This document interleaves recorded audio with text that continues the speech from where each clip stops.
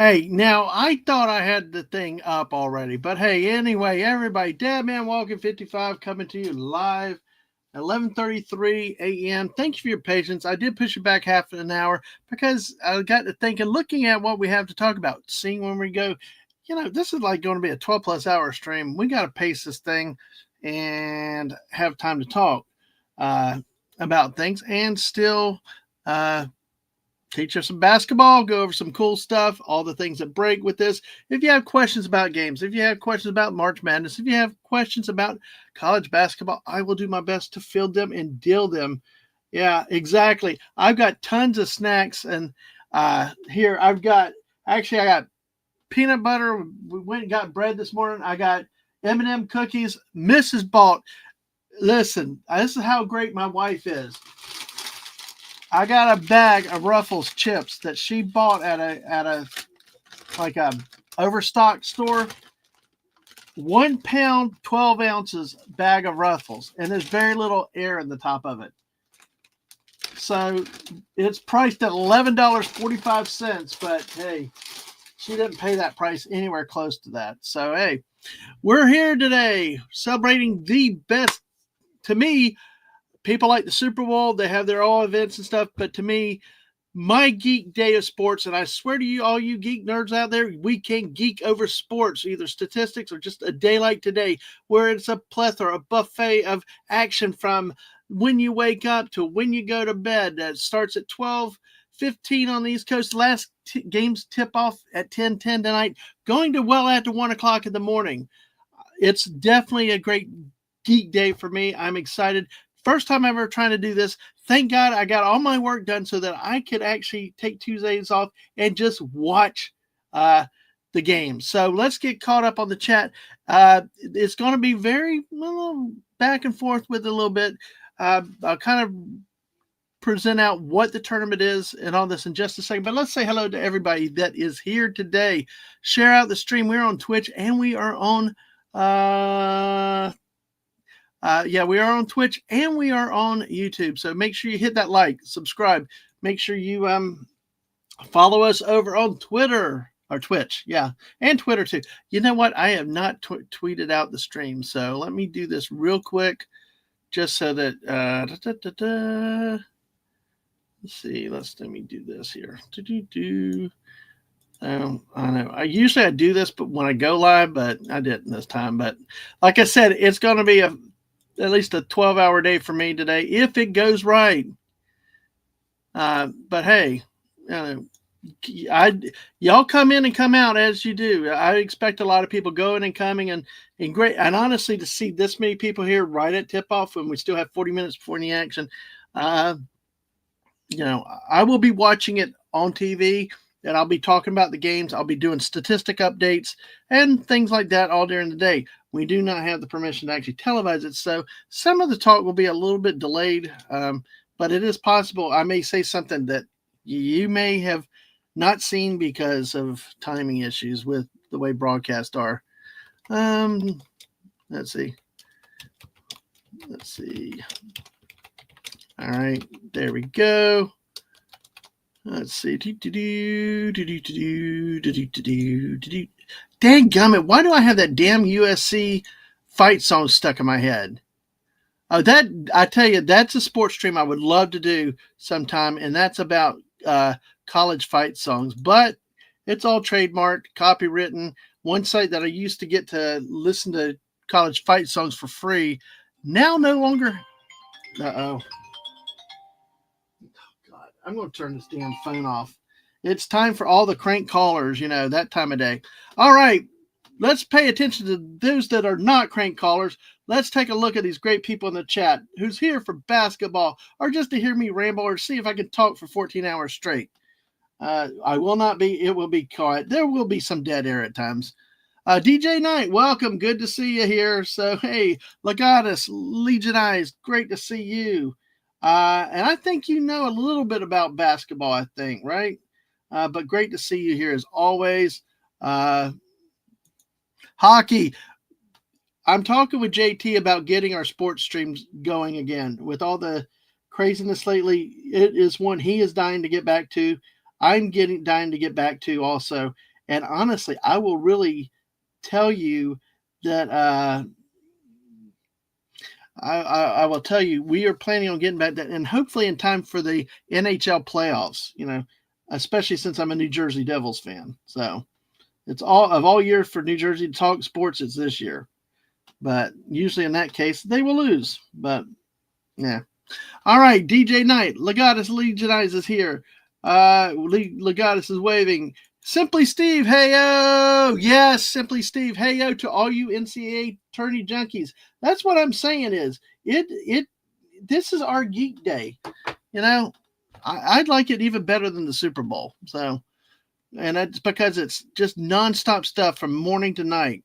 I'm going to talk to you about some of my experiences going to them. I'm hoping, I know at least one person is going to today's action. Yeah, actually, they are going to see a few of the games in one of the pods, and that's a different thing. Maybe we'll talk about that over the course of 2 days. I do have people that I've invited to come in and out at different times, so I'm not sure if any today. I know one tomorrow, but hey, hopefully we'll have fun, and I'm sure we'll get off basketball at times. It's like when we did the 24-hour Fortnite stream. Yeah, it wasn't all Fortnite all the time. So, all right, yes, dunk that ball. What? No, Legatus, no, Legatus. Although, after talking to Max Redstone last night, we probably could do a stream on the WNBA with his business acumen and everything else. So, give me a second. I got a text from a work hunted me down today because of some side issue, but give me 1 second.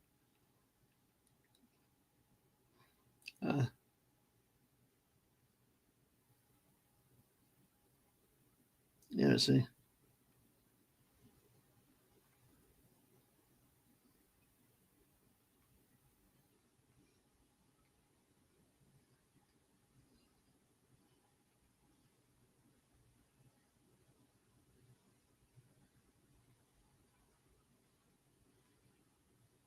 All right. Glad that responded. So, yeah.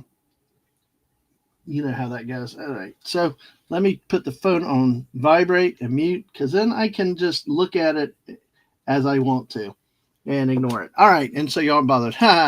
You're laughing. All right. 80 y'all still here with you. Yeah. Can we all hum? No, I can't. That's one thing I can't. Steve can. Hey, all right. And DJ Knight's dunking the ball again. Raise that. Oh, and howdy. Hello, Snorterpoopus Cuber. Good to see you today. Hope you are doing well. This is weird for me broadcasting or streaming during the daylight hours. Oh, man. I feel so much more refreshed and functional, though, in the daytime. We will see in about 10 hours. If I'm still feeling the same. We are at 11:42. The first game tips off at 12:15. Louisville and Creighton. We will talk about that in just a moment. Let's see. Is this going to be a slam dunk stream? Yes, because you're here, sir. Yes, exactly. And we got Fish. Yes, exactly. If you want to see a real slam dunk champion, we got Snort. Absolutely. And Simply Steve is right. Grab snacks. I've got my snacks here. Hopefully you've got your snacks lined up. And if, tournament games are on CBS, a combination of several different networks, CBS, TBS, TNT, and True TV. Yeah, the true show known for Impractical Jokers and World's Dumbest is actually in the sports these days. Yes. And Mrs. is on the Twitch side. Hi, Mrs. She's with Grandma Man walking today. Love you, sweetheart. Thank you for this big ass bag of chips.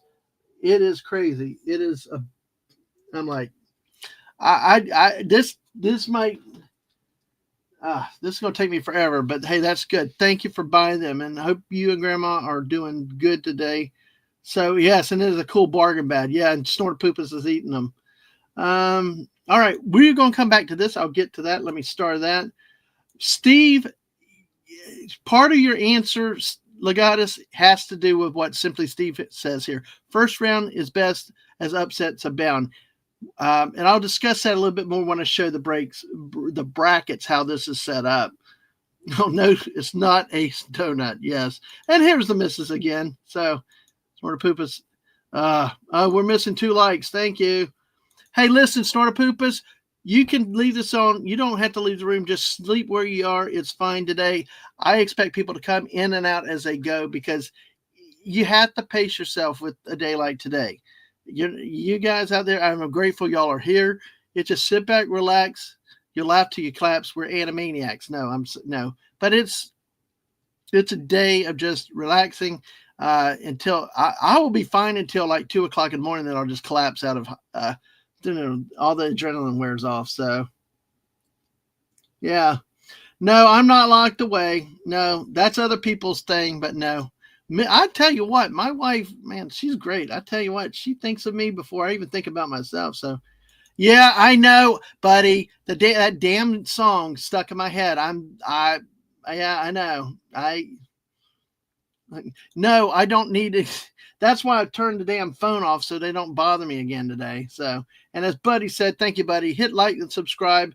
And Buddy, if you can periodically throw the missus links out there for me during the day, I'd appreciate that. Or any of our mods that are here, we appreciate it. So, Simply Steve, when I talk about my bracket, I'm kind of split on that. Hello and welcome to the SEC NCAA basketball tournament. We will explore that issue very, very quickly. Buddy will be out in 3 hours. Oh, man. Hey, good luck with your exam, buddy. Yeah, you only got a few minutes left. So, all right. Thank you, Mrs. If you're able to put your link in, or I'll try to later. If you can, I will start so I can do it throughout the day. So, all right. Yep. Cardinals, the Louisville Cardinals and Creighton Blue Jays in that first game. Yep. And oh no, Snorter Poops has to get an EKG scan tomorrow at 11ish. Boo. Thanks to my doctor and the dentist being putz is get to miss most of tomorrow's morning streams. Hey, but Snorter Poops, if today goes well and if I still have energy tomorrow and a voice, I'll be here tomorrow. You can come back for more basketball. And I believe the missus will be back doing something tomorrow, not just her morning stream. I don't know. She may be doing something in the afternoon. I don't remember, but hey, take care of yourself. That's the main thing. Oh, it's fun. Yeah. Well, we just got started. We got 13 minutes down and we got a long way to go. Thank you, buddy. There's the Mrs. Link there. Make sure you subscribe to her on YouTube there and Twitch. Follow her there. I'm going to star that. So I have that for later. Thank you. So, all right. And then this good. I'll star these. Of course, Ko-Fi one-time monthly donations for the missus. She's monetized on YouTube, but still keeps more of the money on Ko-Fi. And it's, until she rolls out her member chats, her memberships, you can still do super chats over there. So, yeah, this is another issue. That we will definitely talk about. But it's not just the SEC, it's all the conferences that are there out there right there. And of course, the Throne, man, you put them all out there, buddy. Thank you. All right. I appreciate that, buddy. Thank you. And we'll come back during the chat. Again, DJ Knight's throwing snore pooping some fish. All right. Being this, we have actually completed the play-in rounds of the NCAA tournament. There were actually 4 games over the last 2 days that started that we didn't really, go to cover, but we looked at the results with those games. The tournament back in the 1980s, and was a field of 32 teams. Let's see.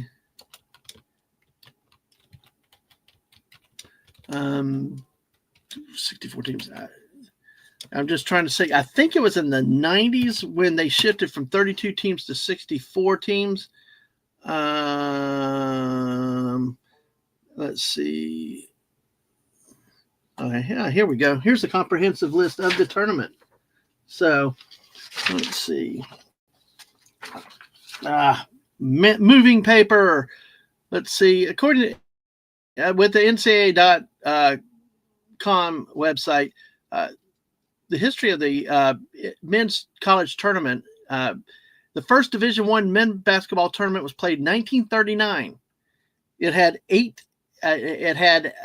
8 teams. Oh my gosh! I wish Yarnwich was here to listen to this part, because Oregon is the first national tournament champion, beating Ohio State for the title. Oregon to her, by the way, friends, is like when I say vehicle or pecan to snort a poopus. So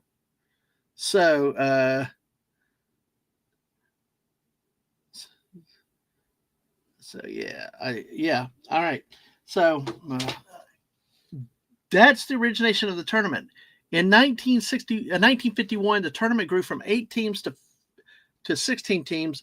Then again, it doubled to 32 teams in 1975 and expanded to the current size, well, up until a few years ago, size of 64 teams in 1985. The opening round game was introduced in 2001. 3 more games were added to that round in 2000. Yeah, because there used to be one play-in game. They had 65 teams. Then in 2011, they added 3 more teams to make it a first 4 round to get to the tournament size of 68, then play down to 64. Oregon, Oregon. Sort of poopas. Oh, but first 4. I know there were, and I tell you what, we'll see what happens with there, because the first 4 is kind of not always really the best basketball, but there was some interesting. And Buddy, take care. Good luck with the exams, and hope to see you back later.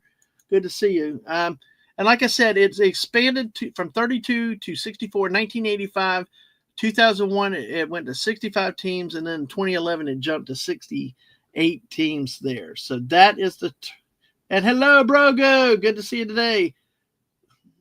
Oregon. It's Oregon. I think it's Oregon. Legatus, I know that you bounce around everywhere, and I know Yarn Witch is going live, but please pass along my compliments to her in her chat that I still am calling them the Oregon Ducks, if you don't mind, sir, today. I'd appreciate it. So, yeah, I agree. I agree with that, but it's like sometimes with the misses, I just have to argue just to argue. But yeah, they're always right. Say Oregon. God, man. Okay, well, I might be in the minority, but hey, I'm still going to do it the dad man way. I create my own languages anyway. The term March Madness was first used in reference to basketball by an Illinois high school official, Henry V. Potter, in 1935. Gone. You can use or is gone, but gone. So, but please pass that along for me. March Madness would not become associated with the NCAA tournament until Brent Musburger used it during coverage of the 1982 tournament. A famous broadcaster always called Mustard Burger. He had good moments and a lot of what the hell are you talking about moments. But one shining moment, that god-awful anthem of March Madness, was first aired following the men's tournament in 1987. It was originally scheduled to run after Super Bowl 21, but the game coverage ran long. There is also another national where it's called. Yeah, you can, Legatus, you can pass along Oregon or that one that sort of Poopas did. I think she'd appreciate that. So, all right. There is an older tournament out there that was actually usually considered the national tournament, and obviously it's called the National Invitation Tournament. 1938 was actually founded before the NCAA tournament. The NIT field is now made up of teams that missed the NCAA tournament. One of the best moments, like Steve had said earlier in the stream, we love those first round upsets, and we're going to show the brackets in just a minute. No, you're not. You're just the bear we need. When you have the lower seeds, like the 15 or 16 teams or 14 teams knock off the higher 2-3 seeds, that's what causes it to be March Madness, the unexpected. There's nothing worse than just boring tournaments where the top seeds win out. I love it when the low seeds win. Jim Valvano, that NC State upset year over Houston. And also don't forget Villanova, Raleigh Massimino, when they knocked off Georgetown for a national title against a much more dominating team that people gave Villanova no chance. But then, so that's what makes it great. And for the first time, God, it's hard to believe it's been that long. 2018, you know what? No wonder. Yes, my oldest was still here at the house before they went to college. University of Maryland, Baltimore County became the first number 16 seed to beat a number 1 seed in the tournament in 2018. They crushed Virginia 74-54. I remember that was why the kid was home, and we were going batshit crazy over that, to see a 16 team knock off a top seed. And they did well for part of the first part of the next game, but they finally fell. The Retrievers of Baltimore County beat Virginia 74-54. Why? Because Virginia sucked in basketball. They played the slow down type of basketball, but then they won the national title, I think, the year later. And to make Kirk's heart happy, in 2023, Fairleigh Dickinson University joined the club by beating number 1 Purdue. Boiler up, 2-2. Boiler up, 2-2. Say that to JT. If you see JT pop in, say boiler up, 2-2. He's a big Michigan State fan. Yes, that was really, really, really a big, big upset. So, it really, really was. It was so cool. Then the next year, my kid lives in the dorms, and she's got the whole dorm out there in the big common room watching basketball during the tournaments. It was hilarious to see. Duke owns the second largest comeback and 5th largest lead blown in NCAA tournament history. The 2001 Blue Devils stormed back to beat Maryland after being down 22 points, while the 1989 team lost despite leading Seton Hall by 18 points. That's like I said, that is the big things. Again, when did it start? March Madness, the NCAA Division I men's basketball tournament started in 1939. The first champion was the Oregon Ducks, who went 29-5 on the season and beat Ohio State 46-33 to win the national title in the first tournament. And so, folks, what is interesting, back then they didn't have a shot clock. They did not have shot clocks back then. Yes, even in the 1980s, before they instituted the shot clock, there was a 12-7 game involving Kentucky where the other team just didn't shoot the ball. They held the ball, trying to slow it down. And yeah, that's why we have a modern-day shot clock. All right, so I am going to make sure I keep that in the arsenal for tomorrow. All right, well, let's take a look at what has happened so far. Hey, Connie Cleary, you're not late. You're exactly on time. How are you? Plus, it's going to be a long party. Bring the snacks. Come and go as you need, and everything else. This is a stream that I really wish I had a potty gaming chair. That would be for it. Let's take a look back. Like I mentioned, the playing games, the first 4 games that have happened already. Let's see. Bring the screen back to another one. There were games on Tuesday, and they were last night on Wednesday. The first games of the tournament we actually had some good. We've had some good games, and we've had some not so good games already.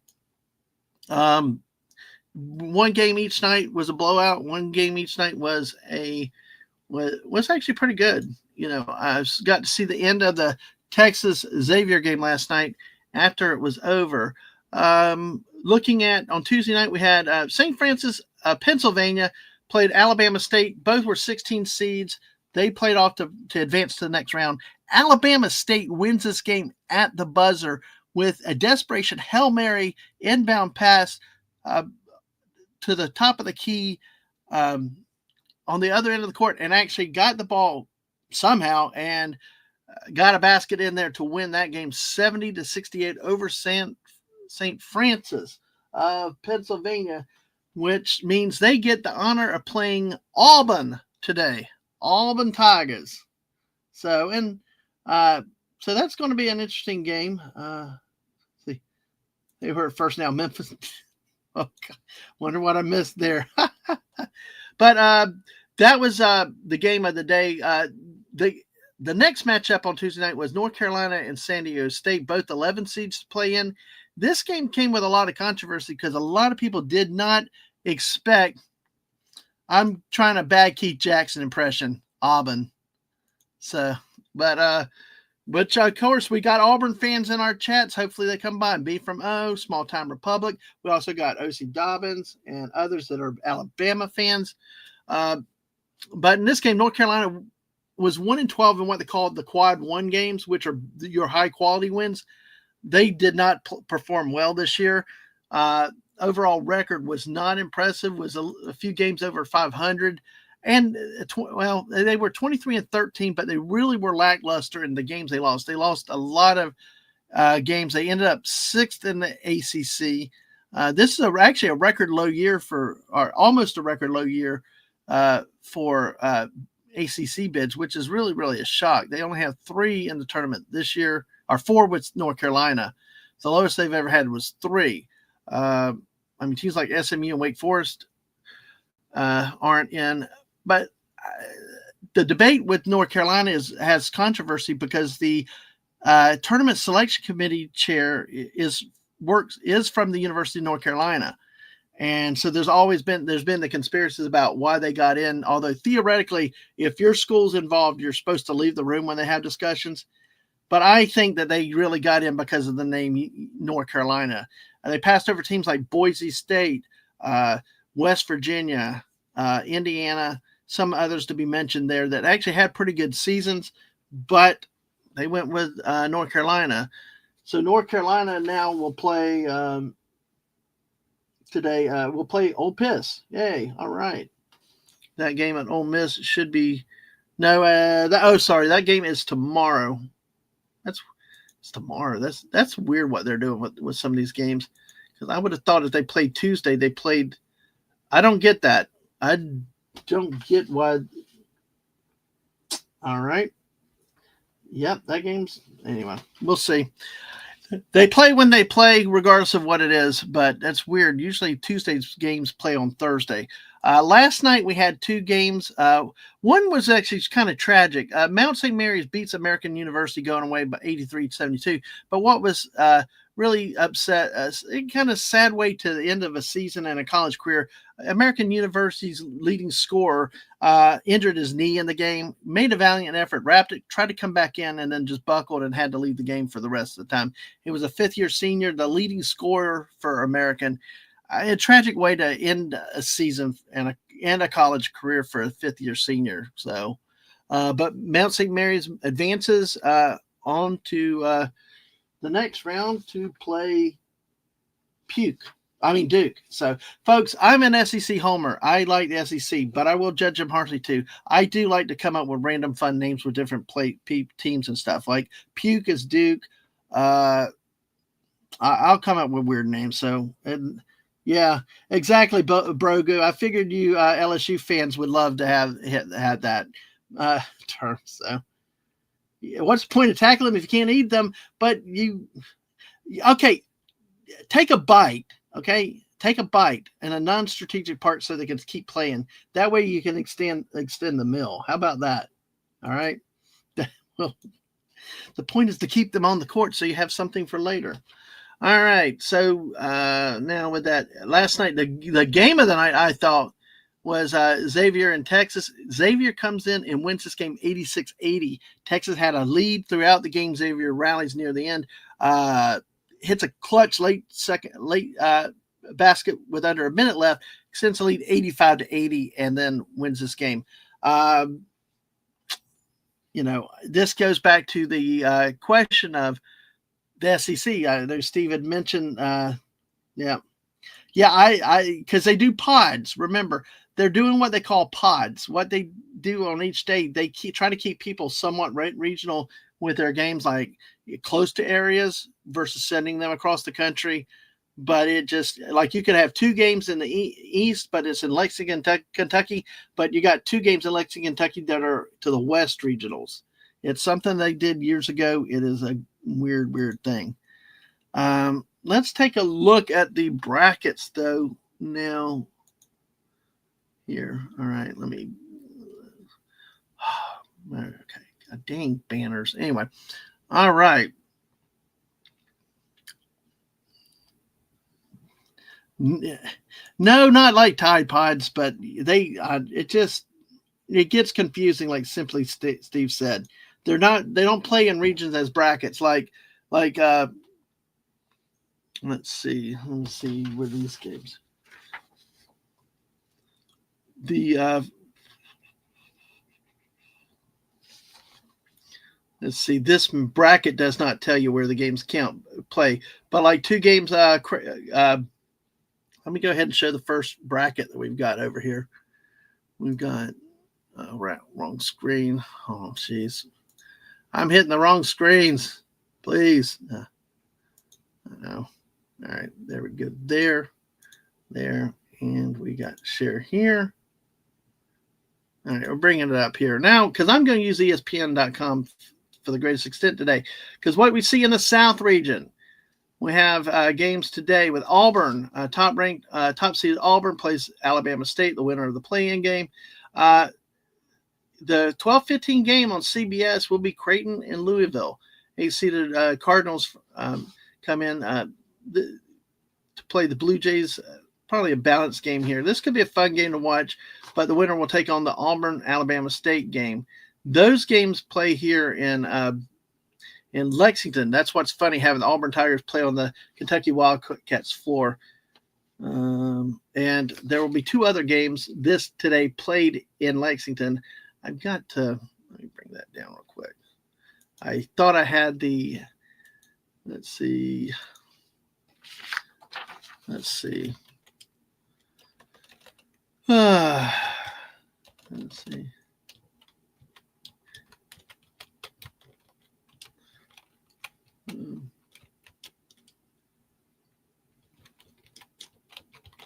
see if I can get up here because there's a pods. Yeah, exactly, Steve. In the old days, it was 64. Everybody played the same day in the region. First round's Thursdays, second round, or Tuesday, or Friday, Sunday.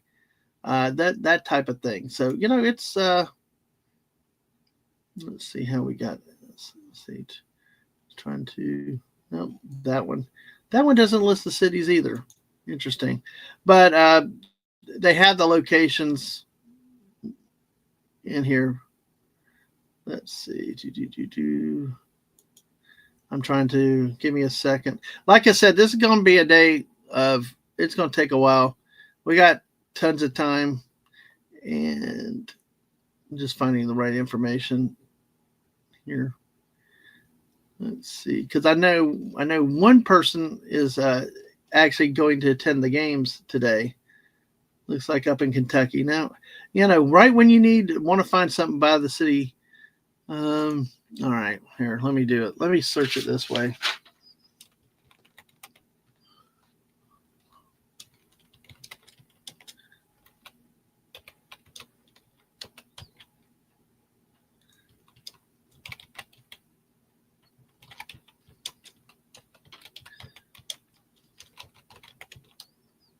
All right, there we go. So we're about 10 minutes out of our first game today.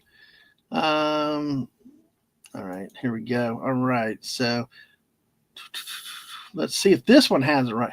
No, it's just a bracket. Okay, here we go. Yeah, you bastards, you don't make it easy on me. Anyway. Pods. Yeah, I like that. Yeah, they don't. That's either way. We will, if I can find it as time goes on, we'll find it. But let's take a look at the brackets before the games get started. Let's see. We're going to get back here. Add this to the stage. There we go. Okay. We got today in the South, we got Auburn and Alabama State playing at 2:50 on CBS. Louisville and Creighton play in about 10 minutes over on CBS. Michigan, 5th ranked, plays UC San Diego at 10 o'clock tonight on TBS. This is a new thing with TBS, TNT, and True getting the games. It's kind of like CBS decided they ain't going to show as much basketball as they used to. So they farmed it out. Texas A&M and Yale play tonight at 7:25 on TBS. And this is what we're talking about. The bottom half of the South plays tomorrow. Ole Miss and North Carolina play tomorrow afternoon at 4:05. Iowa State Lipscomb play tomorrow at 1:30. Big 12 and a It's a Big 12 Atlantic Sun matchup. Marquette plays New Mexico tomorrow evening on TBS at 7:25.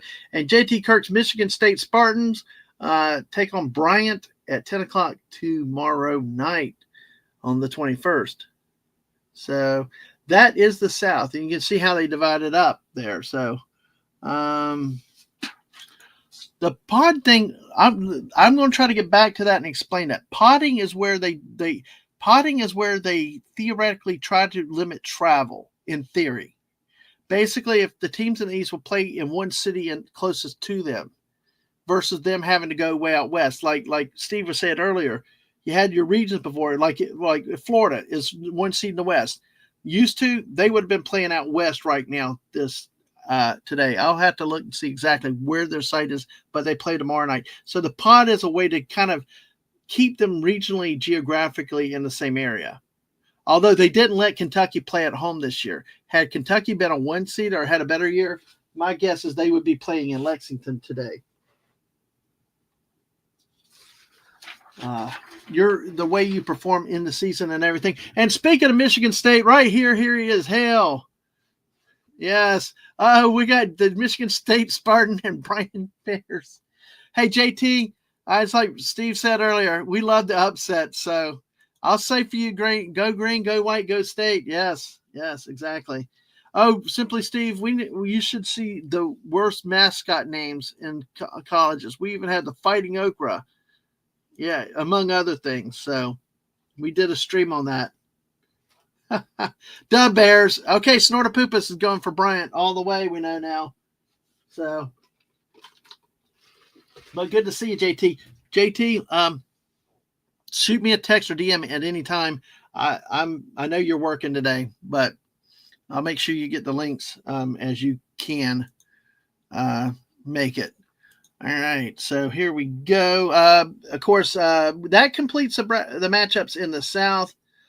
Let's go in the West. Yeah, my Florida Gators, number one seed in the West, play against Norfolk State. That shouldn't be hard. Mark D with the C's. UConn Huskies play Oklahoma. 8-9 seed tomorrow night at 9:25. And we'll talk too about the SEC having 14 teams in the tournament, which is a record and just like ungodly, because what you see, if Florida and Oklahoma win, they meet in the second round. Historically, they've always tried to avoid that, to where conference teams don't meet each other till the Sweet 16. But when you have conferences of 30 teams in it now, and like 20 of them make the playoffs, then you can only juggle the schedule so much. So, this is an odd year with all these super conferences. Also in this bracket, Memphis, Colorado State, 5-12 matchup. 4th seed Maryland and Grand Canyon at 13th seed. Watch. These are two games to watch when you see this. 14 out of 16, Simply Steve. No, or is it 8? Yeah, 14 out of 16, I believe. So it's I have to double, or is it 18? Yeah, I think it's 14 out of 16. Because the only ones that didn't make it, I think, were LSU and drawing a blank. I have to go back and look at it. But yeah, it's way too many teams. To quote the missus, I wish missus there. Oklahoma, where the ball dribbled down the plains. Oh, that's cool. Yeah. So you can get a national rank 1 versus 64 in one game as they are closest to each other, and then a 4-5 in another game. That sounds fair. It's for these first round matchups, because 1 and 16 are going to play no matter what. It's happening because the seedings are what they are. They just kind of try to limit travel is the theory with these pods. I'd never liked it, and it's kind of goofy to explain, but it doesn't really have to do with 164. You're going to get that matchup naturally because they're going to put the weakest teams against the highest teams, because it's a reward to the highest team. What you do with any type of matchups in a tournament format, you rank them based on their ability and stuff like that. So, yeah, I will have to look at that. I know LSU ended up with a losing record. I mean, hell, it's bad when Georgia makes the NCAA tournament. But historically, look at the 5-12 and 4-13 matchups. Those are where you tend to have a lot of your upsets. these games, like watch out for Colorado State. I know somebody has been talking in some of Twitter and some of our chats about Colorado State, and really don't write off all the small conferences. They have some talent. They have some good players, and really the thing gets back to if you get hot, that's what counts. Of course, then we got 6th seeded Missouri and out of the SEC against Drake, Texas Tech and UNC Wilmington. We got Kansas and Arkansas. How about that for a matchup today? Go Suey, Pig Suey. And then, of course, St. John's plays Omaha. Not the Stakes, but they're probably like going to be rare stakes. Rick Pitino makes a return to the NCAAs, coaching a major mammoth program and on a roll back to his glories as a head coach. Could be a tough. It would be interesting to see Florida and St. John's in a matchup for the Final Four. That could be compelling. That could be very interesting to see what happens with that. Let me see. I know that we are approaching tip-off time, so I'm turning the TV over to get to turn on Creighton and Louisville at the moment. So let's see. Yep. Let's see. And what we'll do is I'll provide periodic updates of the score live. I'll look at the stats. I may turn around and watch the game a little bit. I'll try to move the mic with me, so just have fun. Ooh, JT has that. Okay, I'll talk about my bracket in just a minute. But so, hey, 5 and 5-12. So that's interesting. So you're saying San Diego, Michigan. Yeah, that would be interesting if it happens. I don't see it, but hey, you're going to love my bracket, though. Yeah, 8-9 are just average matchup, not so special. 10-7, lower or better chances of upset. See, 8-9 to me is not really an upset. That's just two teams that are fairly balanced and matched up together that they decide to put together. They've had good seasons. They've had about even records, even competition. So they're about the same type of team. And here we go. The day has started with Creighton getting the opening tip. All right. So, folks, March Madness is continuing in force, even though it did start Tuesday. But now we're settled in. I got the almost 2-pound bag of chips with the cookies and plenty of sodas. So we have got plenty of caffeine. Let's jump over into the East, where Duke is the number 1 seed in the East. They take on Mount St. Mary's, who won last night. They play tomorrow. Mississippi State plays Baylor, another 8-9 matchup tomorrow afternoon. Early game on CBS. That could be a fun game to watch, though. Mississippi State's a pretty talented team, and they can shoot right. Well, Baylor, is out of the Big 12. That could be a good, fun matchup to watch, especially an early day game to start off today. And Steve is saying Creighton over Louisville, and that's all plain chips. I'm boring. It's just they're Ruffles. Mrs. didn't spare any expense, although she did get them well on sale. The last game of the day tomorrow is Oregon and Liberty. 5-12 matchup, folks. Liberty is moved up out of the Atlantic Sun up into higher conferences. Folks, watch that game carefully. That 5-12 matchup could be dangerous with the Ducks. Liberty has had a history of runs in the NCAA tournament and could be as a team you may not want to face in a first-round matchup if you're Oregon. Then, of course, we've got Arizona and Akron. I don't know. I'll go through my brackets in a minute, but that anytime you have 5-12, 4-13 to 5-12 and down, you gotta be prepared to see something unexpected. And like Steve said, the beauty of March Madness and what makes it so much fun are these upsets. And what's so frustrating, so many times you'll see these smaller teams push it to the end and then they just fall apart at the end. I love the chaos when you got a 9th seed in the Final Four and stuff like that. I think it does the sport good. A team I say to watch, be careful of, BYU, the Fighting Mormons out of Utah, 6th seed against Virginia Commonwealth. I tell you, when they hit their 3-pointers, they are lights out and dangerous. But then again, they lost in the Big 12 tournament because they couldn't shoot the 3-pointers the next night. So, but if they're on fire, watch them. They could challenge some teams, because in the next round they would face 3-seed Wisconsin, presuming they went over Montana. St. Mary's and Vanderbilt. St. Mary's College is out of California. It has like 2 big 7-footers in there. They played the 10th seed at Vanderbilt tomorrow at 3:15. And then tomorrow also Alabama plays Robert Morris, 2:15 matchup in the East. So it looks like, so in the East you've got a 1 seed of Duke and 2 seed of Alabama.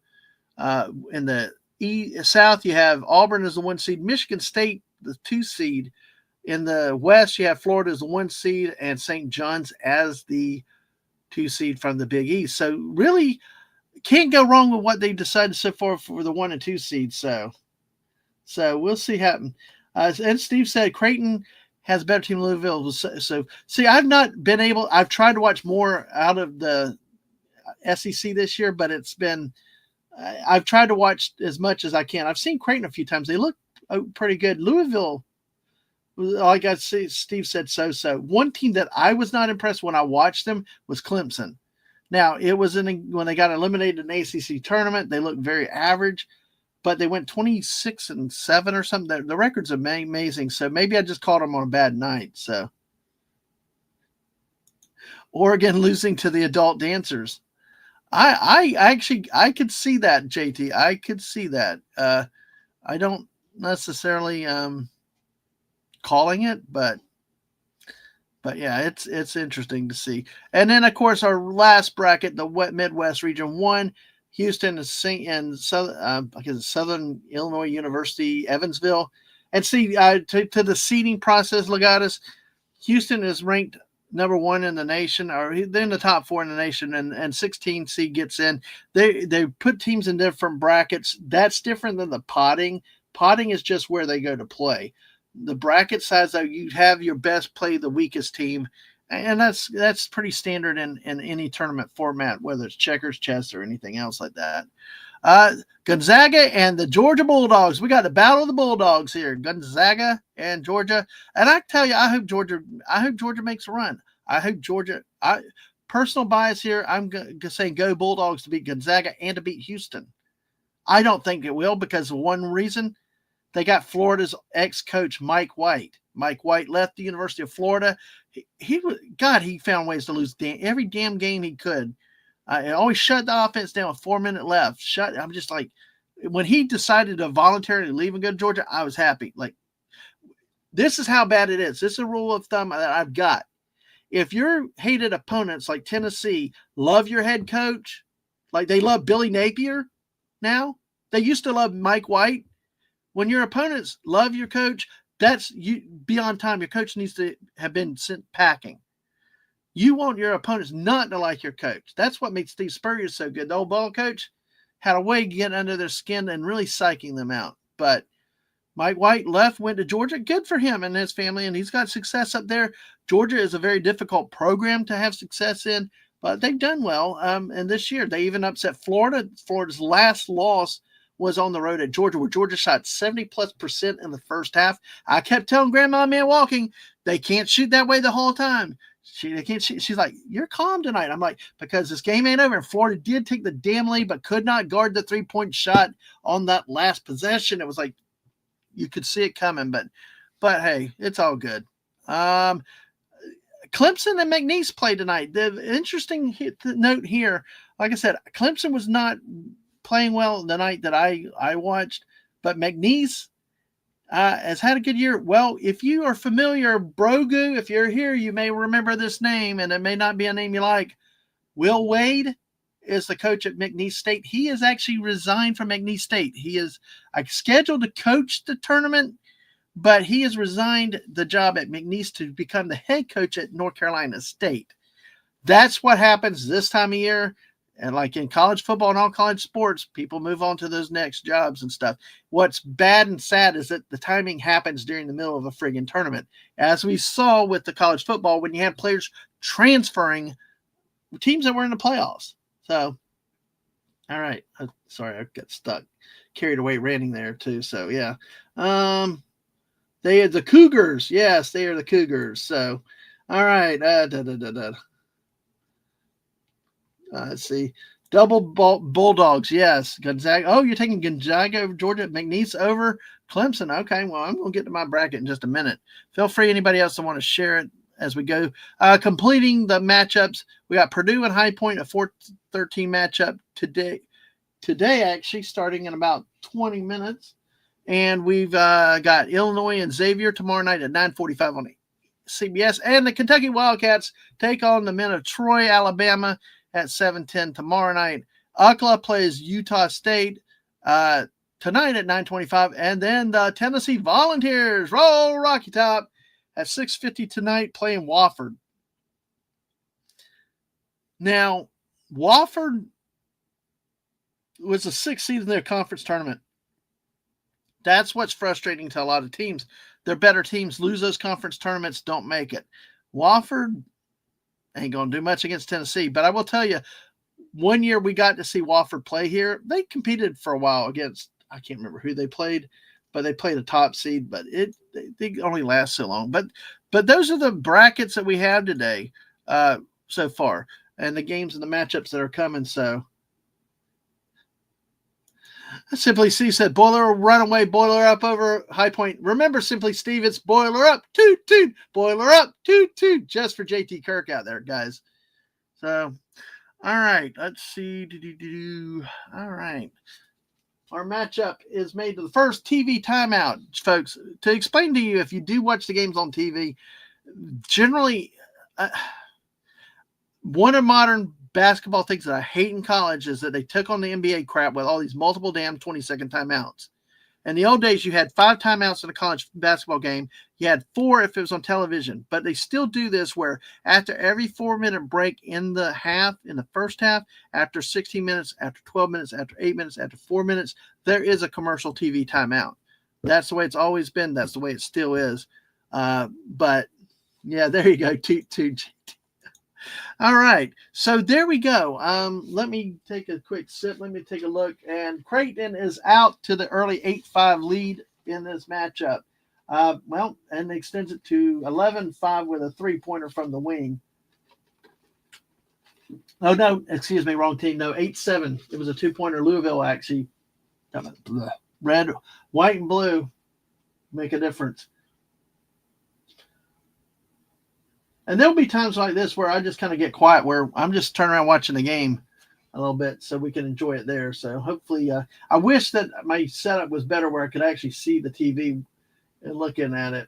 But I have to change. So what I will do is I will bring the mic with me and hopefully not be too loud. Running jumper miss in the lane, but Louisville gets the rebound. So, it's really crazy to see that you take a team like Louisville, used to be coached by Rick Pitino. And now he's back in the tournament at St. John's.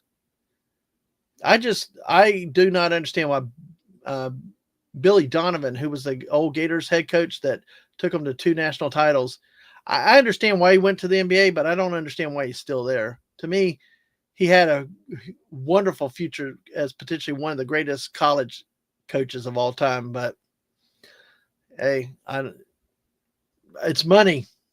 Even the NBA can pay more money than colleges. All right. Wow. Which is good now. This Louisville takes the lead 12-11. What we've got here is actually both teams are shooting the ball well starting out. There's nothing worse than, I will tell you, there's nothing worse than going to a game, especially if you get that 10 o'clock game and it sucks. I do hope, like I said, I do hope to get somebody on that's going into one of these games today in one of these settings. I remember my kid twice doing it where we'd get up, we'd be downtown by 9 o'clock, 10 o'clock, do the early game activities, get in early, watch the shoot-arounds. And what's so fun is the environment, the college bands and everything else. I mean, you sit there, see the 16th ranked seeded team coming in, with no chance against number 1 seed, or even a 15 against a 2, no chance. But their kids are excited, the fans are excited.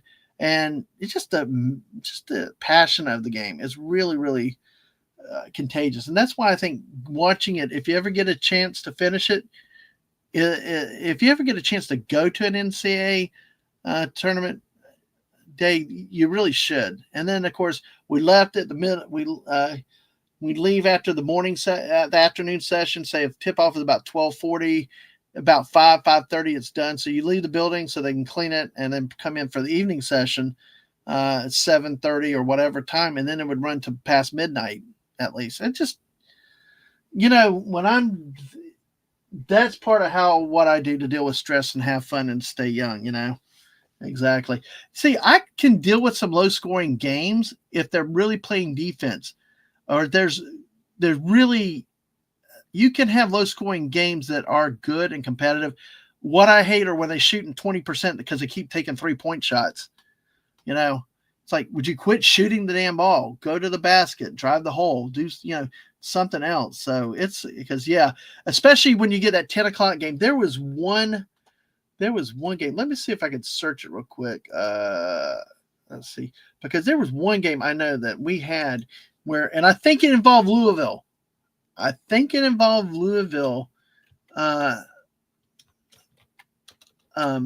That was like that. It started like a 10-15 to 10-20, and Louisville even sucked. They were not shooting well, and the team they played that could have had a chance against them was way worse. Let's see. I can't talk and type. Sorry, folks.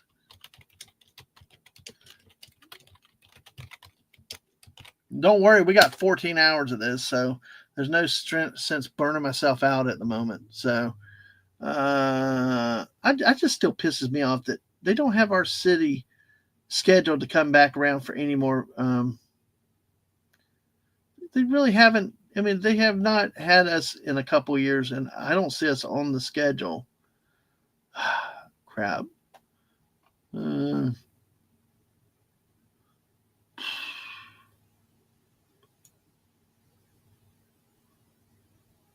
Let's see. Yeah.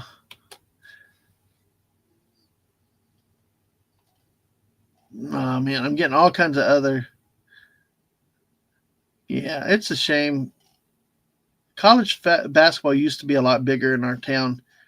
1970, when Artis Gilmore of Jacksonville University took on UCLA for the national title. But sadly, it's just gone downhill after that. Let's see. Let me see if I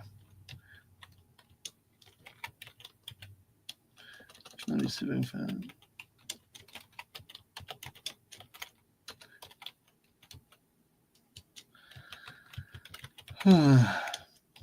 Let's see if I can figure this out. That's what I hate with Google. Like, oh, just Google it. Well, damn it, I'm Googling it, and you're not doing it the way I want. Damn it. Oh, it's DuckDuckGo. I don't care either one of them, but it's still. Let's see. All right. Yeah. But I remember Louisville played somebody here, and that's how uneventful it was. Was that we were my kid and I were like about falling asleep in the stands. No, I cannot. I could not, Steve. But yeah, my kid and I were so bored with that game. It was just like, please, let's. But then again, for paying the money, I'm not leaving early. I'm getting every damn dime of the experience I can get. I paid for it. I'm going to enjoy it, even if I have to suffer.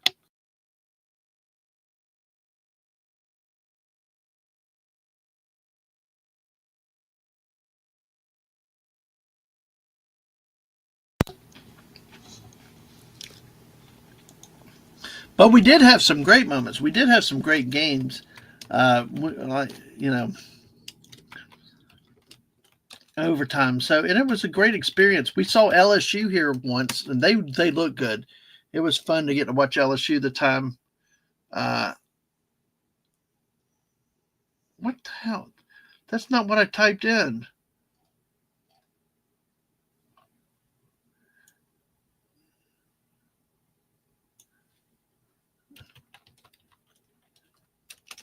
And it's like, what the heck?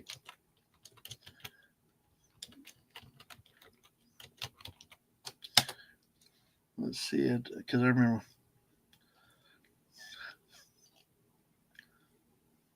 Now they're predict. Let's see. Now there was one. I don't remember. Georgia State was here, and we actually saw them live upset one of the higher seeded teams. Their coach actually had a broken foot or something. He was in one of those walking boot or those wheelie type of things you put your leg on. And it was so funny because it made national news because he fell down on the floor off of it when his team hit the winning shot. It was a great moment. It really was. So there's really a lot of great things. So if you ever get a chance to go to a real live event, do so. So, oh, you had one of those big ABA, NBA cards from 70s to Artist Gilmore. Yeah. The A Train. Yeah. Yeah, and he used to do some college play-by-play work, color work for the school too over the years. But it's Google is your friend, trust it. No. Fight the power. Always ask the question. So let me see. Let me check on some other things out there. Let me make sure I'm not. Let's see. Yeah, let me check a few things here. We're coming back from commercial break now, so let's check in on this game. Let's see. Let me do this real quick. Just checking out. I need to. Let's see. Let me do this. So let's see. Yep, like I said, going to be a long stream today, but it should be fun. I'm glad y'all staying around. I want to sit back a little bit and talk about. We'll watch the game coming up. I'll update the stats for this game soon in just a second. Let me get this sent off to somebody that I need to related to the stream, but like I can't talk and chew gum exactly. I know my limitations. Damn it, I got to work within my limitations. Damn it, Jim, I'm a doctor, not a doctor. Oh, I'll get right onto it. One of the greatest Beavis and Butt headlines I ever heard. Yeah, let me do something real quick.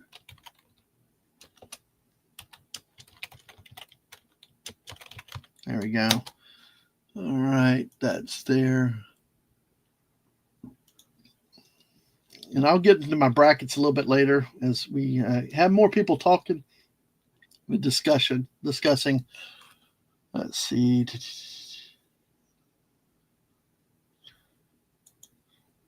Let's see.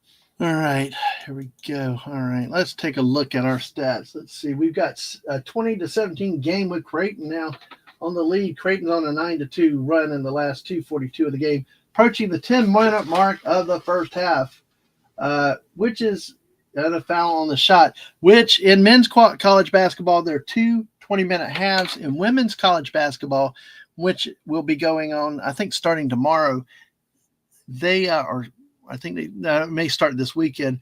They play 4 10-minute quarters, still 40-minute games, but overall the same amount of time in the game. We are now approaching our next start time. So let's see what games that game is. Let's see, 12:40 Purdue and High Point, 12:40 on True TV. That, folks, I'm going to actually flip over to that, I think, and watch how that game starts off the Louisville Creighton, because I don't expect a lot of Louisville Creighton. I expect a close game is what I'm thinking today, but you never know. I think the Purdue High Point game could be of interest. A game like that, really how the lower seed team starts out. That's how that's really the key for the lower seeded teams, is getting off to a good start. So many times they get so far behind that they can't catch up. It's like even the Gators against Georgia. Like I said, they were down 20-something points in the first half to the Georgia Bulldogs. Ended up coming back, taking the lead in the final minute, but ended up ultimately losing the game because you spend all your energy, all this stuff to come back. It's so hard. And then, and that's with a good team, a very talented team. And we'll talk about more of the teams in the brackets coming up. But I want to focus a little bit on some of the games for a bit before we get too far down the road. Now, let's see.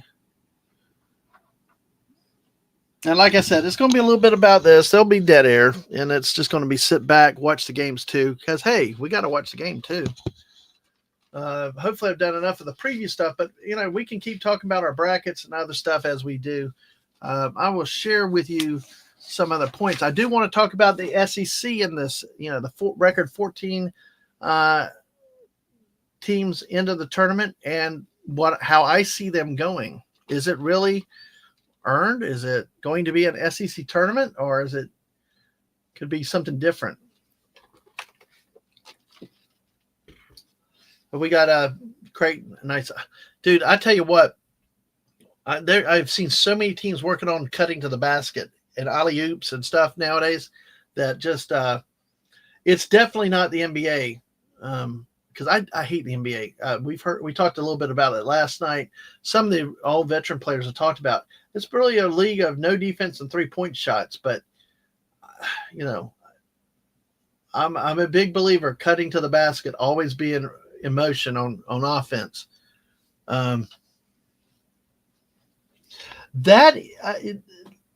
Legatus, yeah, it's. I thought basketball was a sport where the game is decided in the last 5 minutes of gameplay, or at least. No, you sound like my mom with that. Because, yeah, games can get way extended ridiculously. That's why I don't like what they've done in college by adding the 20-second timeouts like they've done in the NBA. I mean, to me, there's more strategy. You had 4 timeouts in a televised game. That's all you had. You better use them right, and it does. It just extends the game.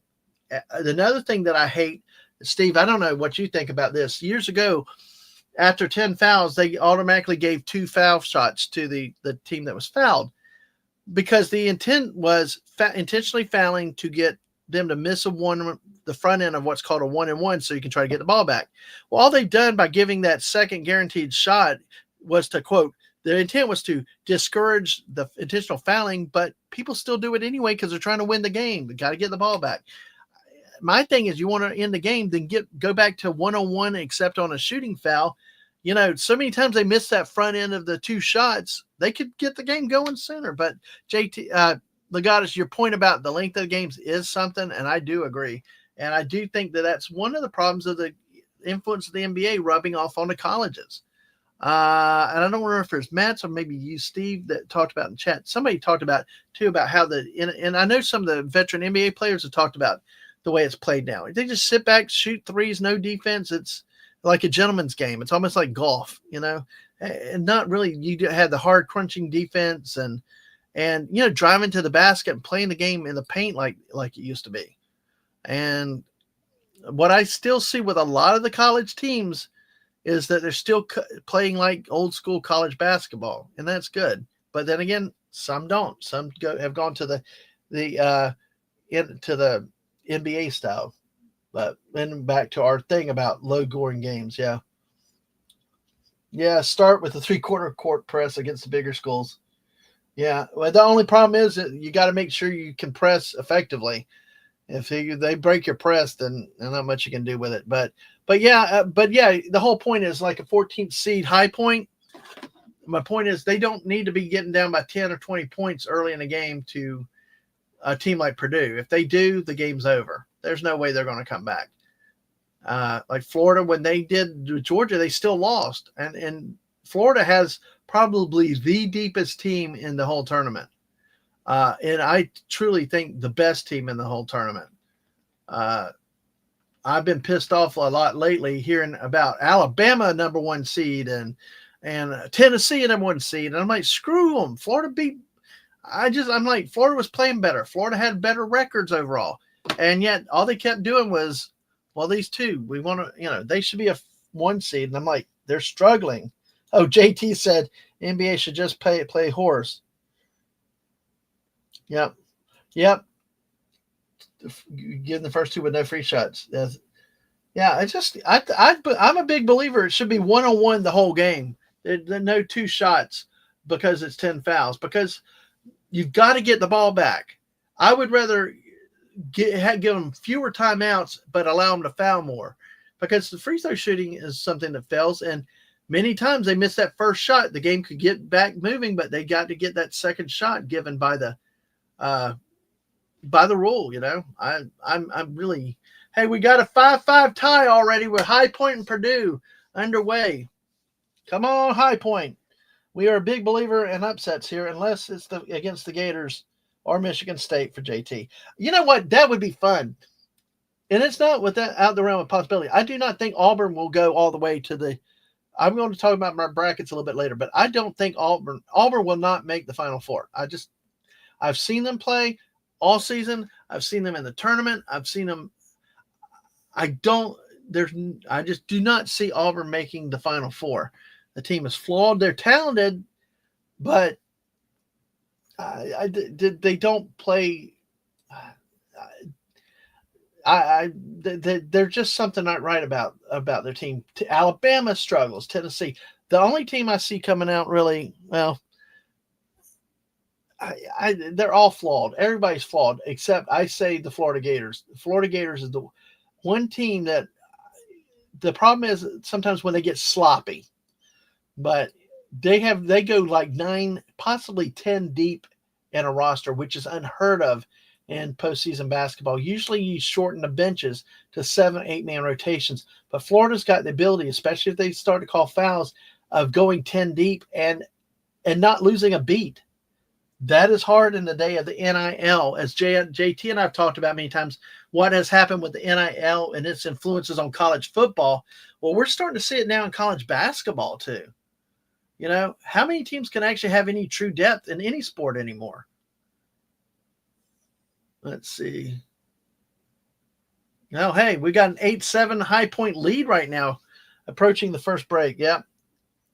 If you make the first shot, get the second. If miss, no second. I agree, except when you shoot. So now, and Legatus, you are addressing a critical point, though, that is coming up in all levels of basketball, and especially in college. And I believe the SEC has a rule where they can review for that.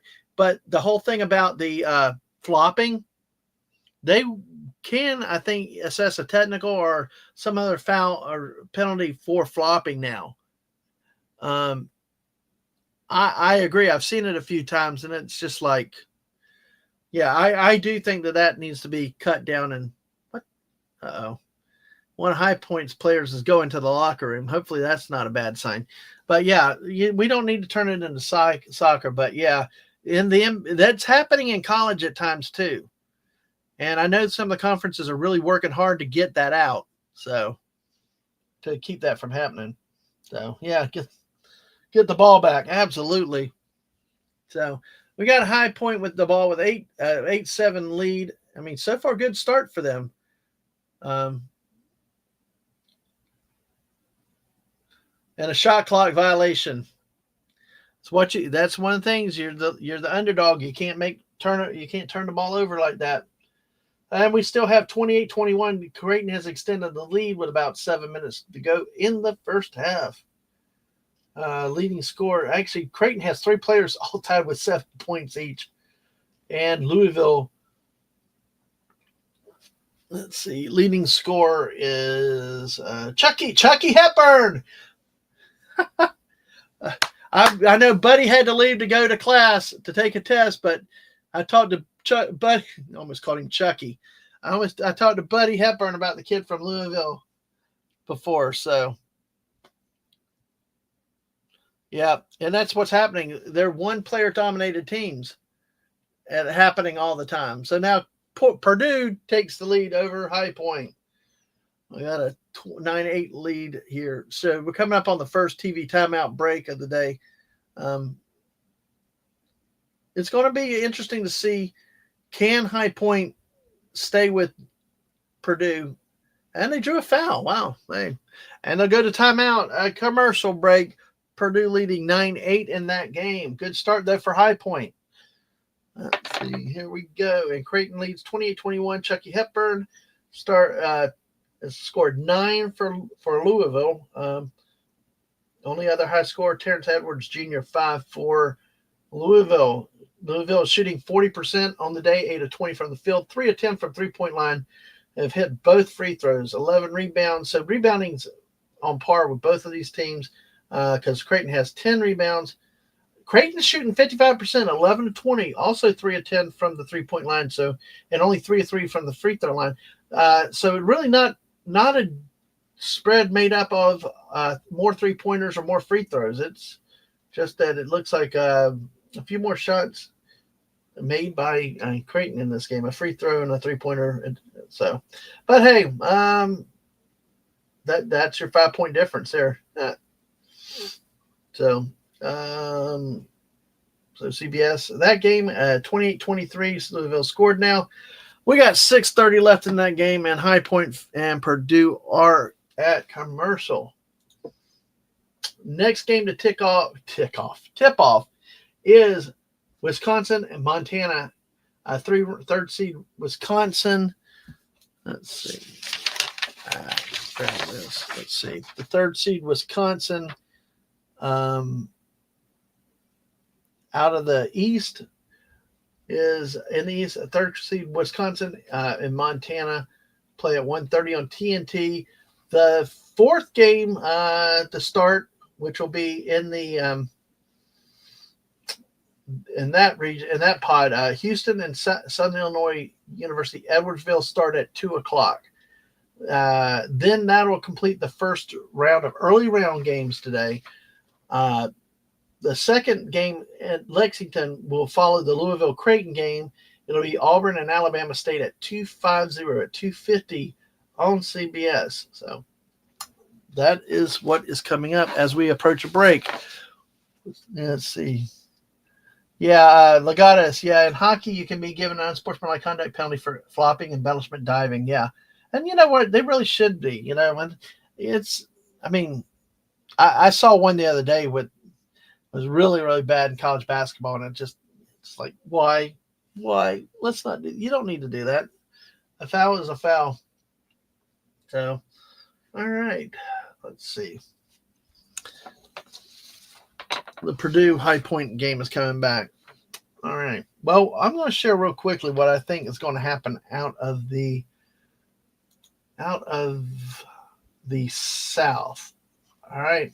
I'm going to share what I think will happen in my bracket in the South. So feel free to opine. I will probably repeat this over the next couple of days because, like I said, we got 4 of y'all with us today. Thank y'all for being here. Hit that like button, subscribe, follow if you're on the Twitch side.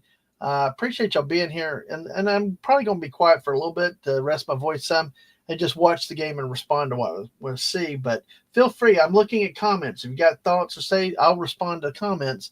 Because, guys, y'all are hanging out with me today. It's like we're watching the game together, especially if you're able to watch on these channels. But if you even have questions about basketball or something that we're talking about, feel free to ask. We'll clarify it, and we'll work to deal with them. See, High Point, wow, 3 points. Okay, folks, watch this game. High Point's now up 11-9. It's still way early, but if they can hold their own, if they can stay reasonably close or ahead of Purdue, at least, keep it close at least to halftime. They give themselves a chance. The key, and like God, I know you had mentioned it earlier about key points in the last 5 minutes of the game. Really, in college basketball, especially this time of year, the last 4 minutes of the half and the first 4 minutes of the second half are the key parts of the game. Because many times that's where games are won or lost. Either you're playing really well, it's a tight game, and then you just flop at halftime, or either coming out of the second half, you don't have the same gump you got in the first half, and it catches up to you. So, you know what, Simply Steve, I would love to. That's a good pick. I would love to see that. The only 16 seed I don't want to see win is Norfolk State. So, But as I see it out of the South, I got Auburn winning over Alabama State. I got Louisville beating Creighton, but well, Simply Steve, you might be right. Creighton is now up by 9 in that game. I've got Michigan beating UC San Diego. I've got Yale with a first-round upset, the 13th seed Yale Bulldogs over the Texas A&M Aggies. Because, folks, I've seen Texas A&M play the last few weeks of the season. They are one of the reasons why I don't think the SEC deserved 14 teams. I don't think Texas belonged there, even though they narrowly lost last night. I don't think North Carolina deserved to be in the tournament either from the ACC. But regarding the SEC, and we can talk more about this over the next couple of days, 14 teams, when at least half of the teams had losing records within the conference season. Used to you had to at least be 500 and in your conference to still make it in. There were higher standards, but now with these bigger, super huge conferences, the standards are slipping. I've got Ole Miss beating North Carolina tomorrow. I've got Iowa State beating Lipscomb, Marquette beating New Mexico, Michigan State beating Bryant. So really no real upsets except for the Yale game. What I see in the South, then advancing to this Sweet 16 will be Auburn over Louisville or Creighton, maybe. Michigan beating the Yale Bulldogs. Iowa State beating Ole Miss. I just don't think Ole Miss has enough other than one or two shooters on the squad. Iowa State scores a lot of points out of the Big 12. Don't look past the Big 12 teams and the way they can score. And I got Michigan State advancing over Marquette. JT Kirk, if you're still listening, I want you to come on either tonight or tomorrow if you can at some point, because I want to talk more about this. I have in the Elite Eight out of the South a Michigan State matchup. I want your thoughts on that. But I also have Michigan State winning it, making it to the Final Four out of that bracket. Auburn will not survive. The team they have talent, but I think a lot of it's individual talent, not team talent. And that's why I'm so convinced the Florida Gators are going to be dominant this year, because of the way their team is plug and play. Auburn does not have that same flexibility. They got some great scorers. They got some great one-on-one players, but I don't think depth-wise or they are as well-rounded as some of the other teams. You got 5 or 6 guys that made out physical and out talent most of the other teams in the nation, but when they have off nights, it does catch up with you. So that's what I see out of the South. So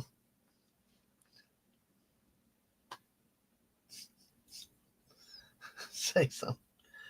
Uh-oh. You got the ball. Say something, basically. Tossing the hoop. There you go. And you'll take that Yale over A&M. See, and it's based on, unfortunately, I am an SEC homer, but that's where most of the teams, and I have time to watch and all. But that's why I think, really, wow, high point, 3-pointer hit, the front of the rim, bounced up and in, takes the lead over Purdue. That was sweet. But I've seen A&M play enough, and Florida kicked the crap out of them the last time on the road. Other teams have beaten them in the tournament, the conference tournament, and other times that I'm not impressed with Texas A&M this year. I don't think that they have enough to continue on and go forward very far. I think that historically, look, some of the best first-round upsets come from the Ivy League. They really do. The Ivy League has shown, whether it's Princeton or Yale. Last year, Yale upset Auburn in the first round. Yeah. That same Auburn team. Yeah. So, fortunately, this year, Auburn is a higher seed, number 1, and actually is able to play a weaker opponent. But it's where I think that they get caught up to is down the line just a little bit against Michigan. I think a Big 12 team with their physicality can stand up toe-to-toe to Auburn. Whereas I think a team like Florida has a better shot. I think even Tennessee has a better shot against the Big Ten team than than Auburn does, because Tennessee has more players that can do different things than what I saw out of Auburn. I know that they've been number one most all year, and I don't understand why. I mean, I know they're talented. They're a very good team. They really are. But down the road, down the last few weeks, all I kept hearing was how they kept talking about Alabama, Tennessee, Auburn being these locked 1 seeds, and I'm thinking, why does it have to be them? Why does it? Because we saw Alabama eventually fell to a 2. Tennessee fell to a 2. These are teams that have had significant problems at times this year. Florida, which frustrates me as a Florida fan, and I'm biased with Florida, I will say, there was only one streak where they kind of struggled a little bit, but it was truly just like a blip. Alabama had several games where they had struggles. Tennessee, at one point, it was almost a riot up in Knoxville listening to their talk radio with their fans against Rick Barnes, who's a damn good coach, but they were like, don't let them shoot any threes. I mean, they had about a 4-game stretch where they really went into the tank. So, yeah, a few upsets in South, and we'll take it region by region. We'll talk more about some of the other regions coming up, and I probably will repeat this over the course of today and tomorrow. So feel free, if you get different thoughts, we can repeat ourselves more time. The beauty of these type of long streams. Brogu, damn it, you're not impressed with? No, I'm not. They have more traditions than any other college in America. If you walk on the grass, I know. I think we lost the bear. The bear might have gone and taken a nap or fell asleep listening, as we told him. It's okay, and it's good if you do. But the bear is our resident expert of all things Texas A&M, because he spent 1 semester there. Let's take a look at our scores then now. We see. All right. Oh, my God. And just like that, well, I'm wrong already. That's why I say do not trust me for any picks, predictions, and prognostications. I do it for fun and definitely don't use me for gambling, and that's why we don't encourage gambling, because we turn and look, and all of a sudden, holy hell, Batman, Creighton is up 47-27. Wow, what a run. What a run. And with about a minute and a half left in this game, Chucky Hepburn has 13 for Louisville, but that's all that Louisville has, shooting at 38.7%. Down to 27% at from 3-point range, and still only with the 2 free throws.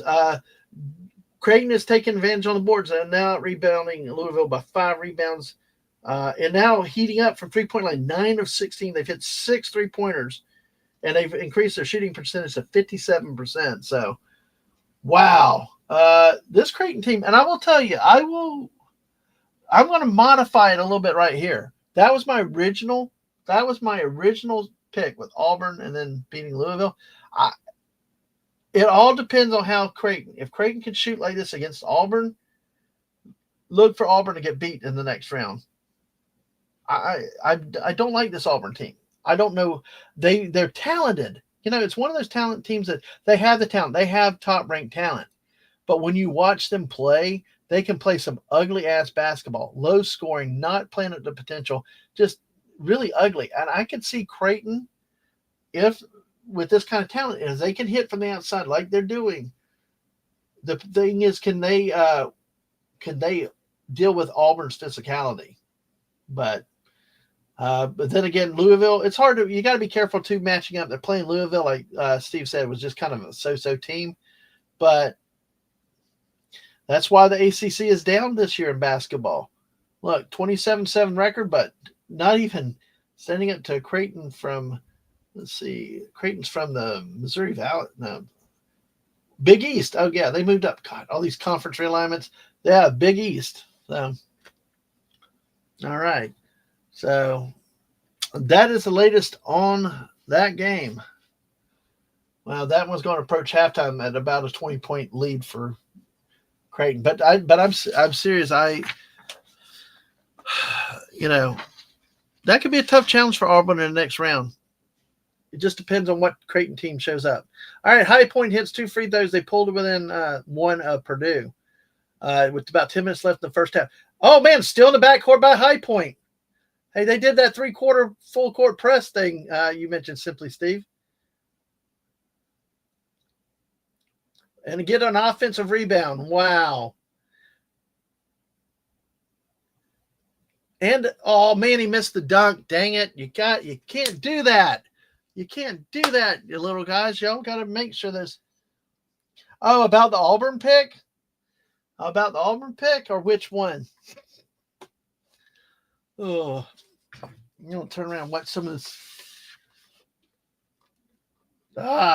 Kick ball by High Point. So,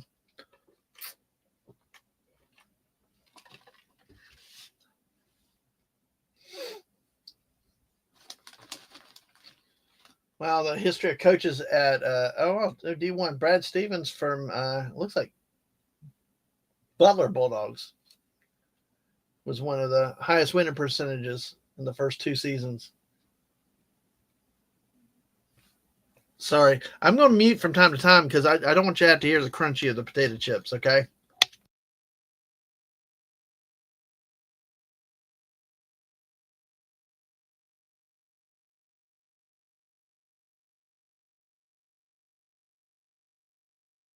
Interesting stat by the broadcast.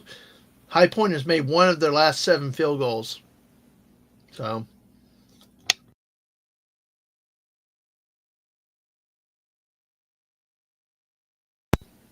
and spoken like that, they hit a 3, ties it at 20.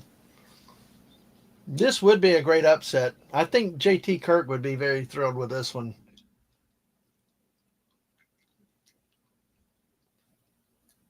That's a brick. Yes, foul goes on Purdue. Take the ball the other way on the rebound. Why do I not have never liked any Purdue coach? The Purdue coach, I don't know. There was something about Gene Cady. If you go way back, that guy was scary looking. I don't know. So they've got Kaufman going to the bench with 2 fouls already. So get 5 in a game. So now it's the point. Some of you got to protect your players so they don't foul out early. Well, Louisville managed to cut the lead to 15 at the end of the half. So Creighton is up by 15 at the halftime mark. So we will take a look at that stat in just a minute when this game gets back to commercial. Crunch away. Okay. I have to watch out sometimes with some people have certain hearing sensitivities, which are very understandable. And I have to, not do it, but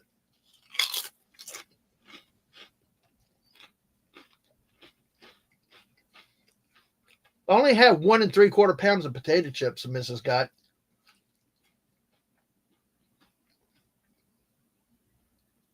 Oh, he got a foul call. Wow. If you have a chance to watch if you have True TV, which I know my friend and sports co-host JT gripes about how you have to pay for everything. And I understand it because these games used to be on CBS, but I do like this format where they spread it out where in the old days, if you were stuck in a region watching one game, you were stuck with that unless they cut in. This way on 4 different networks live, you can actually flip over yourself and watch the game you want if you have access to it. And you can actually see the upset as it's happening and not be dependent on them flipping it over to you at their whim. But looks like High Point's bench is actually bailing them out tonight. We got 1 and 2 free throws, so High Point is down by 1.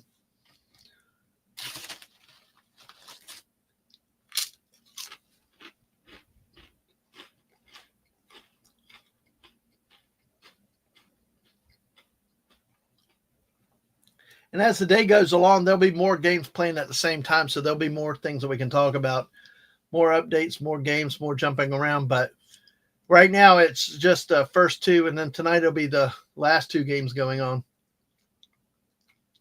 What the heck? I didn't even see anybody touch the guy and they called a foul. And by the way, I like the High Point. I want High Point to win because, damn it, coaches, wear a freaking suit. Damn it. I hate this damn Nike crap, all these athletic sip-otter things and crap junky gym uniforms these freaking coaches are wearing now. Wear a damn suit, They change every damn tradition we have in every sport.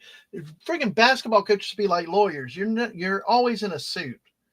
I hate these hefty bags and the. Don't get me started on baseball managers. But it's like, wear a suit. That's one sport. I didn't understand why. Tom Landry was the last I remember of football coaches, outdoor football coaches that wore suits.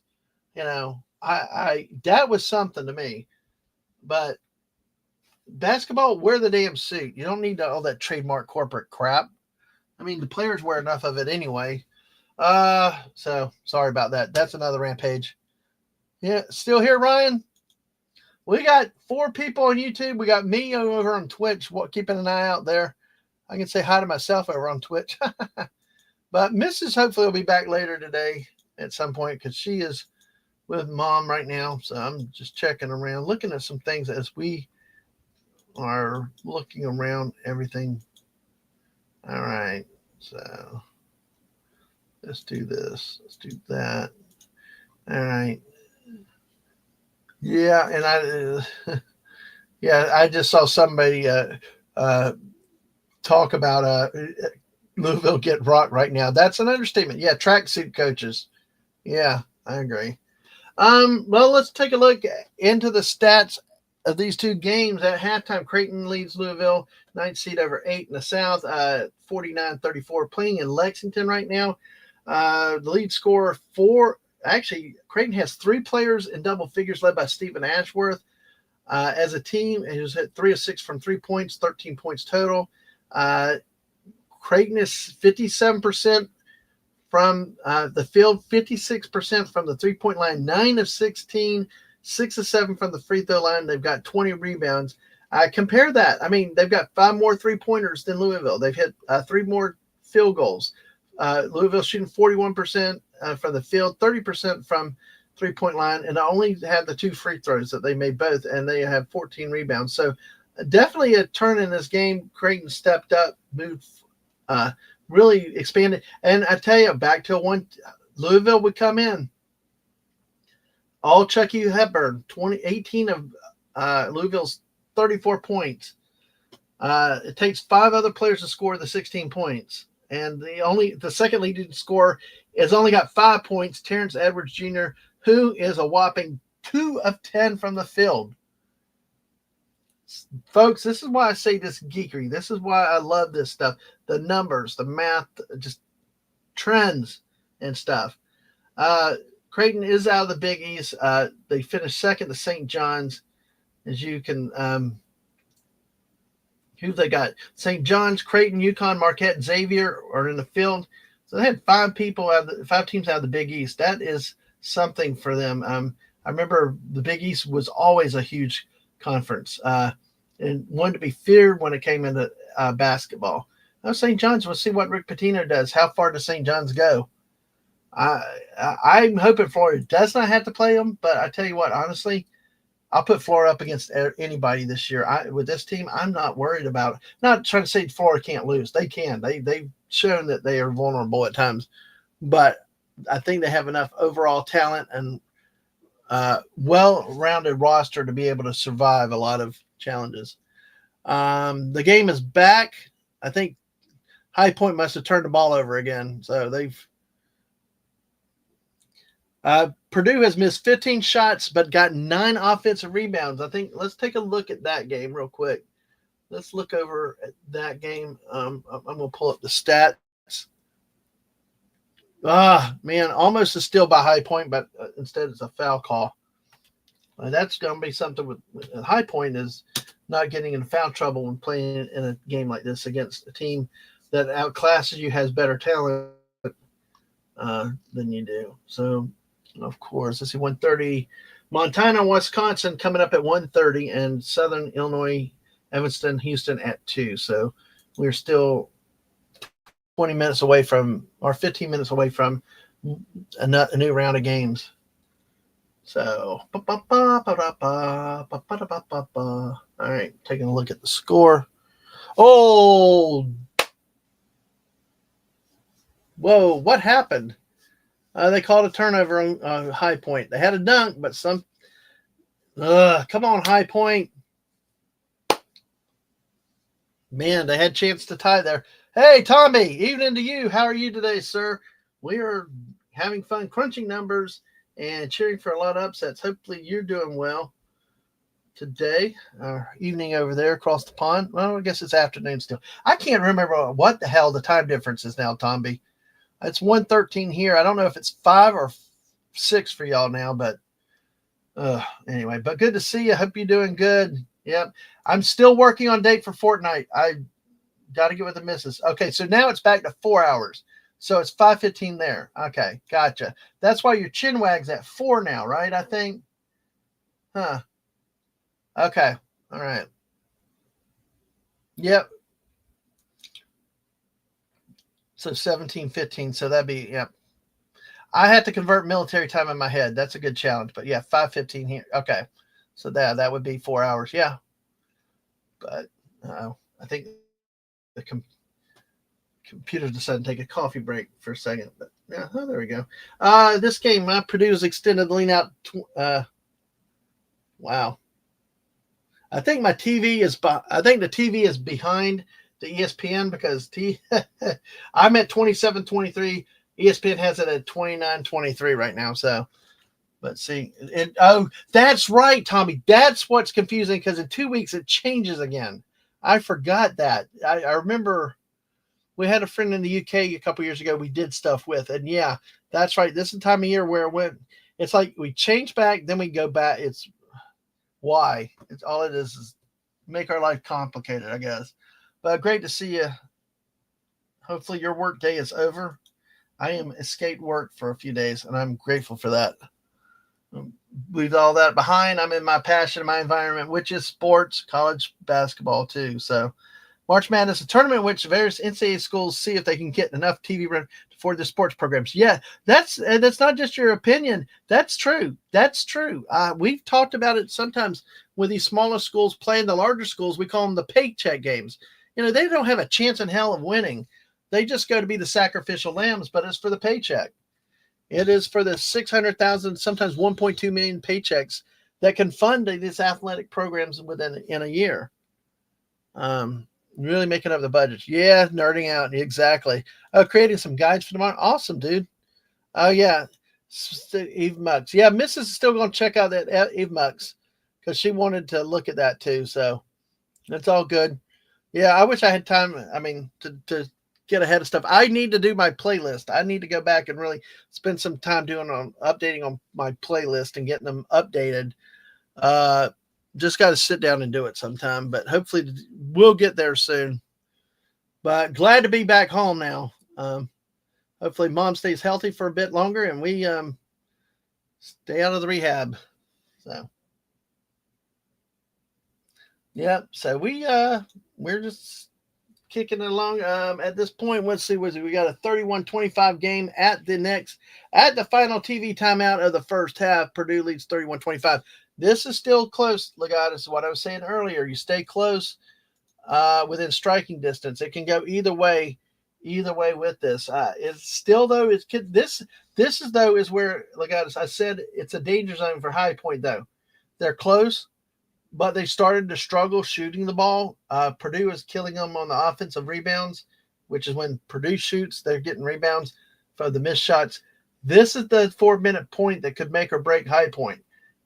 If Purdue can expand us out 10 or more points, it's going to be a much bigger challenge for High Point in the second half. What High Point wants to do is to cut this down to keep it under 5 playing a team against like Purdue.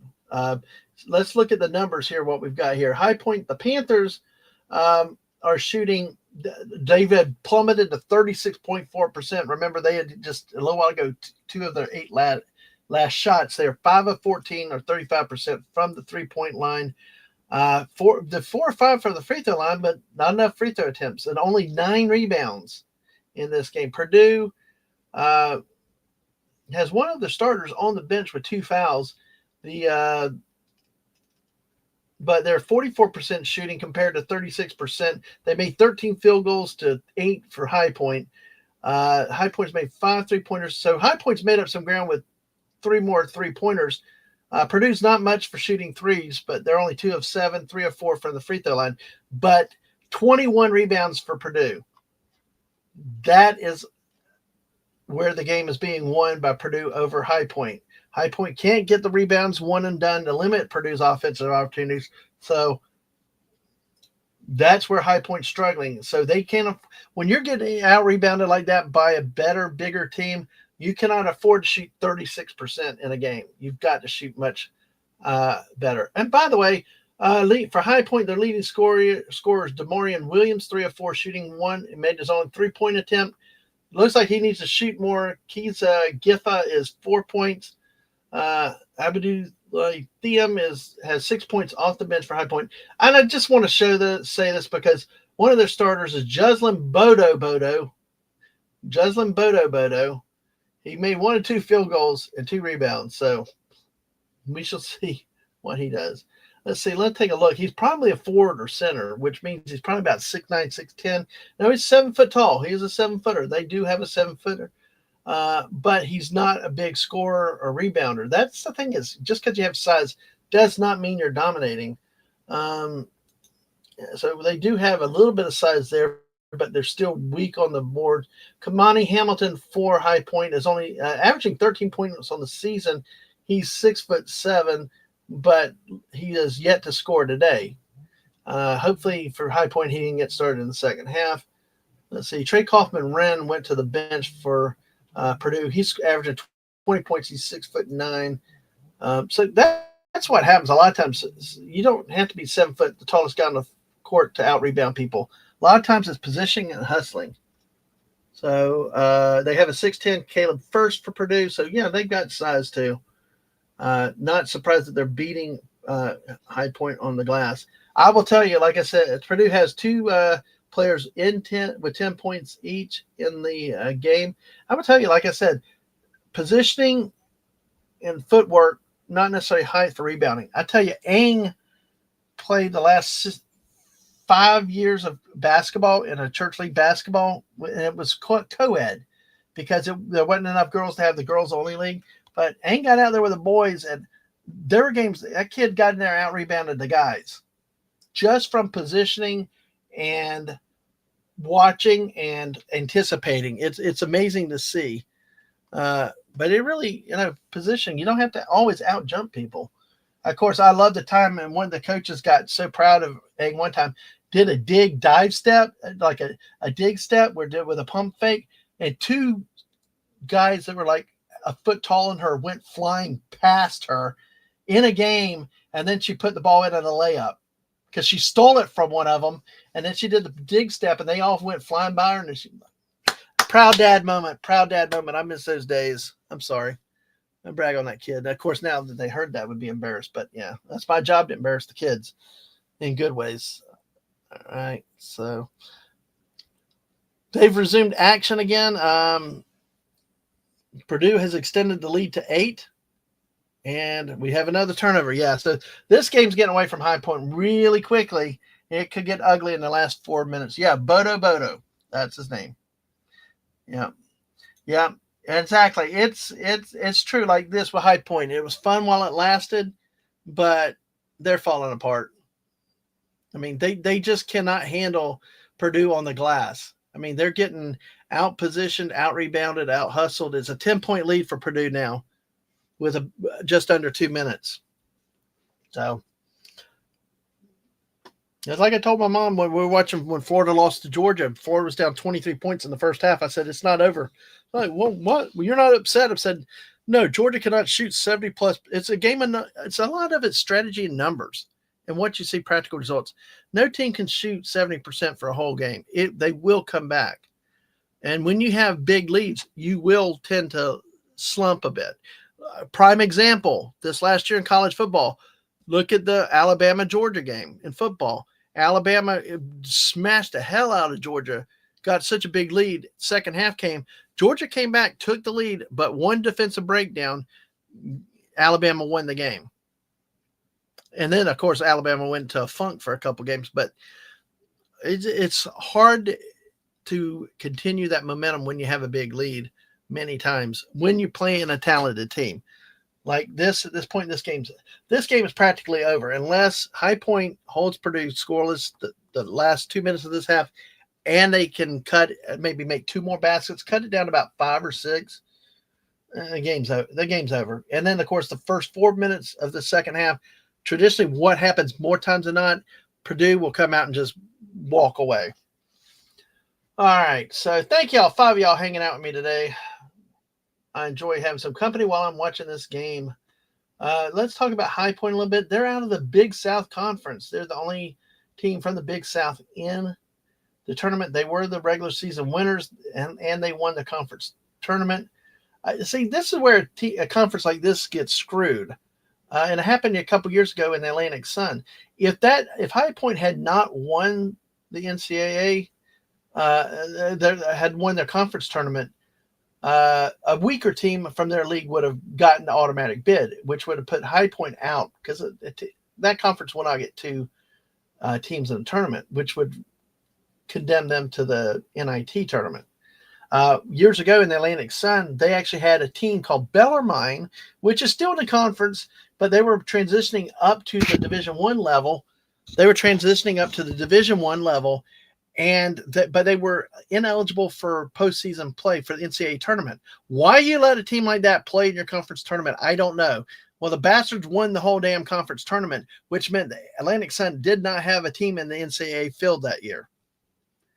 Their conference winner had to go play the Atlanta in the NIT tournament. So, go figure. All right. Simply Steve, yeah, I know too, but I tell you what, that false hope, that's what makes today cool. It's just wanting to see it. Oh, you enjoy the moments when it does happen. But, I mean, just the domination on the glass, take a look at updated stats. High Point has upped it to, I mean, their 7-footer only has 2 rebounds, and that's ridiculous. It means he's not, he's okay. He's tall. That's about all it means. Well, they actually, I guess, just got an 11th rebound, but Purdue's 25 rebounds in the game. So you just you can stick the fork in this one. That's why as these games go along, it's going to get better. We're going to have more games to watch, and of course they call a foul now.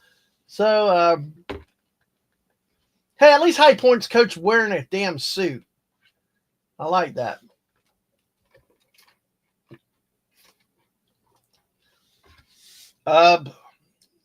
Stat from the broadcast is Purdue had 11 offensive rebounds and like 12 points off of those 11 offensive rebounds, and High Point has had 2 offensive rebounds and 2 points off those rebounds. Yeah. See, High Point's not getting the loose rebounds. High Point's not hitting the 3-pointers like they did when the game started earlier. So we probably won't fall in this game in the second half. And see, here's the problem. This is one of the reasons why I'm streaming today. Is like, have something to talk about. Some of you come in and chat. People come in and out and through. Because this is when you pull the bear. The bear is right. Take a nap these games. We got a 15-point Creighton lead in a game that looks like it could be over unless something happens to Louisville. And this game with High Point is pretty much done. So you just kind of shake your head.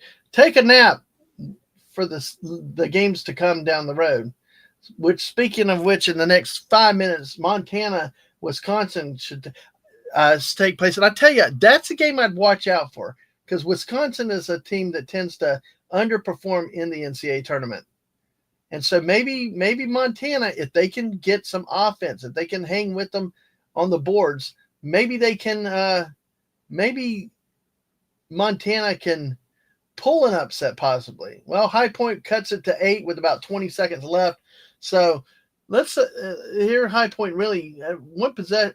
See, okay, Legatus, you're right. If you're still here, why the hell in my day we wouldn't have called a 20-second timeout like Purdue did? You're up by 8. You friggin' played all year. Run your damn offense. Just friggin' get the half over. Run your offense, dude. These players should know how to run a damn offense. You don't need to call a 20-second timeout to set up a play at the end of a first half in a game you're controlling. So let's extend the same. All right, we got We got our bot over on the Twitch side. Yeah, let me go over there. Yeah, let's ban them. Delete and ban. It's a bot. The best. Let's see. I don't. There we go. We're going to delete it. We're going to delete it and probably need to go over to mod mode anyway. I'll ban it too. Yes, we got the best viewers anywhere. Come here. So that's the one thing that I've noticed on Twitch lately. At some point that those bots keep coming over there. And I am on the Twitch side. There are some people that do follow me on Twitch that do come in and talk sports. So that's why I'm doing it on both channels today. So,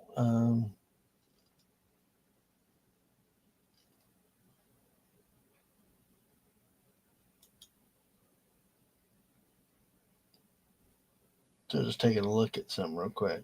All right. All right. Well, I think I'm in here now. All right. I'm where I need to be, I think. Well, let's see. We got about 4, 3, 2, 1. Ah, crap. Dang it. They couldn't block out. Purdue with that was a missed shot, but a putback. Oh, my gosh. Well, it'll be a 10-point halftime lead for the Purdue Boilermakers. Let's see. All right. Look out. It says, do they also have TV timeouts on televised NCAA in the final minutes of the game? Yes, they do. Yeah, they will. They will. They did that there. The 20-second timeout where they took a break and came back. Supposedly less than 2 minutes. Hey, I'm good for that, Brogu. Go Tigers. Hey, I don't know if you were here earlier. Do you remember Will Wade? Will Wade, the former coach at LSU in basketball. Do you remember that name? I know you talk a lot of football, but do you remember Will Wade, who was the basketball coach?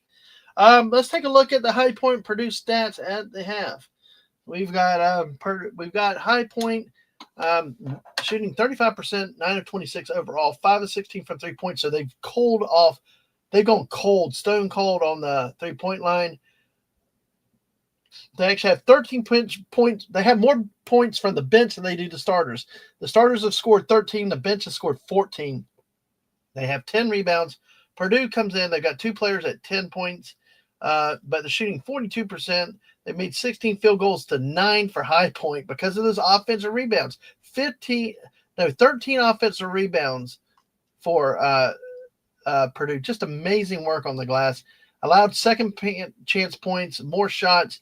And Purdue's not doing it without hitting 3-pointers. Only 2 of 9 from 3-pointer. That's not the Purdue way from 3-pointers.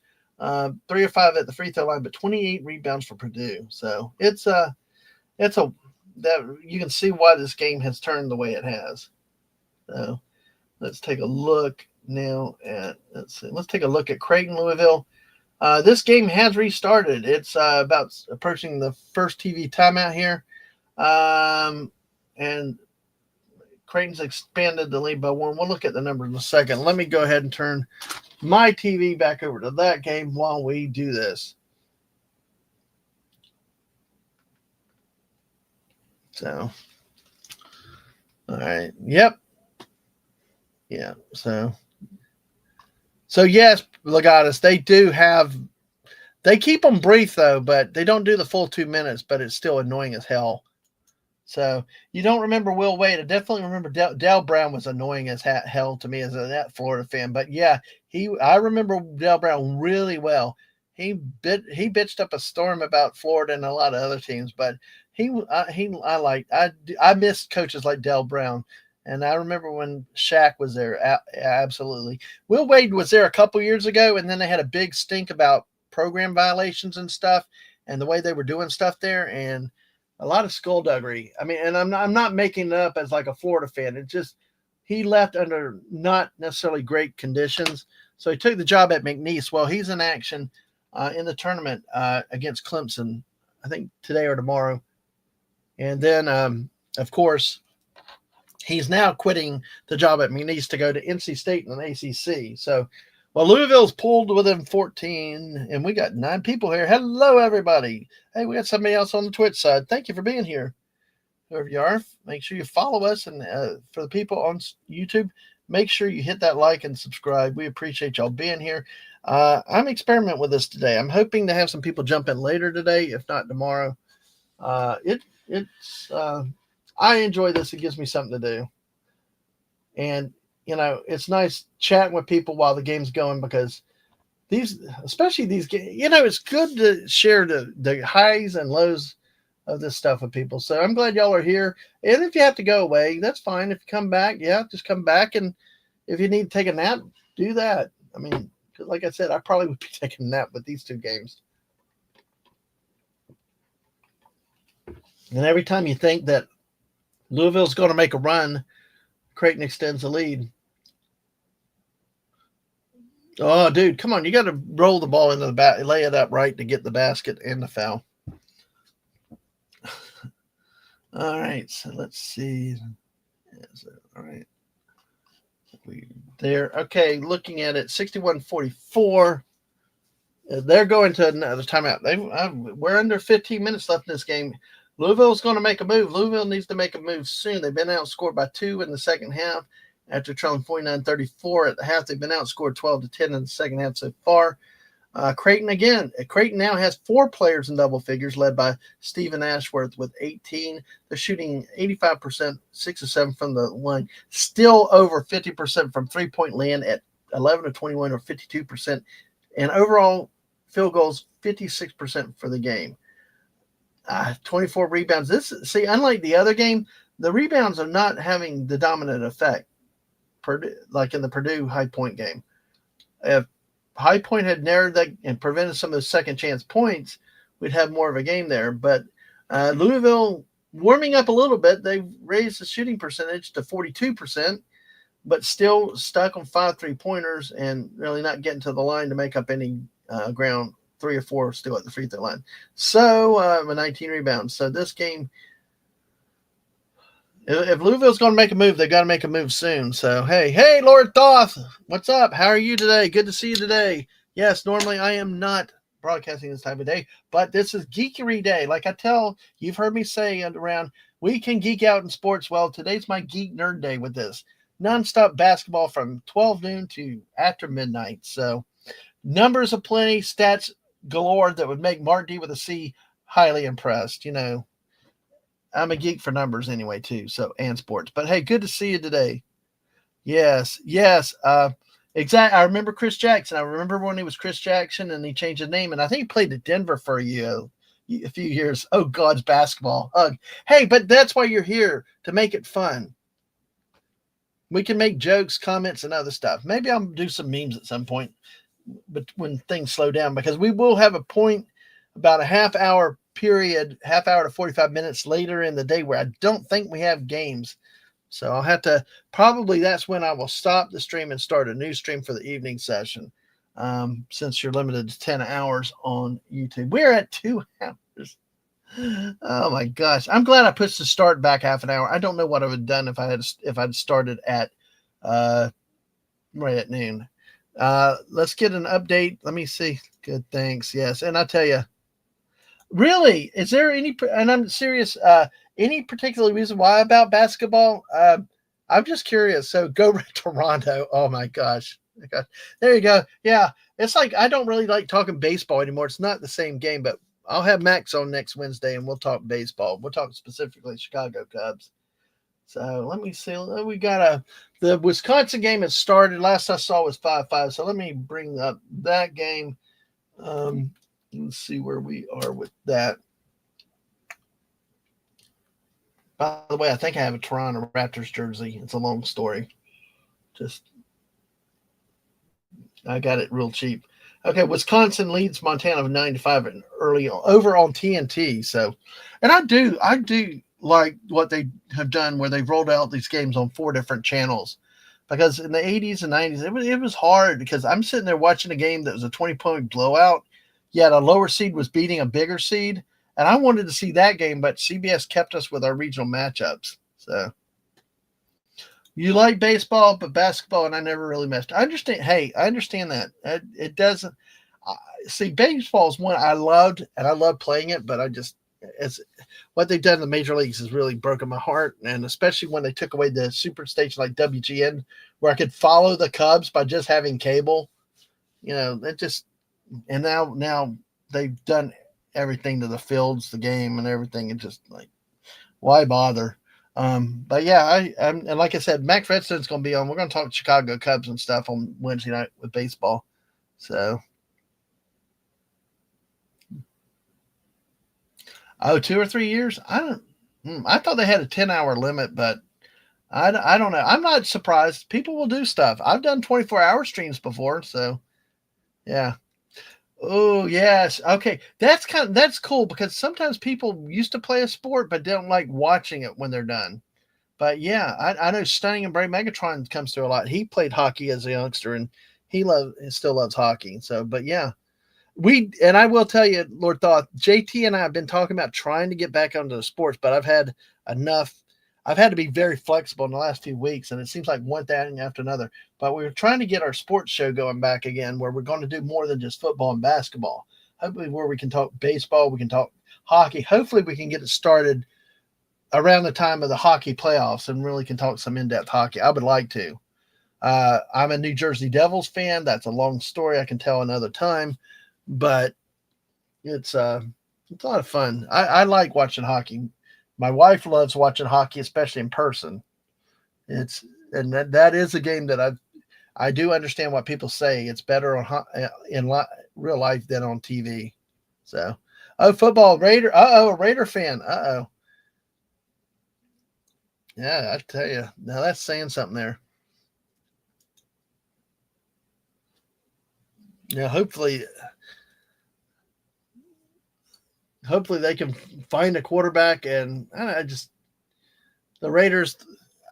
Lake Las Vegas probably will never look the same like it did growing up in the 70s and 80s with all the old casinos and stuff. Now you got friggin' baseball stadiums, hockey arenas, all this everywhere. We stayed at the Tropicana the one time we went to Vegas in '98, and now it's, I guess, going to be the site of the baseball team. So yeah. Yes, we do love the Lingerie Football League, folks. It was something. It was a real thing. And I tell you what, those girls were out for blood, and they would go after the men coaches too. That was fun. So let's take a look. Early on, Wisconsin leads Montana 9-5. And then y'all, if you have questions about the NCAA tournament and things like that, let me know. I'll answer them. We'll do what that's what we're here for, to see how these games go. My game's tomorrow night at 6:45 with the Florida Gators take on Norfolk State. But we, right now we're just churning out the early games. We got a 9-7 game with Montana just down by 2 to Wisconsin. Looks like so far really early, still 5 minutes into the game.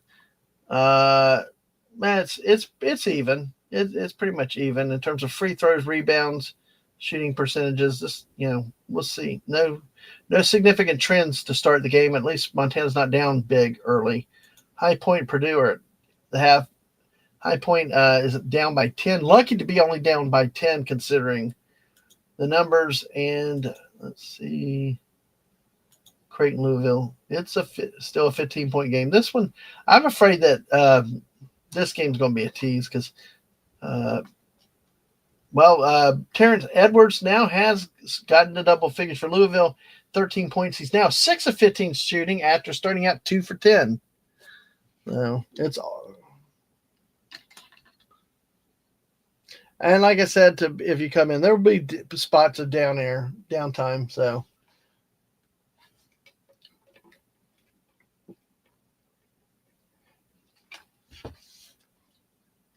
Wow. Nice scramble on the field by Louisville. They got a foul on the floor. So it looks like Louisville's trying to get back into this. Now they head to the under 12 timeout.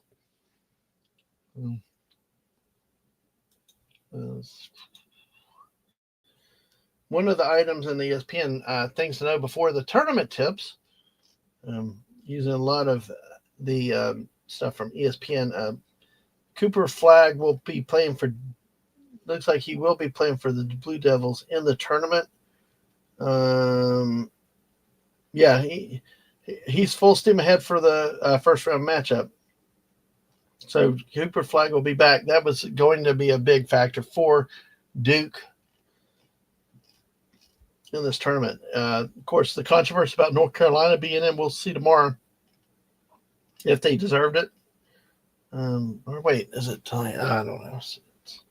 I think maybe it's today. Yeah, I think that was. Let me double check the matchups today.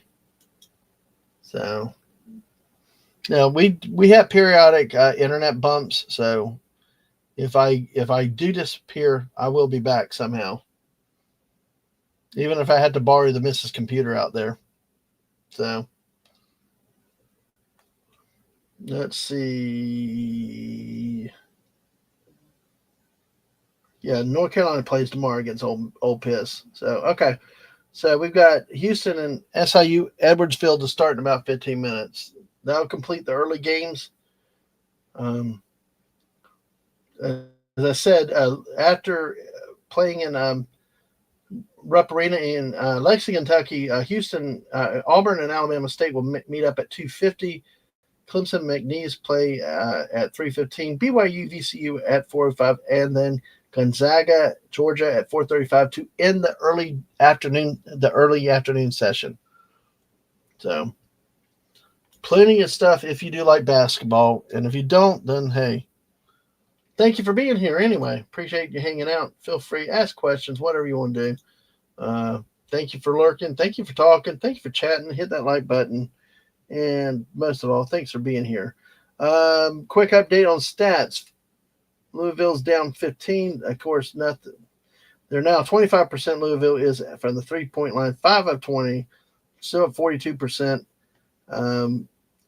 Even on rebounds with Creighton, pretty much. But again, bad shooting percentages. Terrence Edwards, 6 of 16.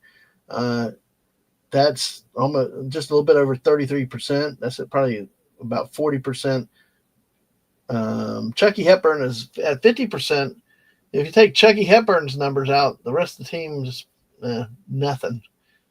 So between Terrence Edwards and Chucky Hepburn, they've taken 30 shots for Louisville, made 13 of them, which means the other 6 players that have played for Louisville have made 7 shots and attempted 19.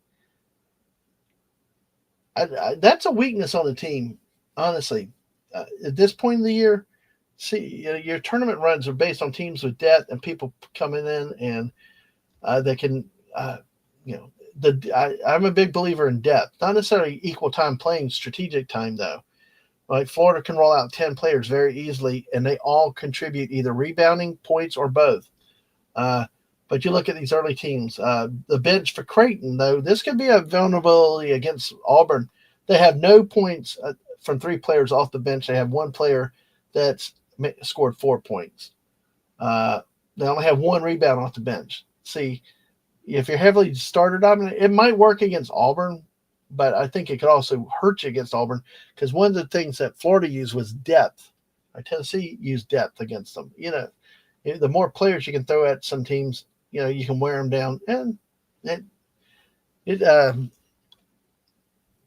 we have an entry on the floor.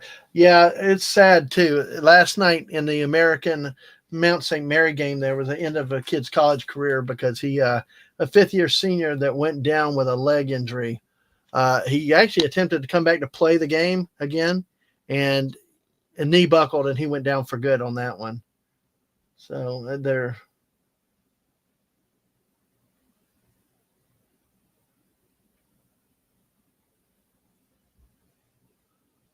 Yeah. Looks like for Louisville, he came off a screen and either might have landed awkwardly on the leg, so they're helping him up off the court now. But it's always rough when you see these players get hurt at this time of year, and he's going straight. Looks like he may be going to the locker room.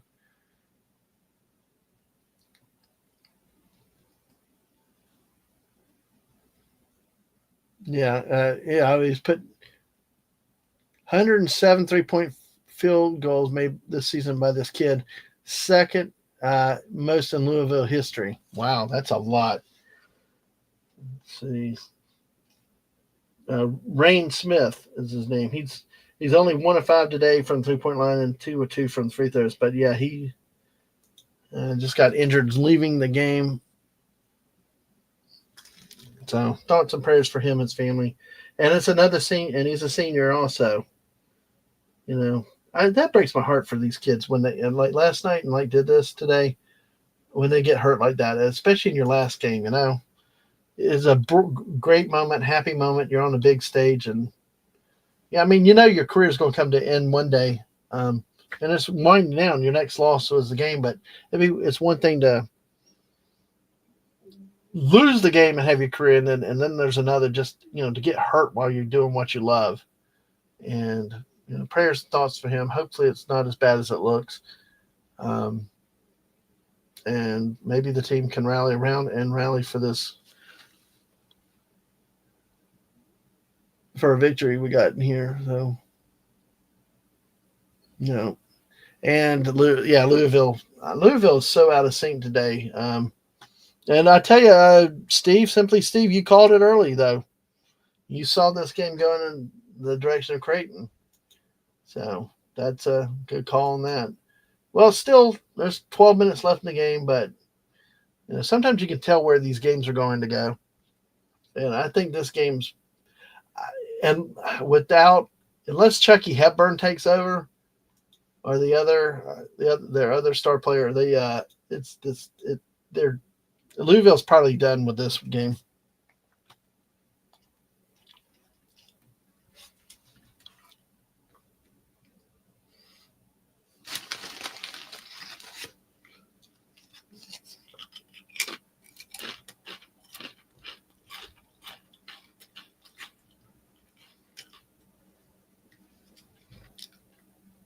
They did not call that a charge. They couldn't have called that a charge. Good. I'm glad they didn't, because nowadays they call everything a charge that really shouldn't be.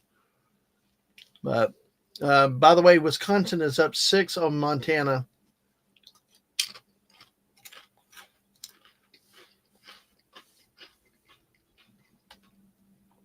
No, Creighton's down. Creighton's up 15 now, so we shall see how this rolls. All right, so we're at 15 points.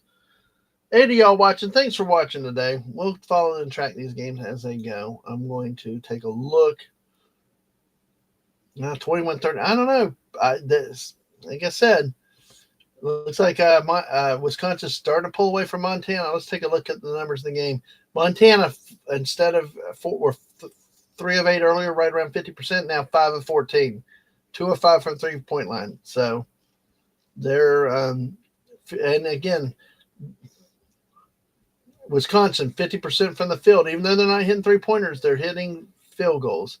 Rebounds are 7 for Montana, 10 for Wisconsin. Still not over dominant yet, but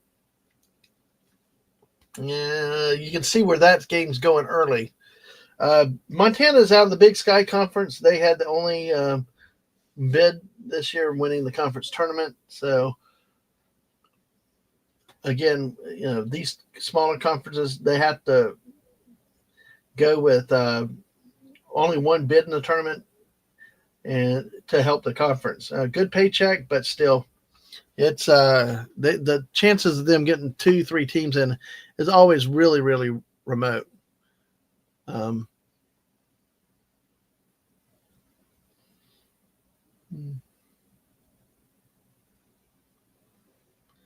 I just watched the Louisville guy just run in circles around and under the basket. So, and he turns the ball over, out of bounds, dribbled it out of bounds off himself. This Louisville team is playing like the Louisville team that we saw here once in the tournament. They came in with all this promise, and that was just like, why did we have to watch these guys? They just were bad. And the first night against the weaker team was just like, oh, I think they play California, actually. It wasn't like they played a chump team. They actually played somebody from a larger conference, and between the two, they sucked so bad. It was like, I mean, it's like, I'm not leaving, but please get the damn game over with. I mean, y'all can't keep out sucking each other. So, all right. Well, Louisville's going to get the ball back, but we're down to about 8 minutes left in this game. This game looks like it's about over. Well, Louisville hits a 3, so they pulled them in 14. But we have an update from High Point Purdue. They have started the second half, and let's see. That score needs to update, but I believe that High Point has pulled to within 5, actually. After they come out of the second half, I got to refresh that screen. No, well, they're down 7, so. Oh, my gosh. This one player for Louisville is wearing like a Silence of the Lamb mask. What is it, Hannibal Lecter? Yeah, he's got this mask on his face.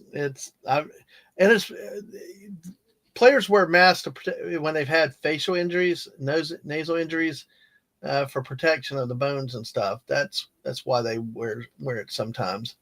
But it looks like Hannibal Lecter, really. At least I got my Hannibals right. I didn't say Hannibal Smith. Dun, dun, dun. All right, let's take a look. Let's see. It's a 7-point game. Purdue has the ball, though. High Point's not going away yet, so at least give them credit for that. They haven't gone away yet. I did get called for a foul there.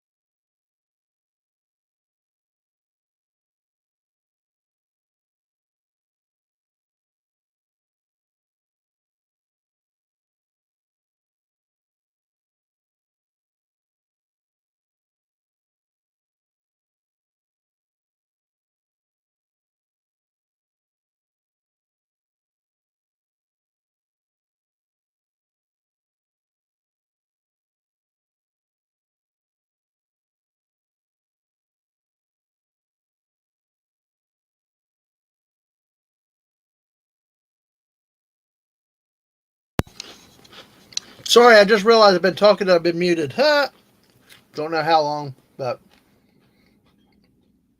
High Point just got called for the third foul in like a minute because you can tell the difference physicality-wise between these teams. Oh, and then just a screw up. Just a simple screw up, have an easy rebound, and they drop it out of bounds. You can't afford mistakes like that in this game when you're a team like High Point. Yeah. We'll take a look at the numbers in this game in just a second. Montana's still holding tight on Wisconsin, but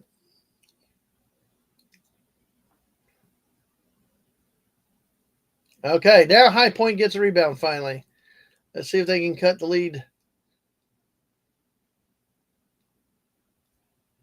There's a 3 by High Point, 43-39. All right. That was a nice point and shoot by the High Point guard. No hesitation, got a good feed, cross-court pass. Field goals this half, 5 of 6 for High Point, 3 of 5 for Purdue.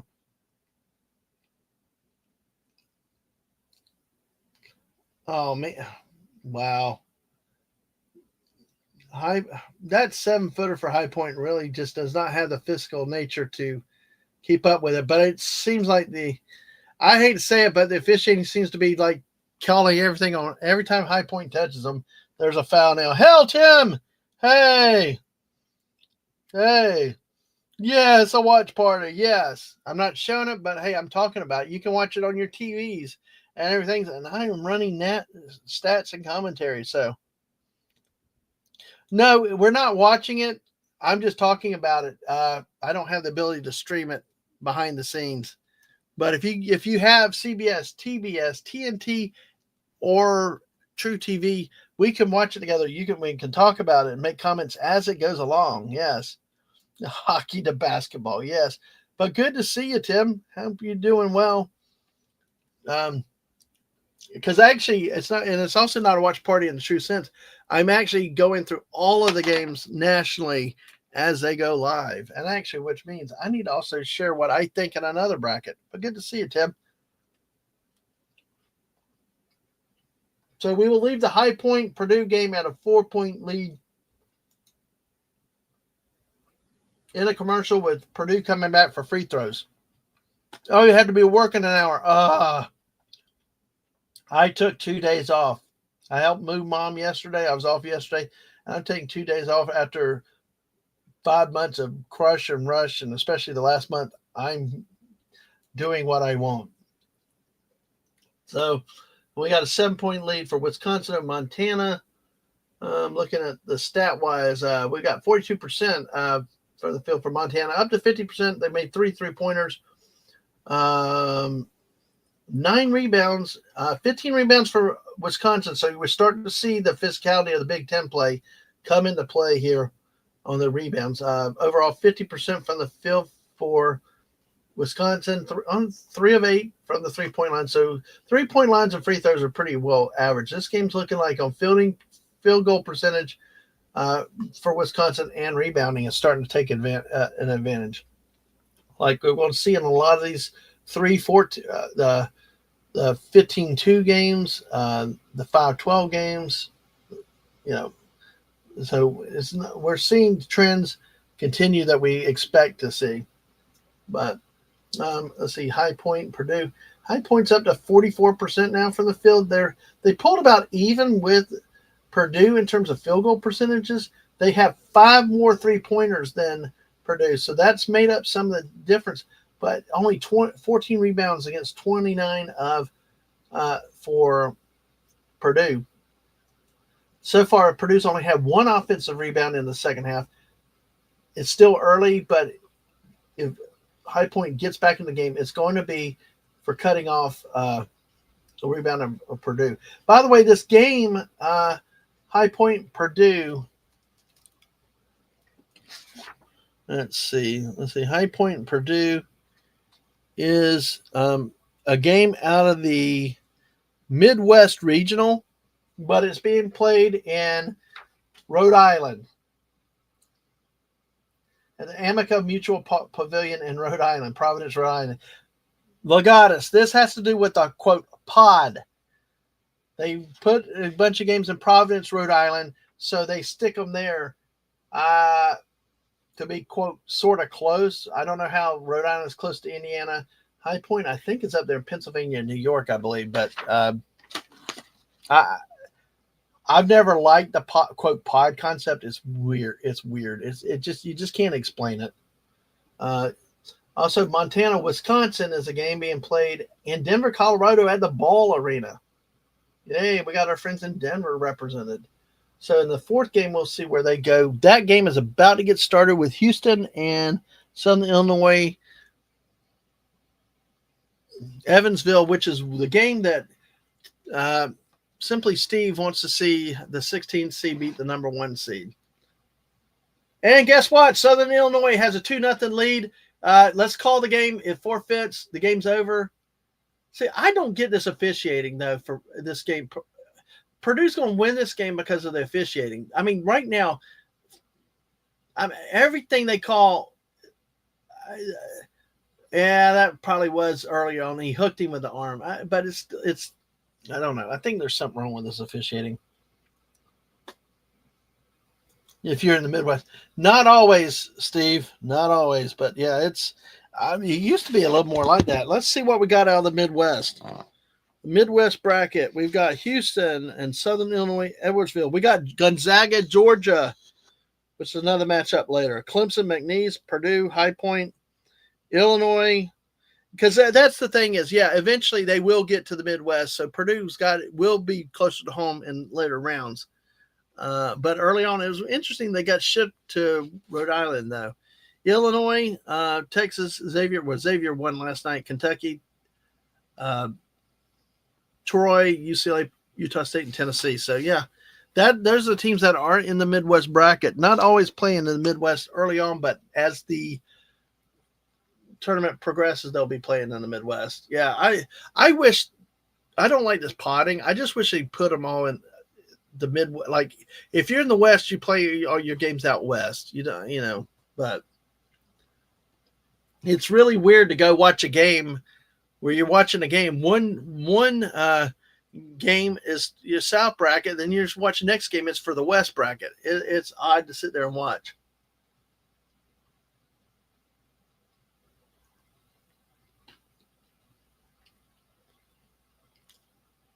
I will say, though, High Point is scrappy. High Point is trying to stay in this game. They're only down 6 to Purdue right now. Ah, crap. Sloppy ball handling them out of bounds. Now they're arguing with each other. Do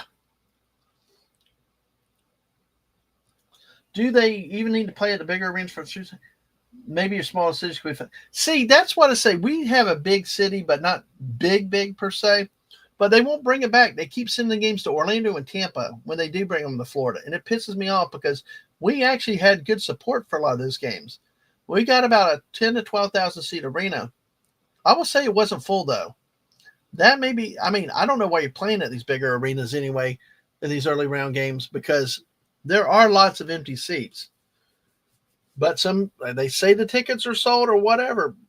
That gets me on a rant. I hate these ticket brokers. Because I don't trust buying a ticket off StubHub or all these other resale sites. Because I'm sorry, I want a paper ticket. They don't do it anymore. I don't trust the fraud and stuff like that. But they keep those games are not full with people. Now your Final Four, your Elite Eight, your games like that, they will be full. They will have people there. But the earlier round games, and I do agree, move them around to more cities. We don't have to keep having them in Providence and Orlando all the time. We can find some other cities to have some of these games. Yeah, sloppy ball. Well, I didn't intend it to be, but yeah, you never know around here. It happens. So let's see, not the sloppy ball handling, but the whatever comes out. So Wisconsin is now up 10 in this game. High Point's turned the ball over, guys. So we'll see.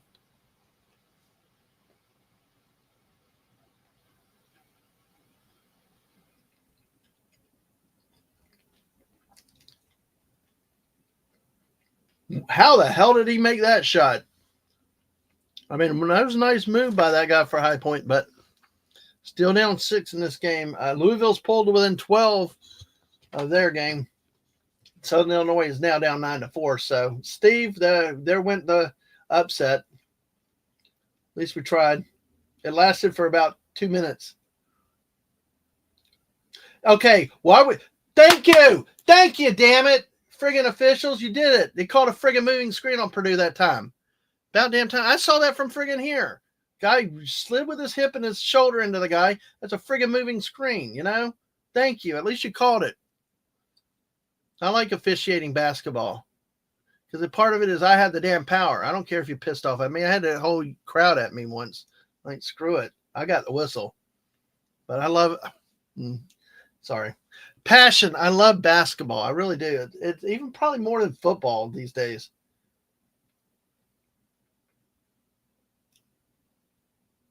Yeah. A little bit out of control by High Point. Oh my gosh. Good try though. Nice try by High Point.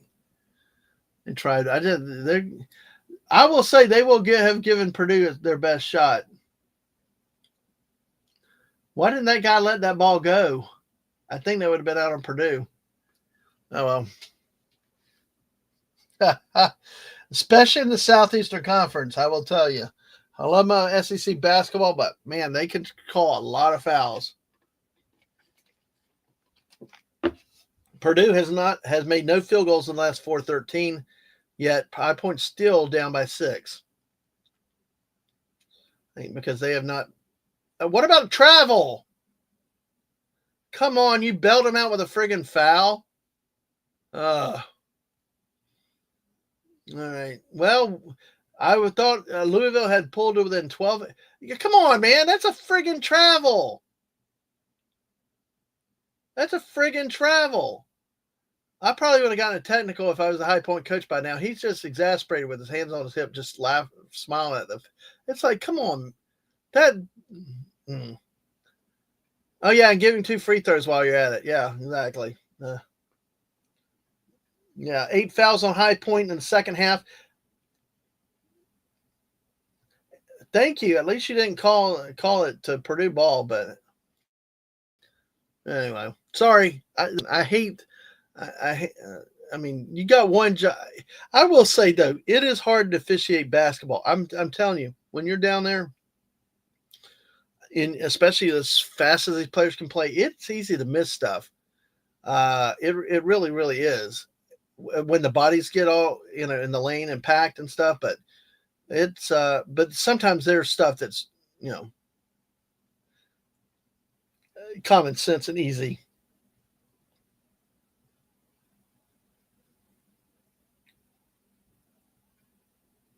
Wow, they called a foul on Purdue. Now I'm kind of agreeing with Purdue. It's what? Anyway, looked like Louisville was down by 12 earlier, now back down 14. So that game probably could be about over. You could have gotten a High Point guy with a drop in his shoulder into the guy's chest for an offensive foul. So, see, I agree. I don't think that would be a bad thing. And you might get more attendance with it. You might get more people come in and not have the actual empty seats, but in the next week, then have the next week. Yeah, exactly. And that's what they do. They kind of do, but I don't know. Tim, it's our city's been on the rotation. We had good turnouts here, and why they keep going to Tampa and Orlando makes no sense, or even Miami at times for first and second round games. We're a perfect size city for first and second round games. And I guess High Point somehow turned the ball over again.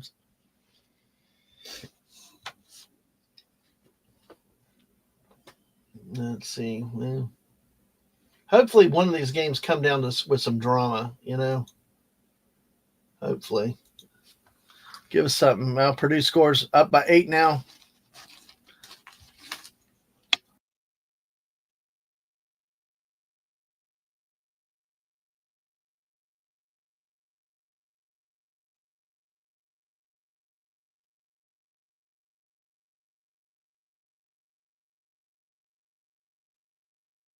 Well, High Point with a 3. I mean, they're not going away. Give them credit. We're down by 5 now.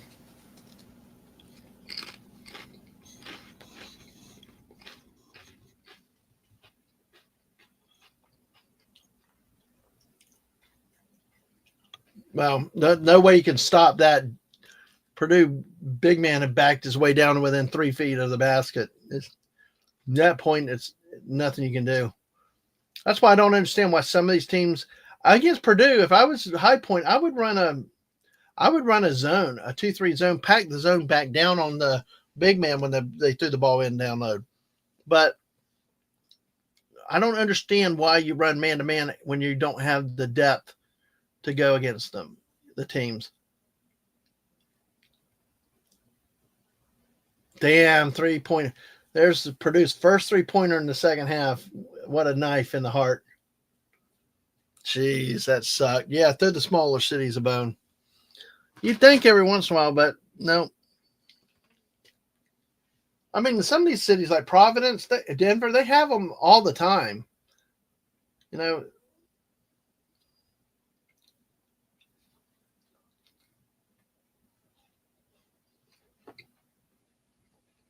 Oh, man.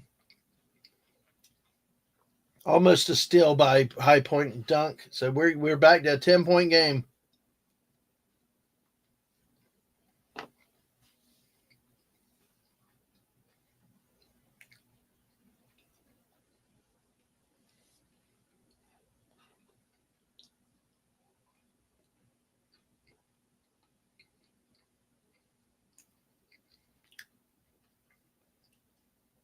Nice drive. We got the foul call, but still down 8. Well, be down 10. Free throws pending. Going to commercial in Providence.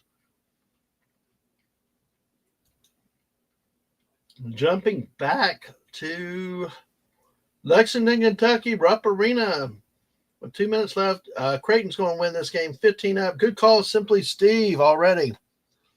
Looks like you're going to have the first win of the day. Louisville. See, and this is kind of one of the potting things, though, Legatus. Theoretically, Louisville is in Kentucky. Well, actually, Louisville is in Kentucky. But the theory with the potting was that they would teams like that, like Louisville, that were a little higher rated, that they wouldn't have to travel across country and stuff like that. So that's why you have Southgate, like their region is the South.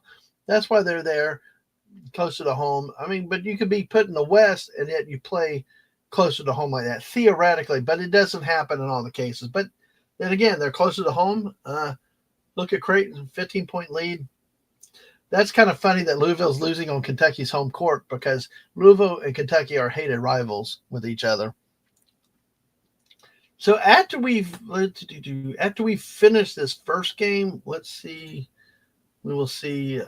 Wisconsin, Montana are at halftime. We'll look at those stats in just a moment.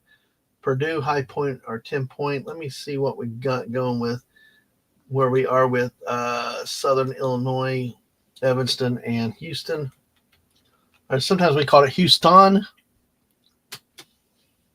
But oh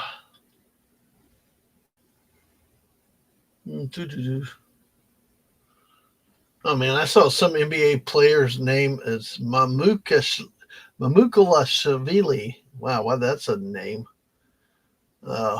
Okay. Well, Simply Steve, the dream is dead. Houston is leading Evansville 21-6. 24-8 now. Oh my gosh, that's like, no, please.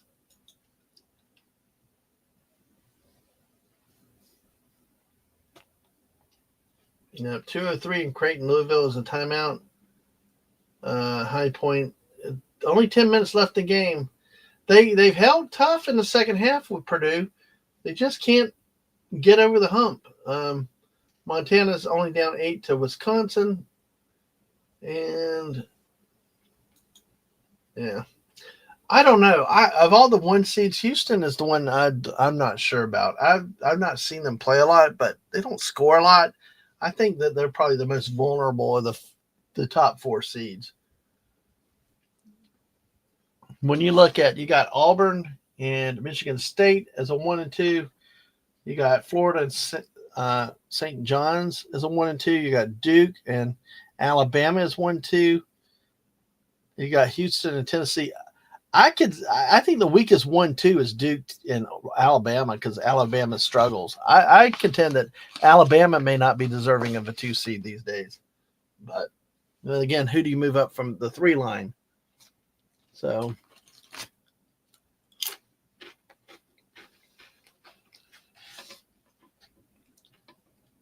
assuming the second make, High Point would be down 8.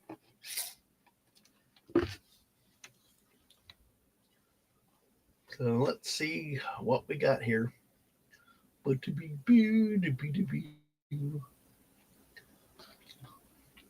Yeah, so far Southern Illinois is 4-10 from the field, 0-5 from 3-point, 2 rebounds. Houston, 10 of, oh my God. See, this is what usually happens. 10 of 15 starting for Houston, 67%, 4-7 on the 3-point line, 8 rebounds. So that's why they're up 24-8. Only halfway through the first half. That game is pretty much done. Creighton and Louisville should wind up. Louisville outscored them 3 points in the second half, but they're still down 12 with a minute and a half left. Not likely to. I mean, crazy things have happened, but this would have to be nutcase crazy ridiculous. The shooting percentage for Creighton, they just were lights out. They came back to the pack a little bit on 3 points in the second half, but still shooting 56% for the whole game. Just big credit to Creighton. I mean, they're more impressive than I thought. So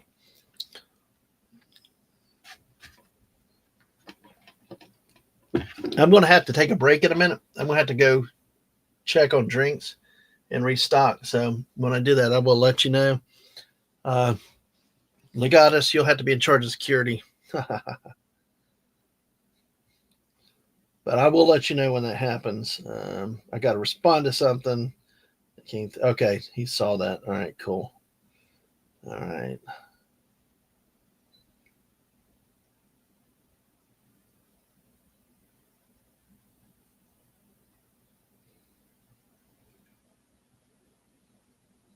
Yeah. All right. Here we go. All right. More bad prank calls. Let's block them. All right. I wonder what the official. They might be checking.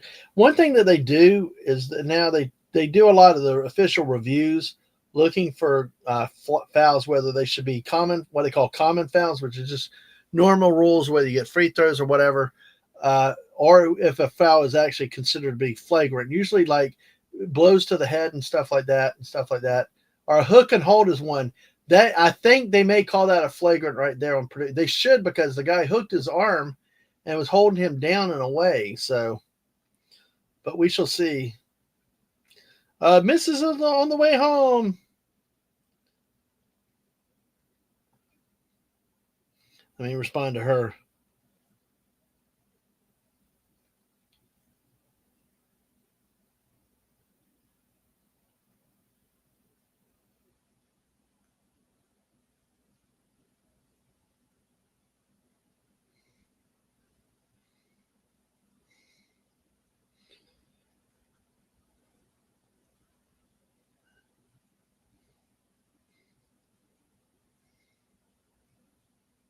Okay.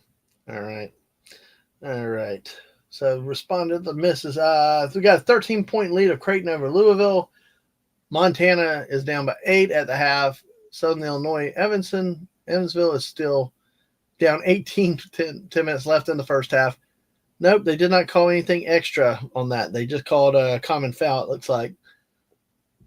Looked like a hook and hold to me, which is another type of foul that they're, by rule, trying to deal with to ensure safe play and in the game. So, a big part of the game here. Can nice shot. That was a heck of a tough turnaround jumper from the free throw line. Down to 6, High Point. Can they make up the difference? Can they get over the top? Can they pull closer? Just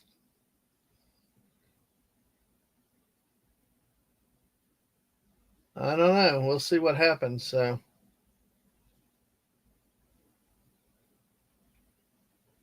oh, come on. You guys have got to get the damn rebound sometime. Damn it. 3-pointer, Purdue. You knew it was coming.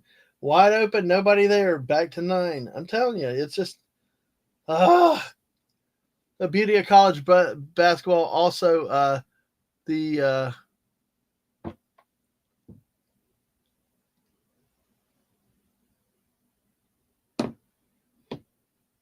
wow, and then High Point responds with a 3. No, I don't know. I've not been asked to play that game. I don't know what that is, and like today, most of what I'm doing is focused on the college basketball, but it does sound interesting. Although a lot of time, I'm actually fortunate to be off work. You know, I am looking to do some more stuff with Tommy. The hardest thing that makes with some things is during the workday, the time zone differences, because the earliest I can get home is 6 Eastern usually to be ready to stream, which makes it late over there. So, but no, I'm not. I'm not sure what that is. Maybe one day I'll have to check it out. So, nice block by High Point. 6-point lead at the 8-minute timeout. So let me do this real quick. Let me get back to my screen before I lose the stream. There we go. All right. Let me do this real quick. Let's see. Wow, Louisville's down. Hey, Steve, it might be a rally. Louisville's down by 10 now. So with a minute left, you never know what will happen. Yeah, that's not that's not a comeback. That's not going to be a comeback. But hey, we got a 6-point game with High Point Purdue. It could be. They've cut off 4 points on the lead in the second half. High Point has. Who knows? We'll see. I hope Montana can do the same thing. I'd really like to see Montana pull the upset over Wisconsin. So, all right. Well, I'm going to do this. I'm going to mute the mic. I will be right back. Legatus, keep an eye on things or any of the other mods. I will be back in just 2 seconds. I have got to use the restroom. I shall return.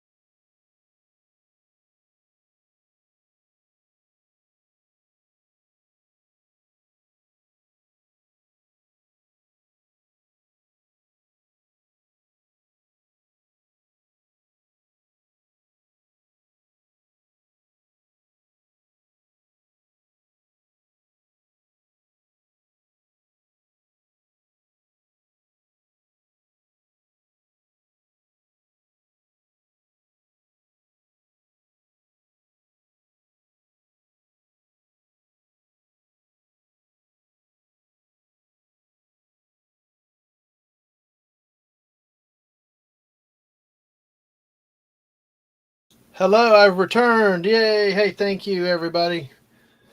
Realized that I actually have had sorry, the drinks did not get put in the fridge, but I did have a leftover Pepsi Zero from the rehab. Yay. So I didn't have to stick a can in the freezer for quick freeze, but well, High Point's pulled to within 3, guys. Let's see what happens. There's been 4 ties in this game, 7 lead changes. Largest leads for High Point's 3, Purdue 10. So let's see what happens in this game. Coming down the Don't foul them. Don't foul them. Just make them work for it. Nice defense by High Point. But that was a hell of a shot by Purdue. That was nice defense, but hell of a shot by Purdue. Just nothing you can do when you play defense like that. And that turnaround jumper is unstoppable with his size. But we shall see. There's a 3 for High Point. That looked like a rush three-pointer, though. All right, can they hold it at 5? Can they avoid going down by more? One player for Purdue's 10 to 15. The rest of the team for Purdue's 15 to 38. Well,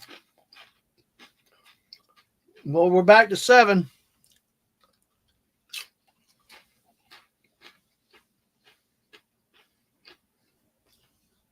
And then Haskell final in Rupp. Creighton and Louisville, Lexington, Kentucky. Creighton 89, Louisville 75. First game of the day is complete. Damn it. High Point went cold at the wrong time. They pulled it within 3. Oh, I ate all the booze. He's back. Oh, yeah, well, you don't know what's coming up down the road. Something fun and surprising. Man, come on, guys. Get the rebounds. Dang it. Loose ball's going Purdue's way now, folks. 16 offensive rebounds today for Purdue, 7 for High Point.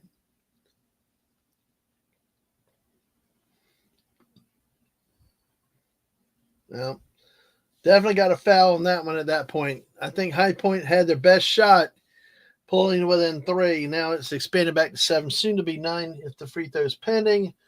Probably will be made. Well, okay. All right, let's take a well, let's see what's happening. Let's get an update on some of the other games. I'm not so worried about Southern Illinois, Edwardsville, Houston. That's whatever it is. Wisconsin, Montana still at halftime. Let's see. First free throw. Good for Purdue. So we got subs coming in for High Point. When we get to the next commercial break, we'll take a look at the Creighton-Louisville final stats in that game. And there we go.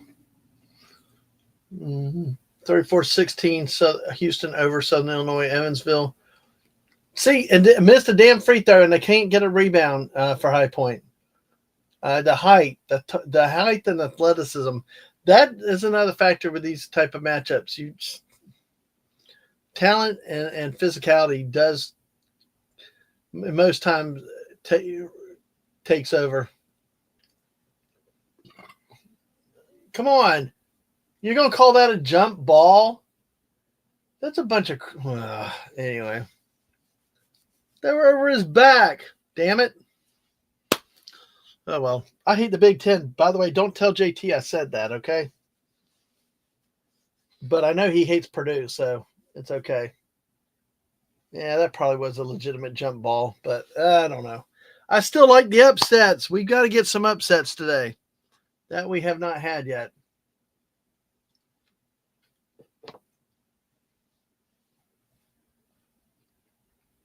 Yeah. That was a dagger. Back to 10. That was a three-pointer. They just backed off. He took it. Larry the white guy. But it was an easy shot. It's just like, you can't not shoot that. I mean, if they're daring you to stay that open to shoot it, then you got to hit it.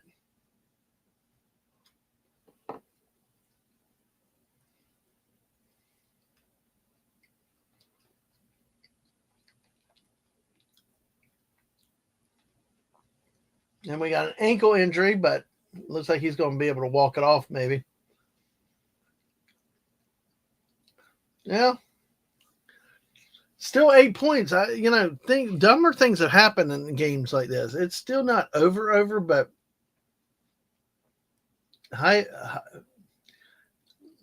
Point needs a lot more to go its way if they're going to pull this game out. All right, well, let's take a look. Creighton and Louisville, the first game complete of the day, the early stay game out of Rupp Arena, Lexington, Kentucky.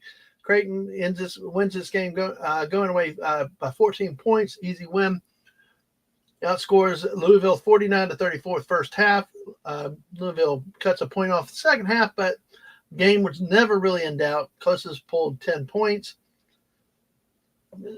Creighton was led by Jemiah Neal with 29 points. Stephen Ashworth with 20. So two scorers with over 20 points for Creighton. Leading their next game, presuming that Auburn beats Alabama State, that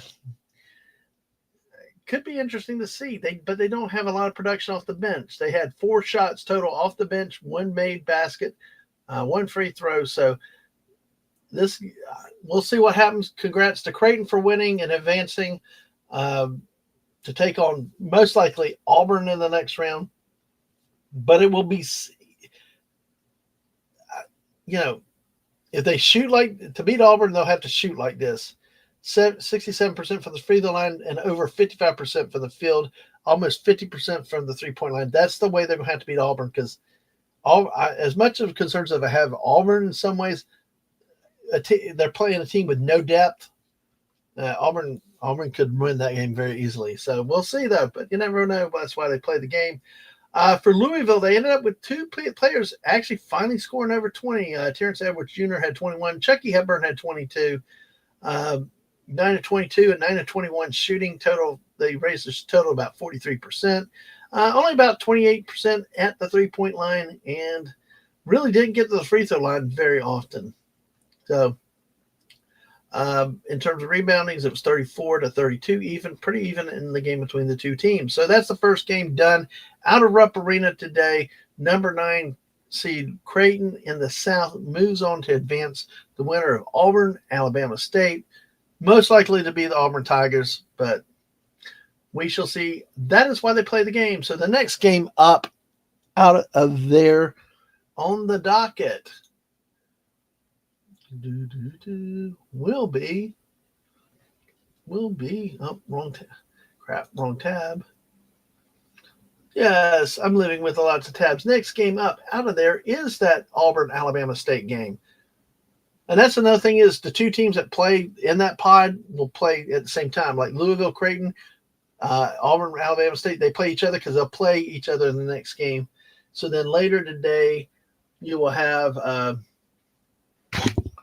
2 other games played in Lexington. I believe it probably would be Tennessee Wofford and Texas A&M Yale. That is funky. If those games are on friggin' Rupp Arena, they can't be. They can't be. But if it was, that would be a damn good draw to get to see those teams up at Rupp. But like I said, I cannot find my damn. I can't find the damn listing with the podding where they put teams this year. So let's.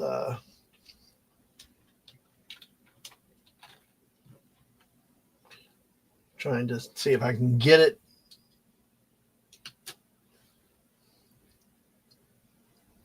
Hello. Yes. Okay. Making sure.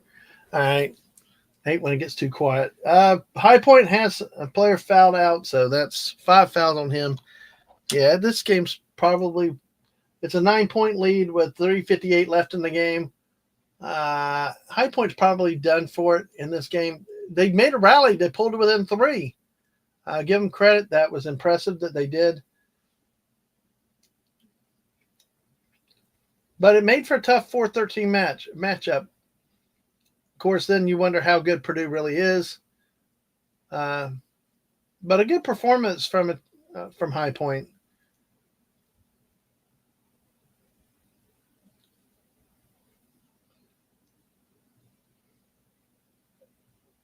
God, another offensive rebound for Purdue. Wow. I'm telling you, that's another thing that happens in college basketball. Is it just the rebounding. That can affect the game so much. So let's see. Let's see what this is. I'm trying to find out the pods to see what games specifically are up today. It looks like High Point's got the ball back. If they could just get enough stops, but okay. Well, in Providence, you got Purdue and High Point now, Clemson and McNeese after this. You got Kansas and Arkansas later, and then St. John's and Omaha tonight. That is in the Rhode Island, Providence, Rhode Island pod. So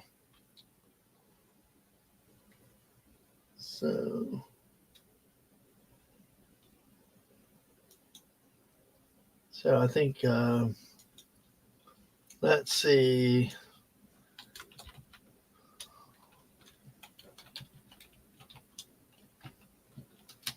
Go this way. Let me do this. Yep, I do believe. Wow. If those teams are all there in friggin' Lexington,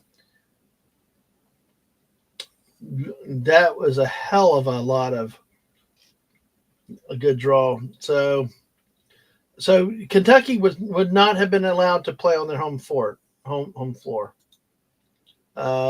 Period. So let's see. Rupp Arena games. Let's see. Okay, we got Auburn. So Tennessee, UCLA, Louisville, Creighton. Okay, so it's UCLA. This is why it's so screwy and all. But so you got UCLA and Utah State later tonight, and you got Tennessee and Wofford. So those are playing in Lexington. So the next game will be Auburn, Alabama State. All right. There, we can settle that. They used to have the pods where they had the teams in them were clear, easier to find it, but I don't know. I'm having trouble finding it this year. But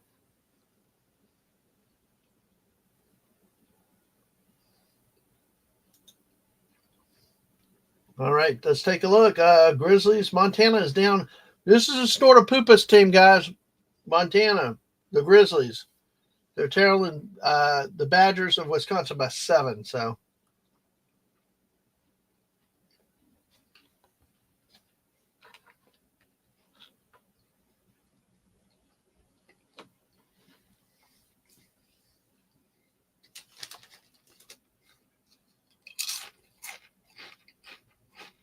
Of course, then we got these progressive commercials. Oh, dear God, they're horrible. But, oh, no. That's the one problem is getting stuck with all these stupid commercials. Ugh. Let's see. The SIU Houston game, that is being played. SIU Evansville is out of the Ohio Valley Conference. They knocked off Southeast Missouri State. Let's see. Intrust Bank Arena in Wichita, Kansas is where this game's being played. Of course, Montana, Wisconsin. That is being played in the Ball Arena in Denver, Colorado. Rupp Arena was earlier. And, of course, this other High Point, Purdue, is being played in Providence, Rhode Island at the Amica Mutual Pavilion. Must be a financial company. That's all I can think of with that. So, all right. And we've got one game down today. And now, see, High Point again can't another wasted possession. So they're under 3 minutes left. Can't win if the ball doesn't go in the hole. Oh, turnover. And they didn't call foul on that. Purdue High Point stole the ball, but the ball was stripped out. Ball to High Point.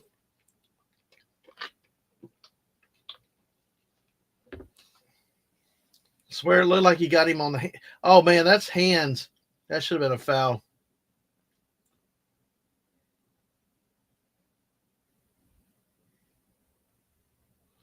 Tough shot by High Point though.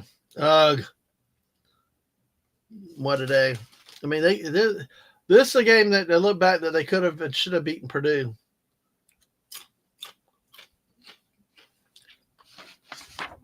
Which in the next round,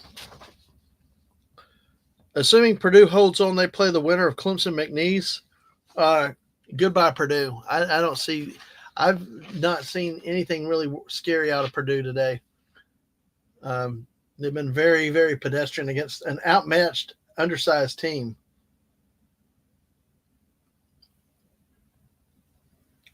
No foul call? Oh, jeez. I mean, it's like, wow. Yeah, High Point did not help themselves out with the way some of their offensive selection today. So, a timeout by Purdue before the turnover. They do not pick the ball up and just across half court in the corner. That's no man's land.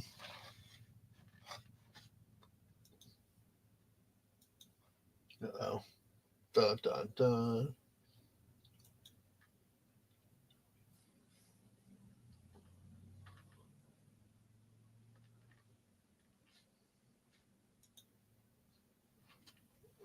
Yeah, thank you to the 7 people still here. One on the Twitch side, and you guys here on the YouTube side. Thanks for coming in. Just having fun, hanging out, watching basketball. If you got questions about basketball, we will take it. If there's still more questions about NCAA March Madness, please, we will take it. High Point has won 14 in a row, the second longest winning streak in college basketball, soon to be ending.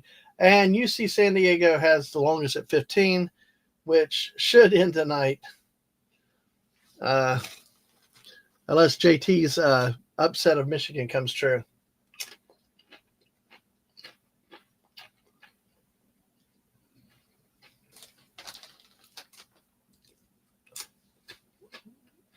We still Wisconsin, Michigan, Wisconsin, Montana State, 6-point game. We've got some possible upsets working today. But go figure. All right. Let's see. We're going to have to, and I'll tell you, the big things like we talked about earlier, upsets do make this fun. That's why it's March Madness. Sometimes it happens where one day, the first day, there's nothing happens. It's kind of boring and just everything plays out the way it's supposed to. But then day 2 comes around and all hell breaks loose. I mean, it truly is the way, and that's what makes it so unpredictable, makes it so fun. All right, Purdue's back up by 11 now with 1:20 left in the game. This game is pretty much over. We'll look at the final stats when it's over. When we get down, and then we'll switch over to the Montana and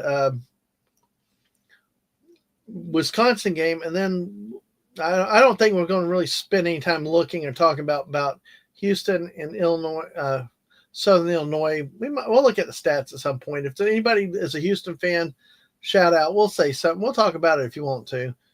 But that Wisconsin-Montana game is bouncing between 5 and 7 point difference right now.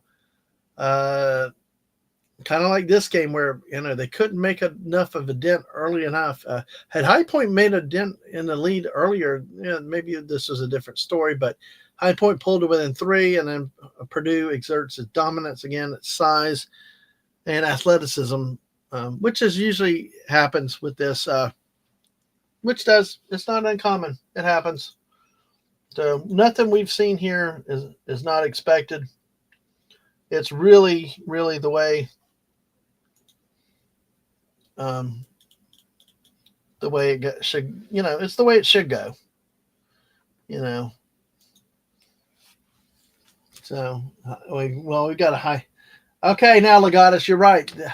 Now they use a timeout with being 11 points down. It's like, why? Why? And we're going to a game that's essentially over now. But it gets back to what I said. Because they give them these 20-second timeouts, like it happens in the NBA, that's what has caused the game to drag on and be longer in college now. In the old days, you only had 4 timeouts. You use them in the first half. Hey, sorry, sister, you're done. You actually had to coach and be strategic. Nowadays, they can call timeouts all the time they want to. It is a bit ridiculous. Oh, game of the day I'm looking for is the Gonzaga Georgia game.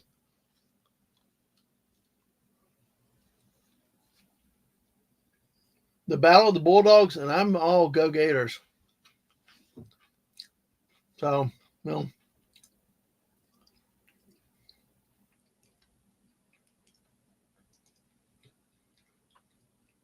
I like that High Point's not trying to foul, but it's now they got to foul if they want to try to. I think they're just going to let the clock run out. Yep. And a dunk, 13 points with 44 and a half seconds. If you're at this point for a High Point, just don't foul. I mean, you're not going to win at 13 points down. Well, he banked it in. Holy cow. And a timeout.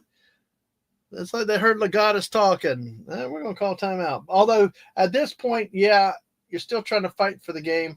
You're down 10 points with 38 seconds. Silly things have happened. And I'm telling you, crazy things have happened. You know, it happens. It does.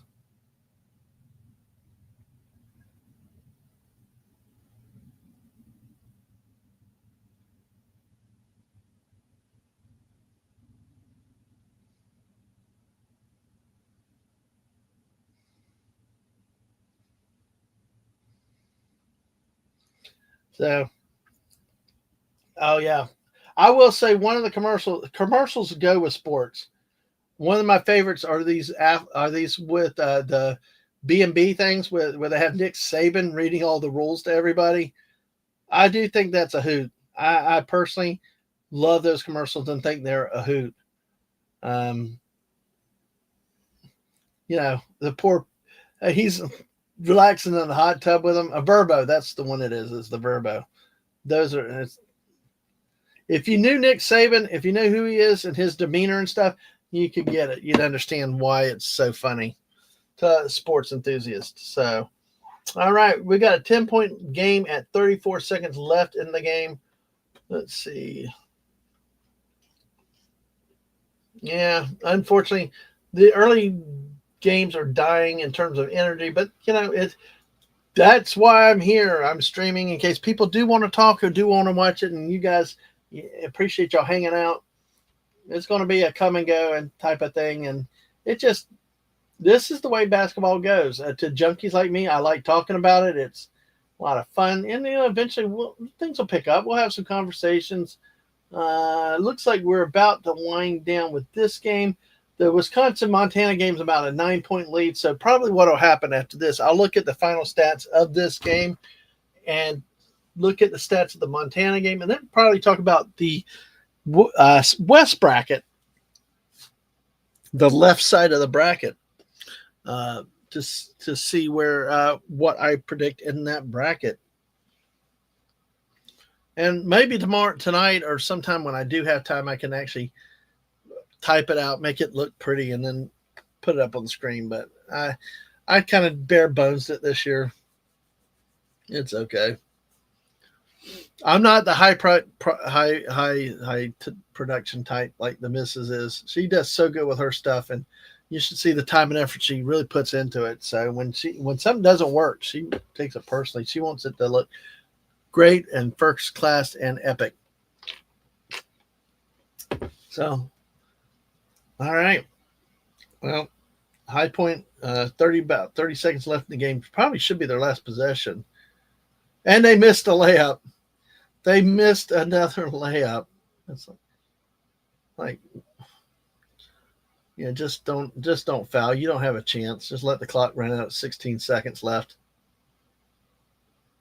Yeah. Just let it run out. I guess High Point, they're still trying to run after them a little bit, but see, I don't like this with college basketball. Man standing under the basket could actually dunk it because the other team gave up. I'm like, score the damn basket. I don't care. The game's still running. I'm like, hell, if you're not going to stop me, I'll put it in the basket. But that's a final out of Providence, Rhode Island. Out of the Midwest region, Purdue 75, High Point 63. 4 seed takes down 13 seed. And hey, oh, you back. Hey, Snortapoopus, you back. Well, guess what? You're just in time for us to take a. Damn it. I was going to take us over to look at your cousins, the Grizzlies of Montana, but now they're down by 12 to Wisconsin. Dang it. But good to have you back, Snortapoopus. Glad you're here. Feel free, take all the naps you want, but I'm glad you're back. They were down. Montana was down by 8.5, but Wisconsin outscored them by 4 in the second half. Still time in this game. Hopefully, something evolves out of this. Montana's only playing three bench players, so they've really shortened their bench today. They got one player off the bench called Money Williams. Money Williams, number 0. He's got 6 points, 1 of 4 shooting, and 4 of 4 at the free throw line. So he is money. They have 3 starters in double figures, though, Montana does.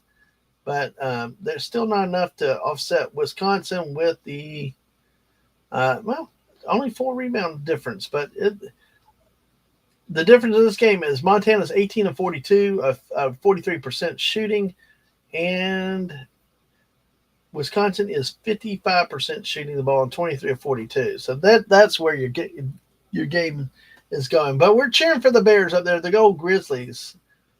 So let's take a look at the final stats of High Point Purdue in this game today. All right, we shall see in this game. Purdue, 4th seed in the Midwest, beats High Point, the 13th seed, 75-63. Purdue jumps out to a 37-27 lead at the half. It's a fairly balanced second half, but the lead was pretty safe, although High Point cuts the lead down to 3 points in the remaining minutes of the game. But Purdue's depth, athleticism, and height took control and extends out to a 12-point win. For High Point, they have 2 players in double figures, led by Demarion Williams with 12 points and Trey Benham with 11 points. Of interest, everybody played for High Point. It looks like they had 11 players score, including Josh Ibukunolua.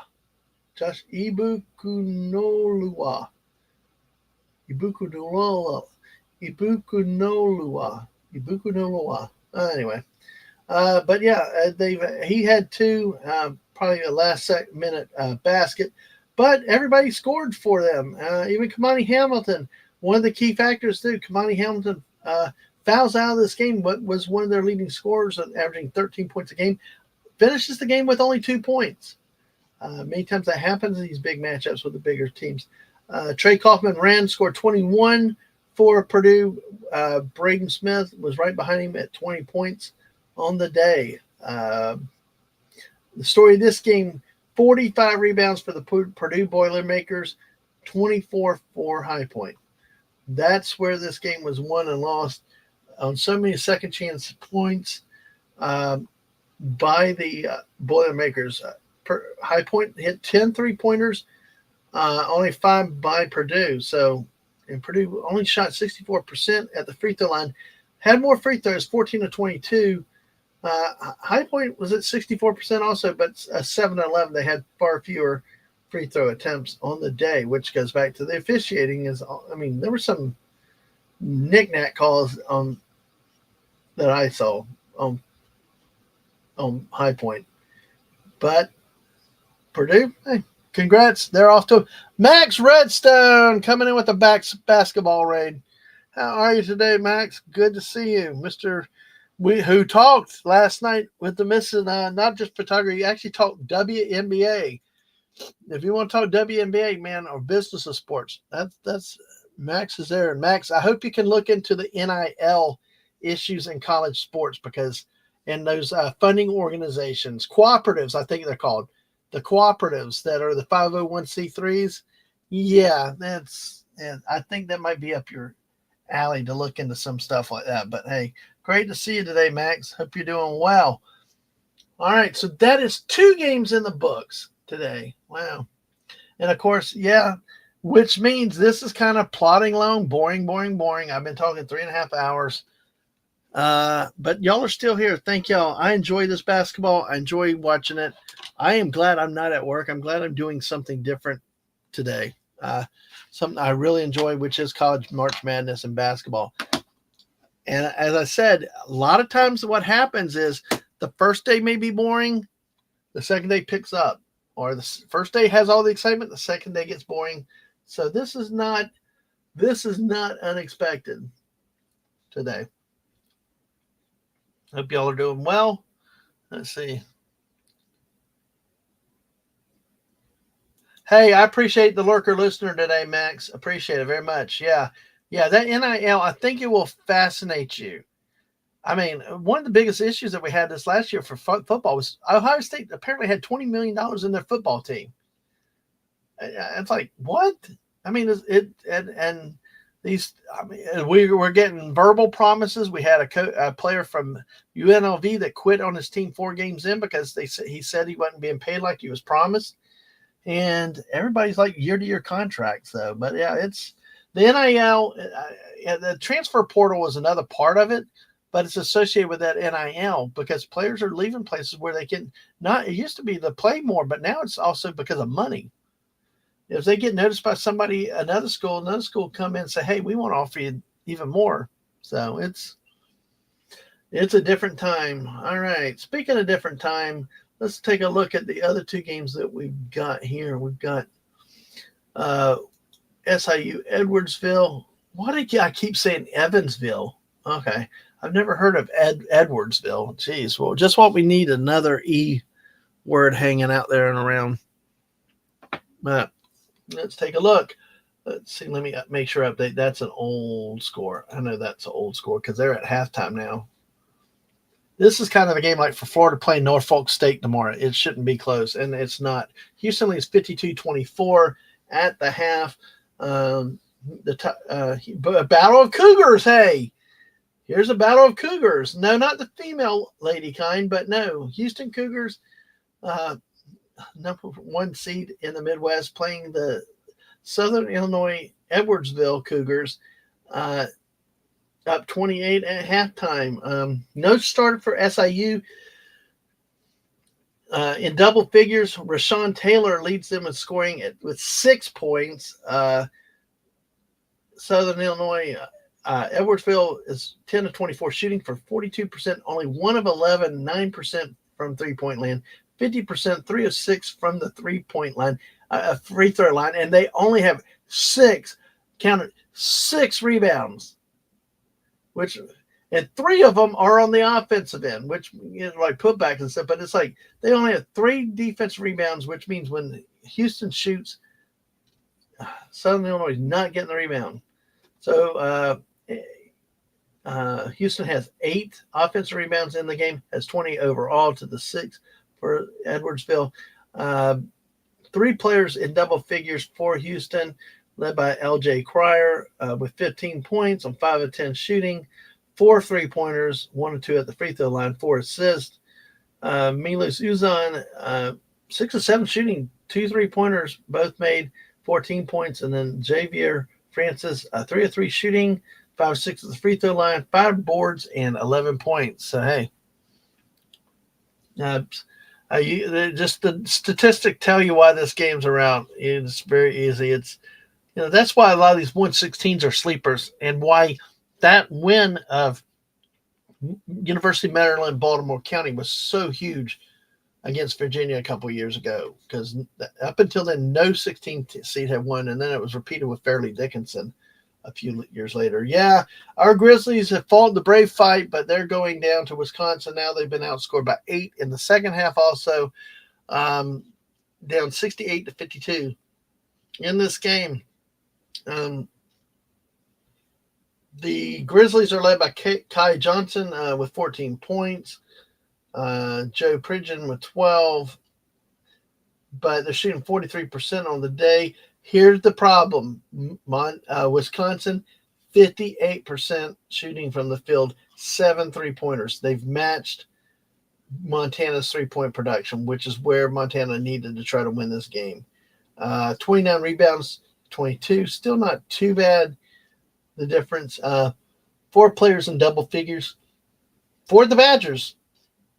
So, yep, 6 blocked shots by the Badgers against the Grizzlies. So, not the best day for an upset. So far, it does not look like we're going to get any early upsets.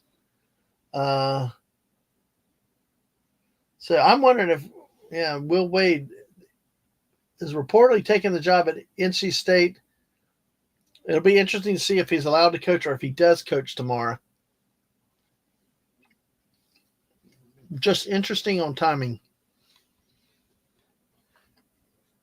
Personally, I don't think it should have been done. I think he should have. If they wanted him, they would wait on him, get your team through the damn tournament, then make the decision. Because honestly, if I was McNeese, I'd say get the hell out of Dodge. Don't. But the problem they have with that is you don't want to lose your players because what's going to happen? It's another dirty side of college athletics. There's no loyalty from the players of school. There's really no loyalty from the school players anymore, and had been because really year-to-year scholarships.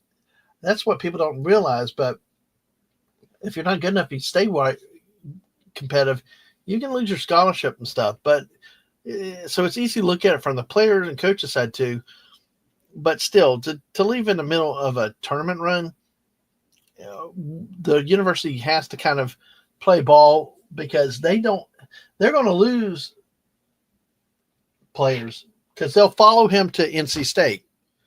We saw that in college football where Marshall wins a conference, takes a bowl bid, but has to quit the bowl game because not only did the coaches leave for a better job, all the quarterbacks did, half the team did, so they couldn't field a football team. So.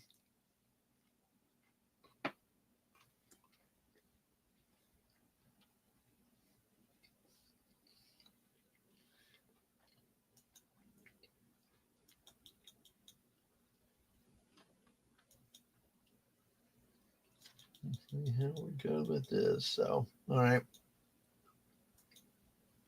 Just taking a look around some other things that we got while we got commercials. That game's on TNT. Let me flip it over there because I'll at least turn it on a bit. We're waiting for the Auburn Alabama State game to go. But actually, looks like we have that McNeese State game coming up.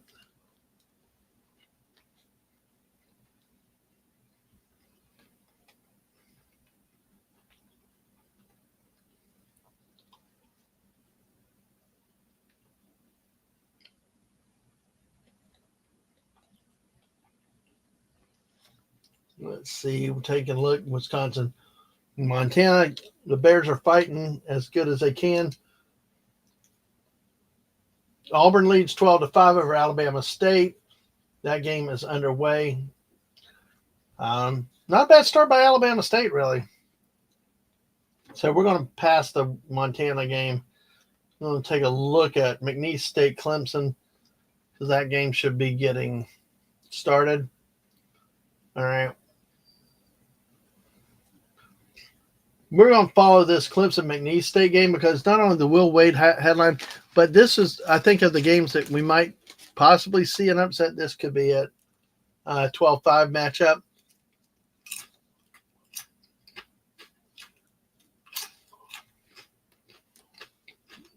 Well, I thought we were, but they're not actually. They're still talking. Boo talking. We don't need talking. We got too much talking already. Those talking heads. So it's a 16-point lead for Wisconsin. All right. Well, let me flip it back to the network, to CBS, where we have the Auburn Alabama State game on now, currently in a commercial timeout. All right.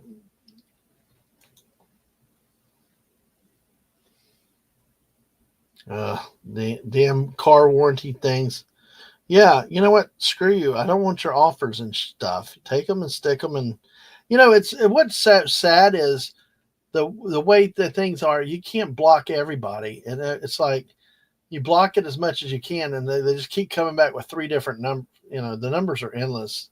That's the problem with computers and computer dialing, the way they can just come up with random crap, and it's like you're stuck with always deleting numbers. But let's see. SEC teams in tournament 14 in the conference. Tom Izzo, 27th consecutive tournament appearance. That is definitely an impressive stat. Good job for Tom Izzo. in a day and age of coaches retiring because they can't keep up with the NIL, the new systems, and stuff like that. By the way, Alabama State comes into this game winning the playoff game against the other night in a last-second, basically Hail Mary pass all the way down the court where it got a short shot that went in to win the game just before the buzzer. Really won probably the best game of the play-in round altogether.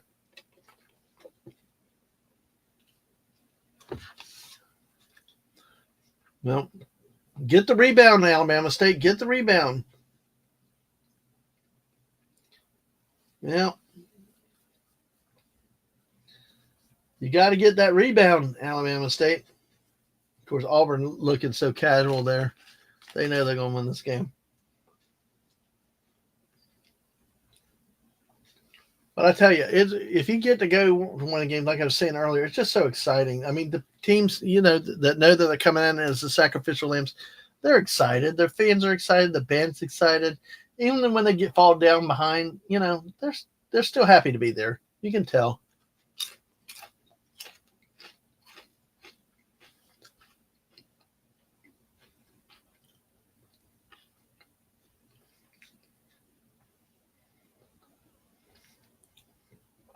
But I will say, I'm really looking forward to this tournament. I'm looking forward to seeing what the Gators do in their bracket. We'll talk about that bracket soon. But we need in just a couple minutes. Let's see. Nice shot by Alabama State. Wow. Only down 12-8. I'm telling you, there's something with this Auburn team that I think is a bit disjointed.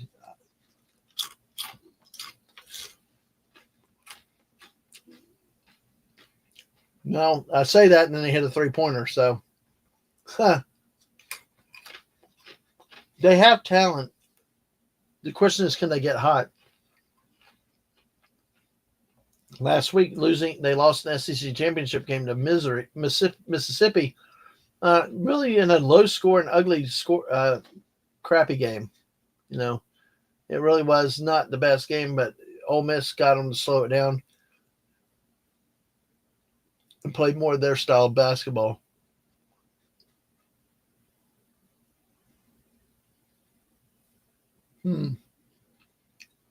So, danger time for Alabama State, down 7 to Auburn. We shall see what happens with that. All right.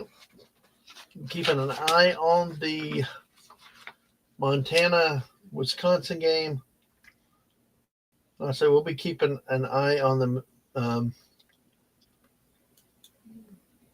we'll keep a very vague eye out of the corner on Southern Illinois, Edwardsville, and Houston.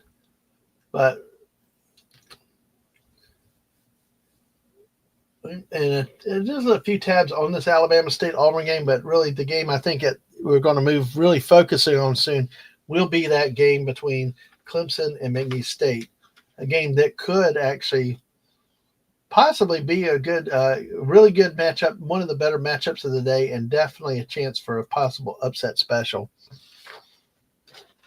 As we talk about 17-8, it's a 9-point lead. I will say, though, at least Alabama State has scored a few baskets, and they're getting some – what the hell did they call there?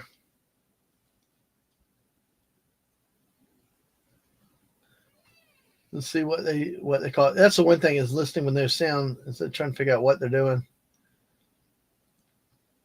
A turnover or foul on Alabama State, so Auburn has the ball. I'm sorry about that. Excuse me. Let's see. All right. It's a turnover. So looking at, and folks, I don't know if Simply Steve's here, but hey, come in, share your brackets, share what you think is going to happen. At times, I'll share this throughout the next day or two. In the West, some games tomorrow, some today. I got Florida beating Norfolk State 116 in the 8-9 matchup. I got UConn advancing over Oklahoma. Memphis to beat Colorado State, a 5-12 matchup, and also Maryland 4 over 13 seed Grand Canyon. Missouri over Drake, Texas Tech over UNC Wilmington, and I got Arkansas beating Kansas. One of the most disappointing teams in the country is Kansas, with its money spent on NIL and not becoming unranked for the first time in so long this year, and St. John's to advance. So, of course, then in the next match, I got Florida. Next round, I have Florida advancing to the Sweet 16 over UConn, Memphis to beat Maryland, Texas Tech to beat Missouri, and St. John's. And then in the Elite Eight, we will have Florida and St. John's for the West title to go to the Final Four. And out of the West, I have the Florida Gators advancing to play the Michigan State Spartans in the national semifinals. That is what I have for that as my bracket. So far, and really, other than the Yale match, the Yale Texas A&M game, I'm not really calling for many upsets so far.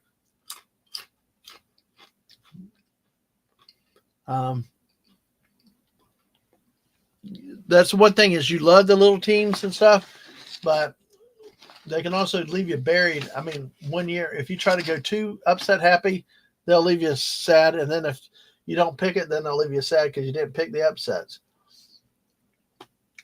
Oh, nice, Snortopoopus. Yes. Always get it back to food. Was it an apple turnover or cherry turnover? Well, I would take the cherry turnover if I had to say so. I am always better with cherry than apple.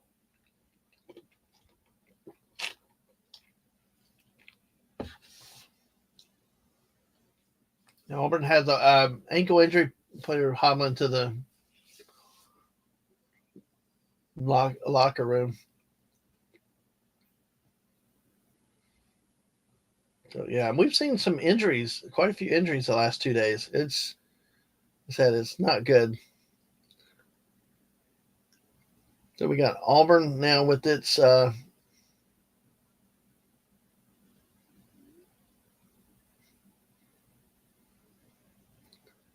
they got, oh my gosh. What, they take him behind a damn curtain? Oh geez, Manetti's, what? That's cheap. That's cheap. So yeah, looking at the rest of the games, we don't really have much in the way of anything else right now of excitement. McNeese Clemson is scheduled for a 3:29 tip-off. 3:29 tip-off, so that's in about 12 or 13 minutes. And then, hopefully we can get that Georgia-Gonzaga game going soon.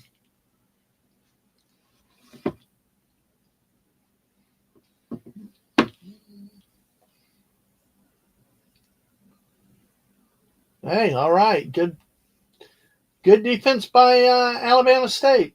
They're only down 10. I mean, to the number one team in the region. Actually, in Alabama, Auburn had stayed ranked number one nationally in the polls most of the season. Oh, no. Okay, this commercial with Barkley and Magic, okay, that's cool. And then the rings.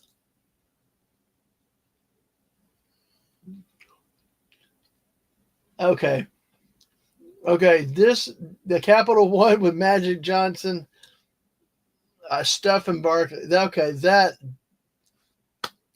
kudos. And I hate marketing people. I hate marketing. I hate commercials. I hate all that stuff. But they really that was a very good commercial. I hats off to them on that.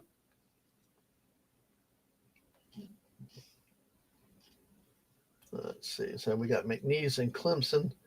I'm actually trying to keep that game close. I've got another tab for that eventually. So, March Madness. Of course, like we said, to repeat, we've got more games coming up during the day. We've got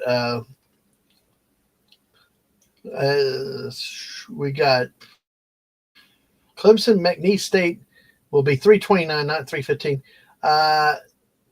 We've got BYU and VCU at 4:05.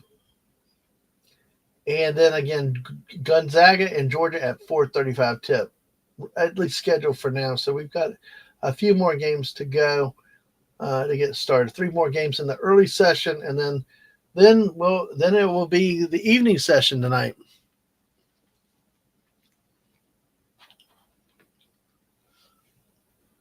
Hmm.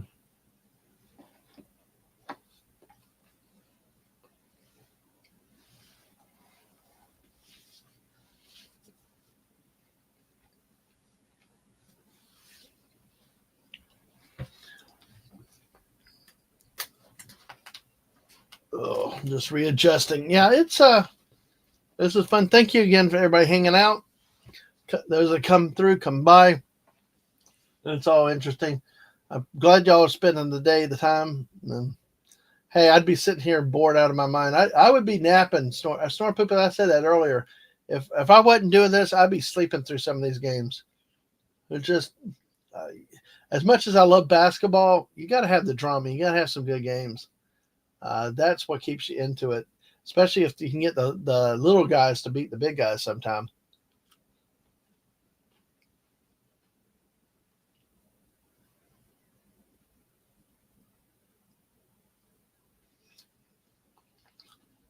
Like I said, I remember when Georgia State had the upset win here that was seen around the country.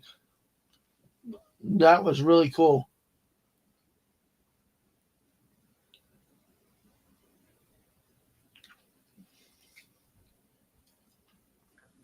Auburn's had a 13-3 run in the last 5 minutes against Alabama State. So, I mean, they're struggling as a 1 seed today. They're struggling coming out of the gate playing an inferior team.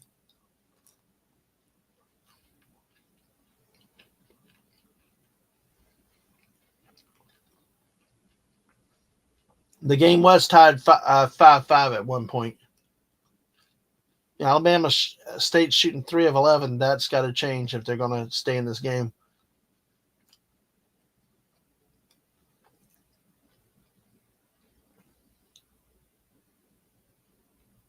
Nice shot by State. Nice hook shot. Pulled it in at 8. Wisconsin's up 17 on Montana with 2.5 minutes left. That game's pretty much over. So is Houston over Southern Illinois, Edwardsville by 15 with about 15 minutes left in the game. Auburn missed the alley-oop. So here comes State again with the layup. Oh, they didn't call a goaltending. Wow. Oh, you call that a foul? Oh, my gosh. SEC homer officiating. That was close. That was close to being goaltending back on the other end. But they didn't call it. They can review it at the timeout, but I don't know that it changed. I mean, it was so close. It was hard to tell even at slow speed.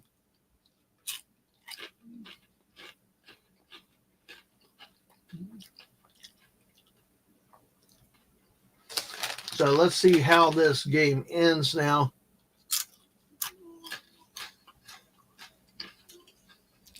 Missed free throw by Auburn.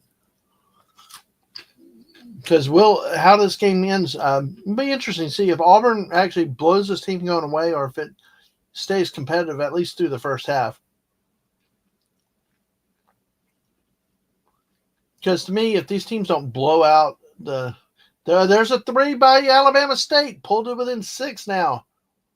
The Hornets are not going away. They're playing tough with the Tigers. The problem is they need to shoot a better percentage, but they are 3 of 5 from the 3-point line. So, well, what is that crap? Oh, they called it a kickball. Huh? Damn. I'm glad I got these cookies, Snorter Poopas, after you talked about cherry or apple turnovers.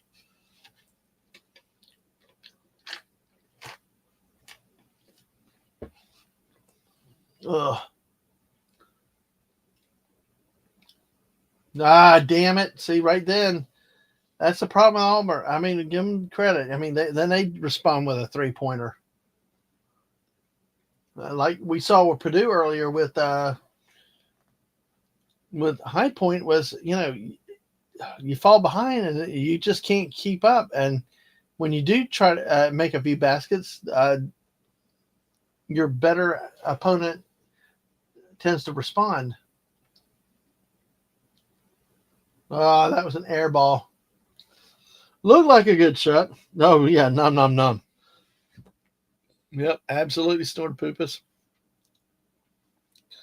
That's why you got to sit down and enjoy it. And if Simply Steve gets back, I do want to make sure he heard about the West bracket. And I'll be sharing the other brackets throughout the day as we go along. Auburn with the offensive rebound and a foul, but 3-pointer waved off.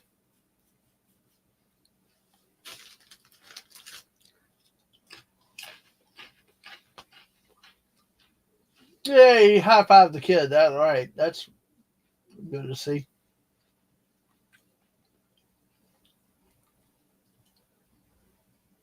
Man, just a power by Auburn right there. Low post power move, layup. It's a 11-point lead now. Auburn starting to assert the dominance over Alabama State.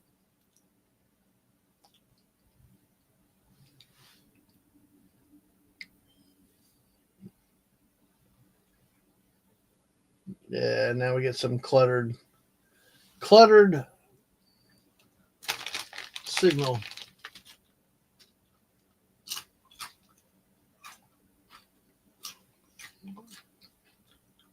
And Wisconsin's going to cruise to a win, up 83-64 now with only a minute 13 left in that game.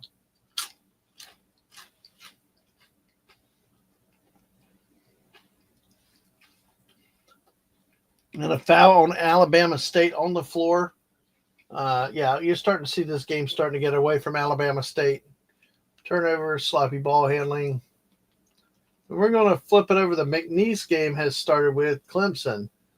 Now, this could be, like I said, could be the interesting game of the day. Of course, we got to talk about Will Wade taking the job at NC State. But also, talent-wise, can they stay with Clemson? Can they pull off the upset today? Well, every year I think pretty much every year, there was a stat somewhere. But you almost always, at least 1 year, there's 1 12 seed that beats a 5 seed.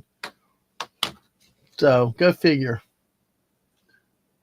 When will it happen? Or will it happen this year? Oh, man. Oh, boy. Barely grazed the bottom of the iron on that one. Wow. Okay, McNeese State, I'm telling you, just looking at them, they've got some physicality. They got some horses. They can run up and down the court. I can already tell. Nice alley-oop start the game. They now have a 2-0 lead over Clemson. I personally was not impressed by Clemson. I mean, 27 wins is still impressive. But when I saw them the one night in the ACC tournament, they didn't look good. They looked really weak to me. Whoa. They're not caught. Wow, they're letting this game go, baby.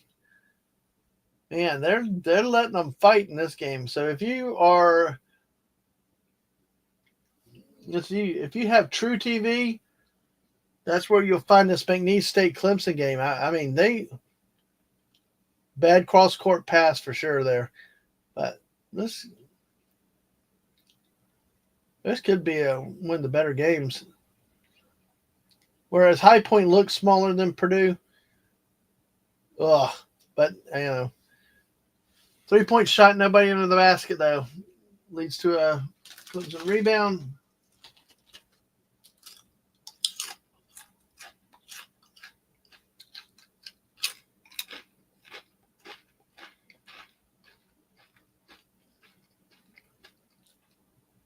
I was actually trying to figure out where that happened, and the guy actually passed it across the court.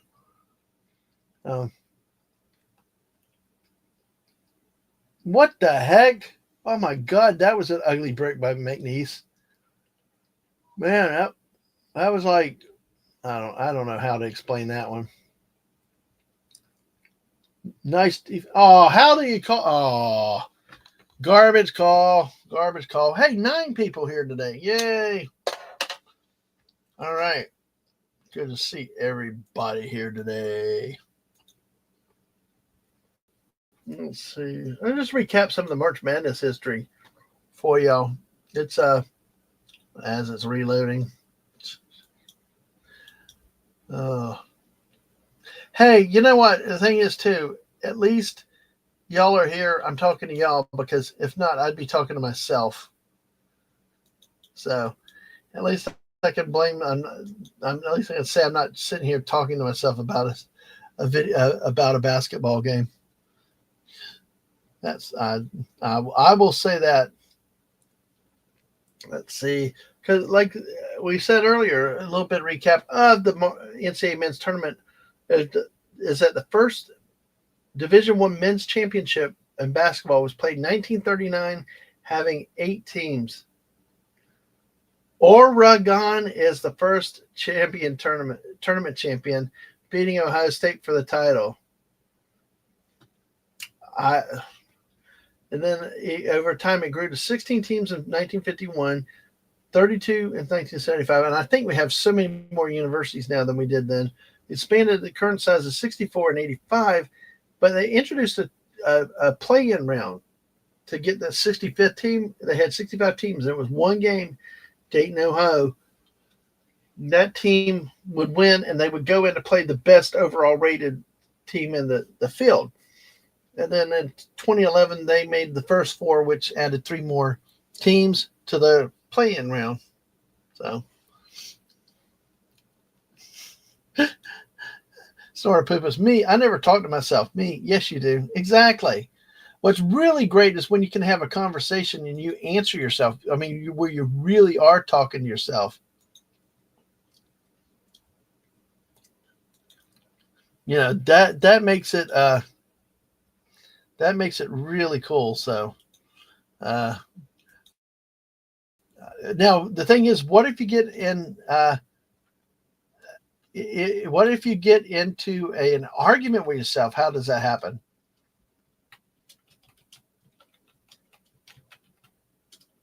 Huh? That would be something.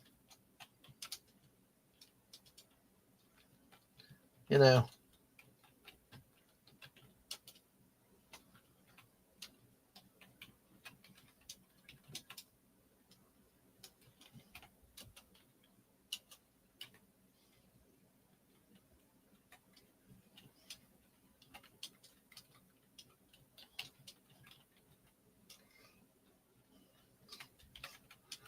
Yeah.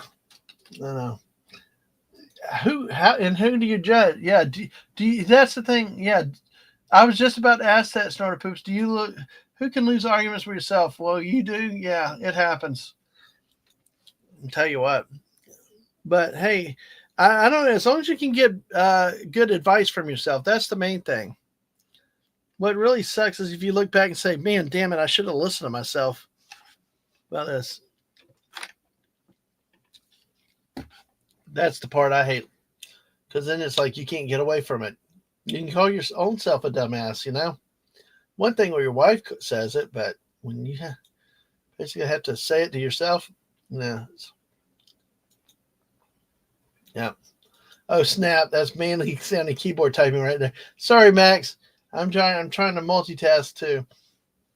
Man, we've gone, how long has it been? It's been, yeah, I initially was going to start at 11:30, almost 4 hours now. Wow. I am glad that I pushed the start back a half hour. Probably could have pushed it to noon. Maybe tomorrow I might push it back to noon or 11:45 at least, because let me see tomorrow. Let's see when games start tomorrow.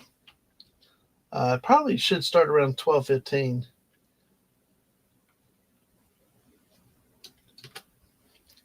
Get a little bit more sleep. Clemson now 4-2.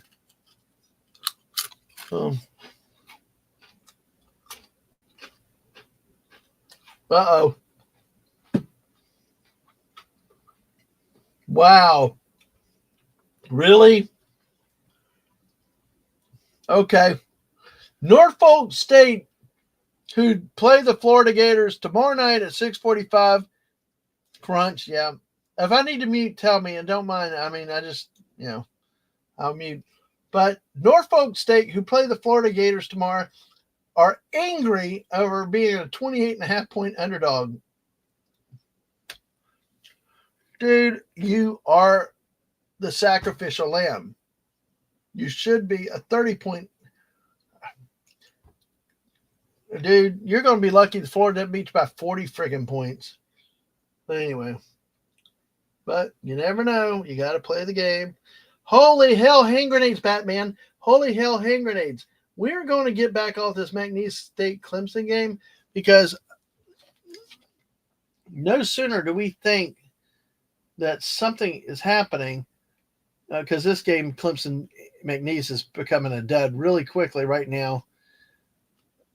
We have breaking developments in the world of Auburn that I'm going to flip it back over to this game. At the timeout, Auburn 28, Alabama State 24. Wow. That's not going to hold. I'm telling you, that game will not hold. But again, I do think it says something about Auburn. You know, I've seen that team play so much this year, and for all the talent, all the should have been, all this stuff, they don't play. I mean, they can play down to competition. They can play very lethargic. Yeah, tomorrow first time is 12:15. Baylor and Ole Miss, Mississippi State. On about 12:40, Robert Morris, Alabama, Lipscomb, Iowa State at 1:30, Colorado State, Memphis in the South region at 2. Those regions are Raleigh, Cleveland, Milwaukee, Seattle. Oh man, shame I'm not up in Seattle. They got Clemson and Colorado State, Memphis. That's interesting. They made that doesn't make sense. Memphis is a 5 seed, yet they have to travel further than Colorado State. But whatever. Tomorrow at 2:50, Duke, Mount St. Mary's and Duke, Vanderbilt and another St. Mary's playing in Cleveland at 3:15, North Carolina, Ole Miss at 4:05, Grand Canyon, Maryland at 4:35. Florida playing in Raleigh, North Carolina. Norfolk State plays the number 1 Florida Gators at 6:50. Troy, Kentucky at 7:10. New Mexico, Marquette at 7:25. Akron, Arizona at 7:35. Oklahoma, Yukon at 9:25. Xavier in Illinois at 9:45. And Bryant and Michigan State at 10. And Liberty at Oregon at 10:10 p.m. playing in Seattle, Washington. So, all right, that's tomorrow's lineup. So 12:15. So I may push tomorrow's start time back to 11:45 or 12, depending on what I feel like at the moment. But that's tomorrow's schedule. So let's see. Take a look at some of the games that we've got already. Let's take a look here at Alabama. Auburn. Don't be careful who you say that around people calling Auburn, Alabama.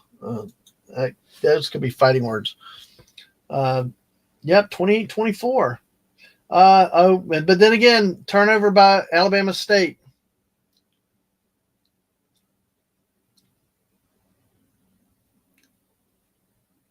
Yeah, so they'll get 2 free throws. They didn't give up the basket. Dude, get up off the floor. You say you're okay. Get up off the damn floor.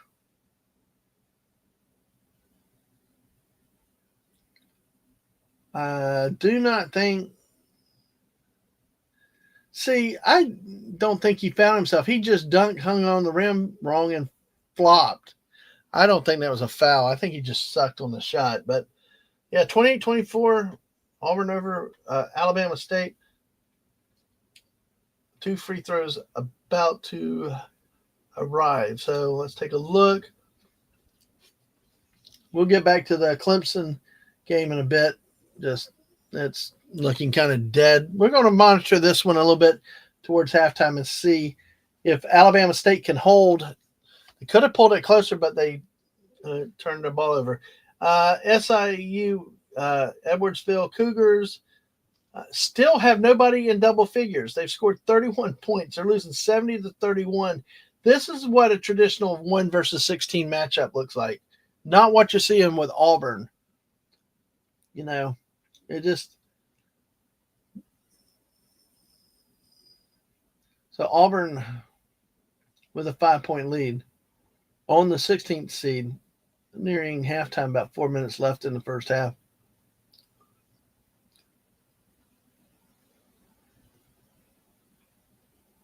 Nice shot, 29-26. Tell you, Alabama State is staying in there. By the way, for Southern Illinois, Edwardsville, nobody in double figures. Four, led by Milos Uzan for Houston at 16 points. So they got 70 points. So 32 rebounds to 15 rebounds in this game, folks. That definitely says a lot right there. Rebounding margins in these games, 7:52. The game's pretty much over. Montana and Wisconsin went final. That final score. Let me refresh it in a second, and I'll give you the final stats on that game. That Auburn, Alabama State are now at commercial, so it must have been a foul call. Let's see. We got 85-66. Wisconsin beats the Grizzlies of Montana. And in this game, Wisconsin runs away in the second half to win by 19, outscoring Montana in both halves. Montana, though, starter-dominated, starter-heavy team again, of course. They did clear the bench to put a lot of players in to say they played in the NCAA tournament. A couple scored, others didn't. We got the two leading scorers for Montana. Both each had 15 points. They were 40% from the field, 30% from the three-point line, 9 of 12 at the free throw line, but Wisconsin just had too much. Rebounds were even in this one, but again, 55% shooting by Wisconsin on the day, 30% with 7 three-pointers, which kept even with Montana, and they had 9 more points. Let's see. 7 more points at the free throw line with 16 of 20 at 80%. So that's your roundup for Wisconsin, Montana. Again, another non-upset. We do want to see upsets coming soon. We'd like to see some upsets soon. So, all right. So we've only got 3 games underway right now. Southern Illinois, Edwardsville, Houston, Alabama State, Auburn, and McNeese State and Clemson. So let's get that McNeese State Clemson game into the box score so we can start looking at those stats. I got a feeling that they are going to be ugly, considering they've played about 6 minutes in the game. 42% shooting, no three-pointers by McNeese, 5 rebounds as a team, 6 rebounds for Clemson, 22% shooting. Man, I wish JT was here because, no three-pointers for Clemson. I'm telling you, I think Clemson sucked. They had 27 wins, but ACC teams are not going to fare well. We saw Louisville get thrashed by Creighton. I honestly don't know really if Duke's as good as it's cracked up to be. I don't know if they're living on a reputation from past years. And a lot of teams do that. That's what happened with North Carolina, why North Carolina made this field. It wasn't what they did this year. They made it based on the name North Carolina in basketball. So, all right. So, crunch, snort poopers. All right. Any questions about basketball? Anything that y'all think? I'm just going to sit here and watch. My Twitch is like, it's quiet in here. Invite others to watch with you. We put that out on social media. We put it out everywhere. But you know what? These type of streams, I got it. And I know basketball is not for everything. So that makes it even more meaningful. You guys hanging out here today, really hanging out with me today and having fun with us and just killing time. And, it really is a good thing to see. So let's see.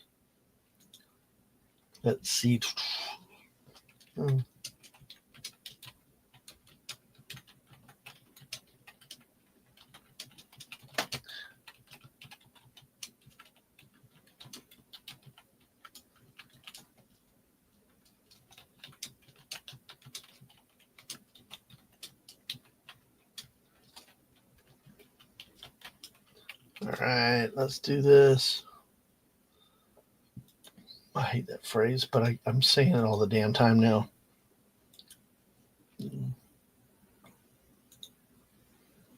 All right.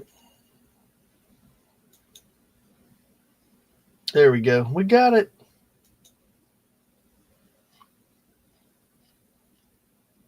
We got that.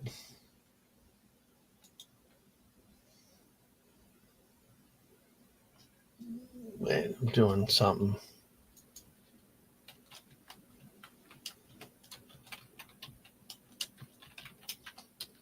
All right. Go here. All right. All right. Manly sounding on the keyboard. Okay, we got Magnesis up 10-6 now. All right. All right. Let me get back to watching this Auburn game. Auburn is now, and this has happened before in history, before the upsets of the 16 seeds winning occasionally. That has happened before where one seeds have struggled in the first half in these games. So this is not abnormal. Crap. They almost tied it. And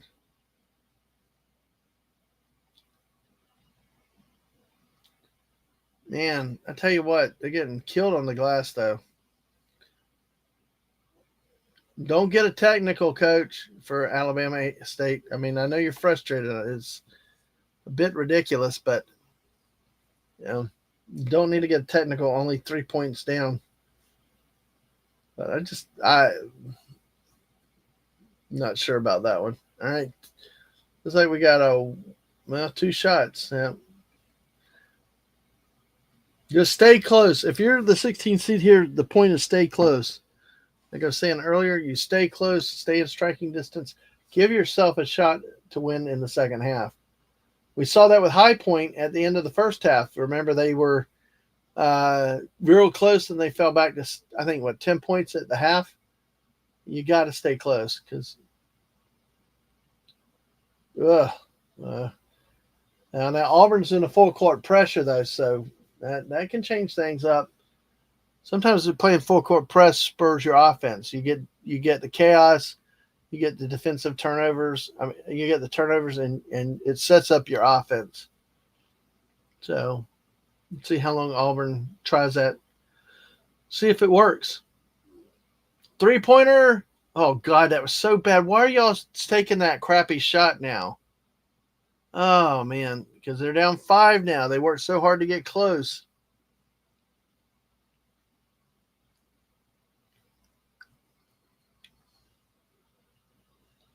Nice. Down 3. A turnover on one end, transition basketball to the other side.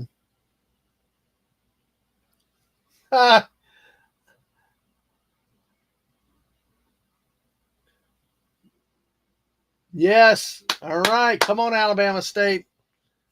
I bet it's crazy up there in Rupp Arena. I tell you what, those people hate Auburn already. Auburn finally went up there and playing Kentucky this year for only the 3rd time in program history, like over 40 years or something. And oh man, to see Auburn lose in Rupp would be just priceless. That would make it even better that they lose to a 16th seed. But it's not going to happen. We're getting ahead of it. Because from what I see, this is not like that Virginia game with Maryland, Baltimore County. That day, that team was shooting lights out and shooting threes and all. This team, but hey, give them credit. They're down by 1 now. Wow. We're under 2 minutes till halftime. And they come off the curl.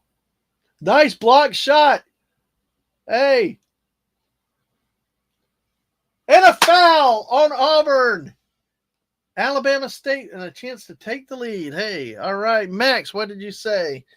You're about to fly your drone near some power lines? So if you hear the news about a drone crash, send you. Okay. I know you're a professional. Like Snore Poopa said, happy crashing. You only crash once. Wow. That is insane. Oh, come on, dude. He nearly airballed the friggin' free throw. You got to hit these shots against. Oh, jeez. I mean, it's like, how could that's miss both free throws. That's how you lose a game when you're not supposed to win it. When you lose it like that. I mean, you had 2 free throws. You had a chance to take the lead. Alabama State's 1 of 4 from the free throw line. And like that, Auburn basket foul. Johnny Broom got the ball in a way deep low post and compounded with a foul too, not just a made basket. So, hit the mic. Oh, I got to stand up for a second. Oh, man, he nearly airballed. Auburn out hustled for the rebounds and then a 3. Wow, just like that. Went from a 1-point game to 6 points. Wow. That's why you got to hit your free throws.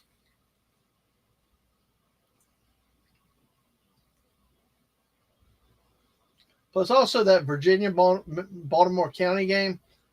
Virginia did not score. Virginia was horrible on offense. And now another air ball by Alabama State. It's like, come on, guys. Y'all just they're getting out hustled by Auburn here right at the end of the game, at the end of the first half.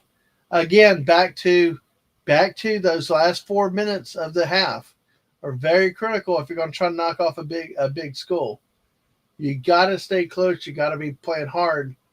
And they've gone from 1 point to, and now it's 8 points because Broom was able to throw it back in on a rebound, outsize the guy. Yeah, don't. And now a timeout. But Alabama State should take a timeout 2 minutes ago. I mean, you went from 1 point down to now 8 points down. So sad. Very nice. Very nice by Auburn, though. They picked the right time to get hot. Happy crashing. I love that. No, I don't love that per se, but Snorter Poopus makes everything sound fun. Oh, my God. 72-37. Southern Illinois, Edwardsville has only scored 13 points in 17 minutes of game time in the second half. But then again, Houston's only scored 20. You talk about a sucky-ass second half. Oh, my gosh. Imagine being stuck at that game, even if you were a Houston fan. Oh, boy. And that's why I don't think Houston will. I think that's why I think Houston's vulnerable. Hey, Southern Illinois finally has a starter that has reached 10 points. Rashawn Taylor on 3 of 13 shooting. 1 of 8 from three-point land. 3 or 4 from the free throw lines. Finally. Team-wise, they have 23 rebounds to 45 for Houston. Shooting on the game, 32% for Southern Illinois, Edwardsville. 9%, or just right at 10% for the three-point line. And 47%, under 50% for free throws. Wow, that's bad.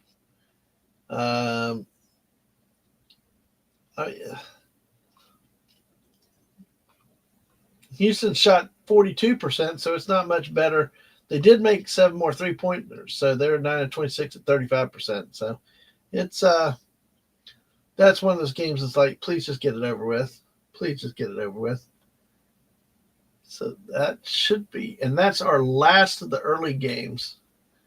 So we start. We got McNeese up on Clemson 16-8 in early action.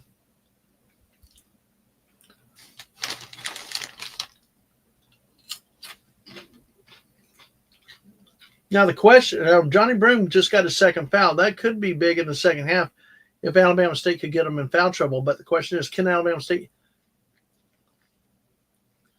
They got a player shooting 2 free throws, averages 1.9 points a game. And he's just shot a brick. I mean, 1 of 5 at the 3 free throw line. And Auburn, nice soft running jumper. Well, This shows you Alabama State got outscored 9-0 right there. Pulled it within one, had 2 free throws, made neither, and now goes from 1 point down to 10 points down at half. Nice run by Auburn at the end of the first half. Nice effort by Alabama State to stay in the game, though. I mean, really, it truly is, but there's not much you can do with that. You've got to keep scoring. You got to keep the offense going. Bad shot selection, out-rebounded, out-hustled by Auburn in the last 2 minutes of this first half.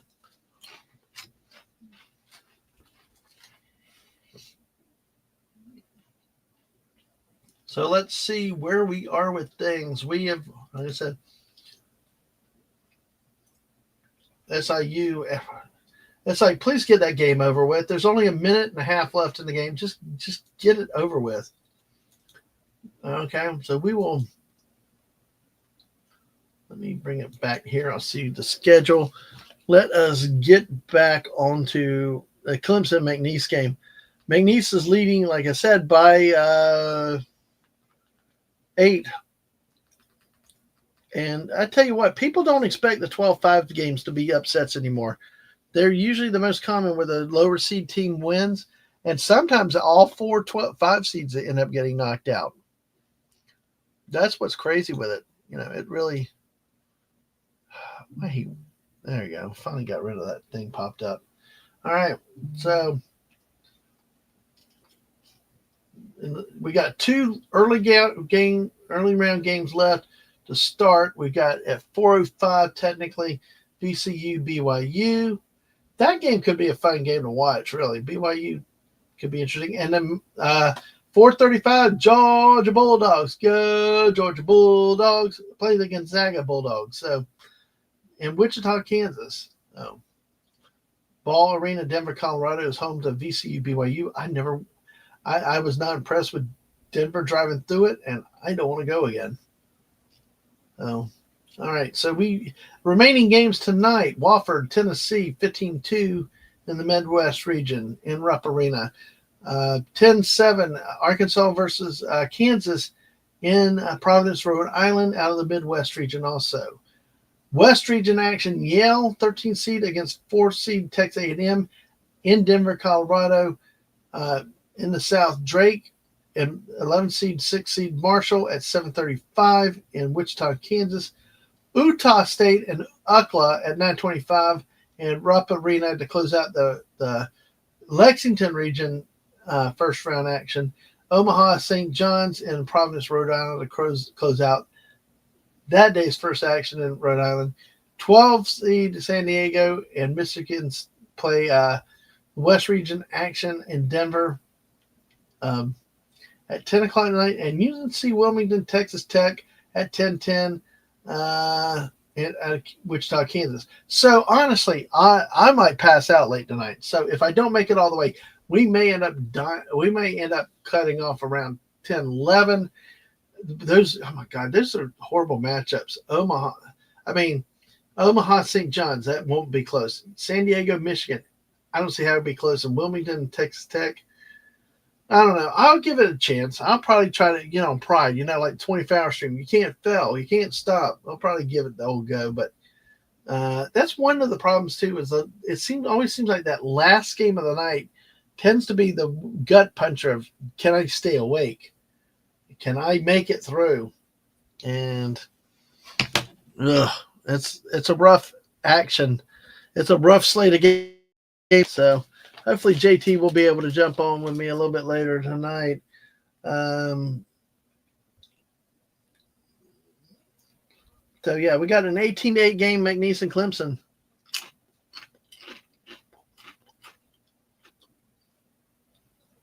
Wow.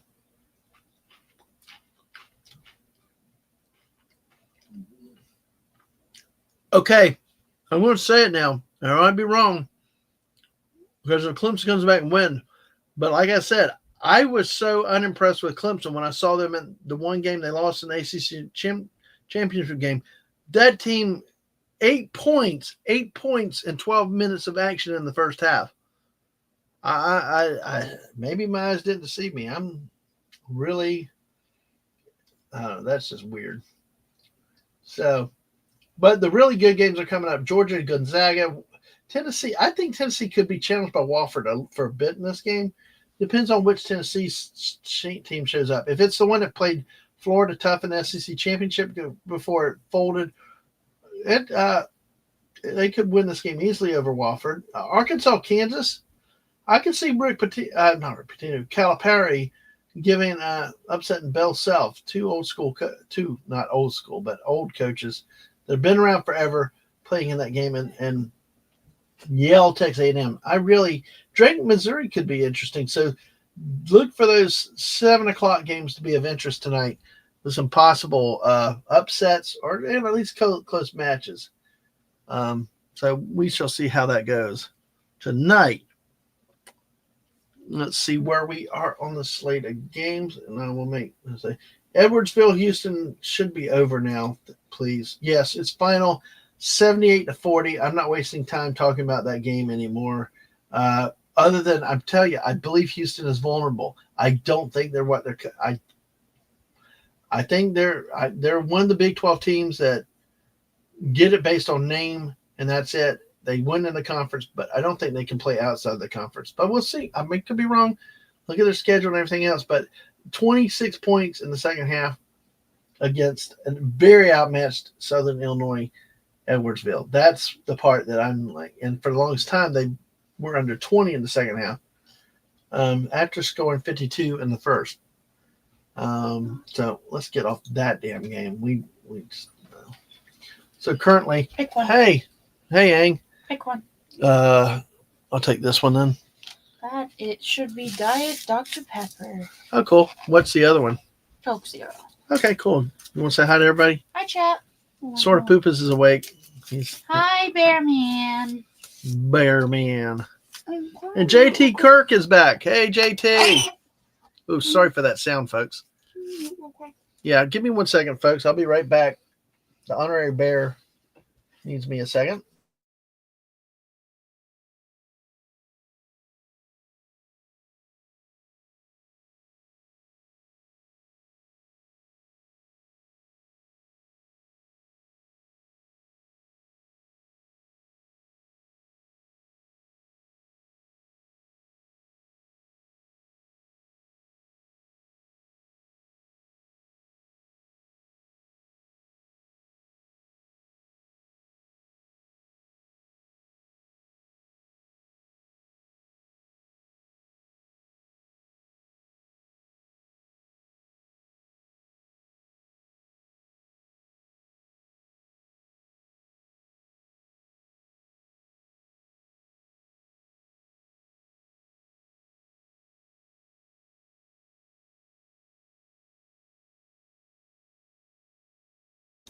All right, yes, and Snortopoopas waved the paw at you, honorary bear. Hopefully you don't have to work too late tonight, JT. Good to see you out there. Hello, boys. I'm back. Purdue actually escaped from High Point, though, JT. I don't know if you saw the end of that, but it was like they just a better team could have knocked Purdue off. I was not as impressed with Purdue. Clemson is looking like dog turds. McNeese is leading 21-8 over them now.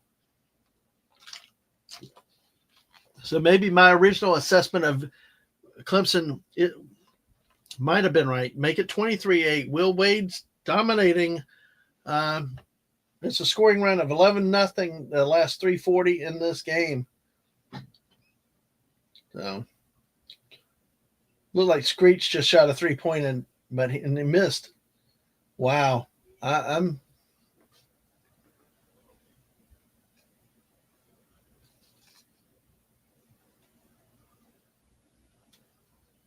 travel. Yeah, he traveled. Yeah. He traveled, but yeah, good to see you. So, all right. Let's see how we go with things like that. So, okay.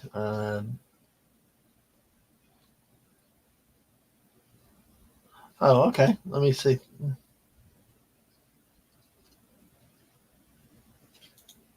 Do that. All right. Did that. And Max. Oh, Max. Jeez. Got to respond to Max. He told me to pick a power line. There we go. I picked. All right. Good to see you, Max. Yes. All right. So we are entering, like I said, the late of the afternoon. JT, you have the link. I know you're busy with work and family and stuff, but hey, maybe tonight, at least at some point, you can jump on. I will be setting another link, though, up probably for the second half because StreamYards does stop at 10 hours, as I understand. So I probably will try to pick a time around 7.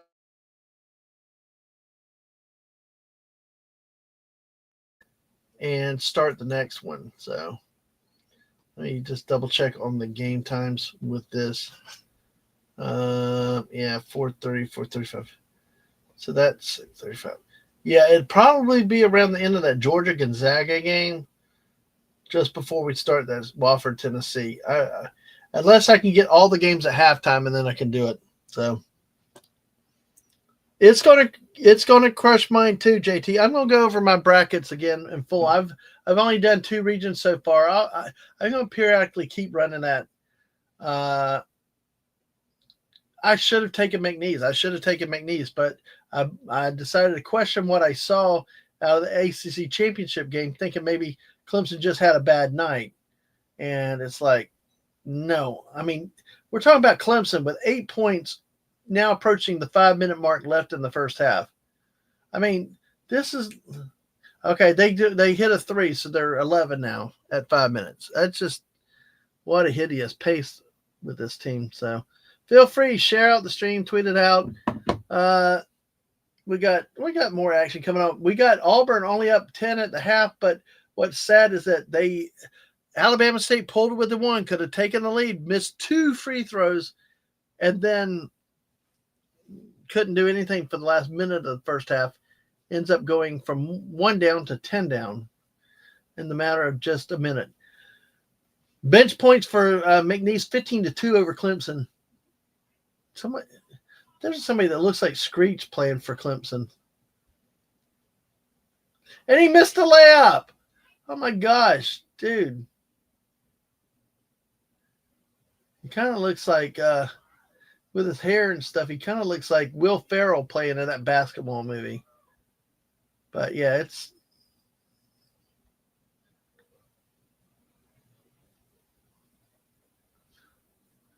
we got a 14-point game in this one.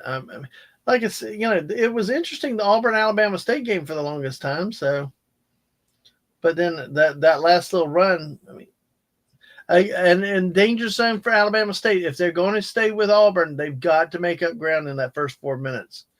First 4 minutes coming out is going to be very, very dangerous for them. So that was not a travel or a jump ball. Oh, wow. I don't know. It seems some interesting officiating today. Oh, come on, travel. Yeah. No, see, that one's a travel. He's falling backwards. And earlier in the game, in a different game, they called the same type of thing a foul on the defender. So, all right. Well, but yeah, unfortunately, I picked Clemson. Hello, Mrs. Hello. You're not muted, but that's fine. Where'd you get the cookies? They overpowered me at Winn-Dixie today. So say hello to everybody. Hello, everybody. Oh, I told him about this 1 3/4 pound bag of chips. I know it's crazy, isn't it? Yes, marked at $11.45 because somebody guessed it they're like a $12 bag of chips. But how much did you pay for them? Do you remember? $4.95. $4.95 for almost 2 pounds of potato chips. Price tag right on it. Oh, I didn't see the price tag. I just saw the stamped in price, the normal market price. $4.95. Okay, that's cool. Snort Poop has asked where his food is. It's right here, Snort. I got it for you. Come pull up a chair. It even has some peanuts. Oh, you have fun. I'm going to get ready for my 5 o'clock. Okay, you getting ready for your stream tomorrow? What do you have tomorrow? Just one? No, or do you for have... today. For today. I have a Fortnite, Lego Fortnite. Oh, yeah, at 5 o'clock. I'm sorry. Yes, Mrs. goes live at 5 o'clock for Lego Fortnite. feel free to go over there, say hi, hang out there a bit if you want to too. I'm here for the duration, so I'm trying to anyway. Just a few minutes is struggling. These games have gotten bad. If you don't mind just talking to me for a second, because it's like the games have gotten bad. We've My had food's only. out there getting cold. Oh, what food did you bring? I made some rice. Oh, well, you can go in there. You can hop on StreamYard if you want to for a minute. You want to hop on? Well, I don't want to hop on StreamYard. No, Snort Poop is driving up here to get the food. Okay, well, we'll see ya. Absolutely. Yeah, we've had a day of like a couple of close games, but really everything's been just out bad action. Creighton beats Louisville by 14. High Point threatened Purdue for a little bit, but lost by 12. The Grizzly Bears fell to Wisconsin by 20. Oh, the Bears lost. Sorry. And then Houston beats Southern Illinois Edwardsville at like by 38. So it's like, So the chat has got me through. Auburn's only up by 10. They were actually up by 1. Alabama State had a chance to take the lead, missed 2 free throws, then ended up fumbling all over themselves in the last minute. So Auburn leads by 10 at the What break. drink did you pick? What drink do you have? I ended up picking the Diet Dr. Pepper. I was given a choice of which side, and I ended up picking the one that had. One was Coke Zero, one was Diet Dr. Pepper. Yeah. Exactly. Oh God, I'm talking about commercials during the day. There's some actually pretty decent, funny. Can I share something with you in the chat? Yeah. Me and Grandma and Walking transferred from the bed to a chair. We didn't even use the board. What? The way we had it angled, I was looking, and the board was really long. I said, Carolyn, I think you can just, I just put the belt underneath her butt, right, to kind of give a little bit of lift. I said, we can do this. And because her feet were on there, we just went whoop, and it was done. It was that easy. Wow. I don't necessarily know if I do that every time, but. Did you tell everybody there what you did? I did it with your sister there because she had to take your brother-in-law to the doctor's this morning. Right. And when she got back, she goes, she's not moved from the bed to the chair yet. And I said, I didn't feel comfortable doing it with nobody in the house. Right. And so we moved her. And but you did it yourself, though. I did it myself. Just kind of watched. Yeah, that's cool. I said, I just didn't want to, be intimate with Carolyn, with your mom for, how many hours if she fell on me. Yeah. Yeah, that wouldn't be good. Because I would work myself where she would fall on me. Right. Because she would be the one that would break the bones. Right. And then that's kind of what they were saying, too, is, it's not bad to have a second person there, too, to be careful. So, well, that's cool. Well, I'm glad y'all did. So, all right. Well, that's some wonderful news. Thank y'all. We still got 8 people here. I got me on the Twitch side. We got 7 people hanging out. People coming in and out like I'd planned. So tomorrow I definitely have a special guest in the afternoon planned. Okay. That's going to I drop gotta by. put this back in my wallet. I made my first stream purchase. What is that? I went by the Dollar Tree because I heard that they had diamond paintings there. Right. For $1.25. Okay. And I said, well, I want to see if they do. Well, they did. And they had 3 different ones. Are they fancy? No. I said, you know what? I want to look and see what these are like. For someone who's just a very beginner who is like, oh, I don't even know if I like it. I don't even want to spend $10 on something. Right. Go spend $1.25. Right. And I'm going to see if it's worth that $1.25. Right. Are they fancy? No. But there was a mountain one, a flower, and a butterfly. Nice. So we'll see. All right. I made my first official purchase. Right. Yeah, we're having to talk about receipts and everything and keeping everything separate. By the way, the battle bus charge came in. Okay. So that, that all that has to be swapped, moved. Yeah, we'll do it. Okay. I know. I was going to. Yeah. I need to see if I can do it from that one bank to your bank. I should be able to. I don't know. Well, we'll see. We'll figure it out. But today is about March Madness and playing basketball. And yeah, Max Redstone asked me pick which power tower to drive his drones into. So that's funny. By the way, he said Max just gave a big cheer. Yay to you for helping Grandma walking to walk. Well, it was not necessarily walking, but it was moving, and we did it. And it didn't hurt my back or nothing. Well, that's good. I think She's got strength in her legs to be able to help herself move and transition from place to place, which is Yeah, that's and I basically said, I said, you got to help me here. I said, I can't do it for all myself. yeah. And I says, if you're not going to help me, I said, you're going to lay in the bed.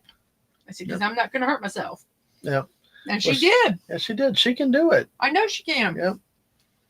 And you guys help. I know she thinks so. She's actually was enjoyed being on the chat with you guys a couple weeks. Hold on, I gotta be back. Give me 1 second.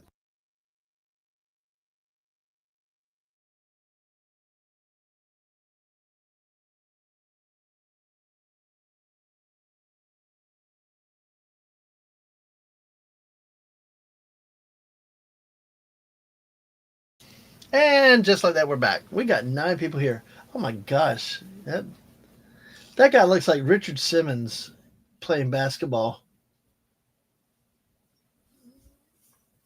Or something. I don't know. Just he got stripped and ball goes out. Clemson at 11 points. Dude, I'm telling you, I'm so mad at myself for not trusting my instincts on damn Clemson. Wow, that was a hell of a hard shot to get to 13 points. I'm like, this.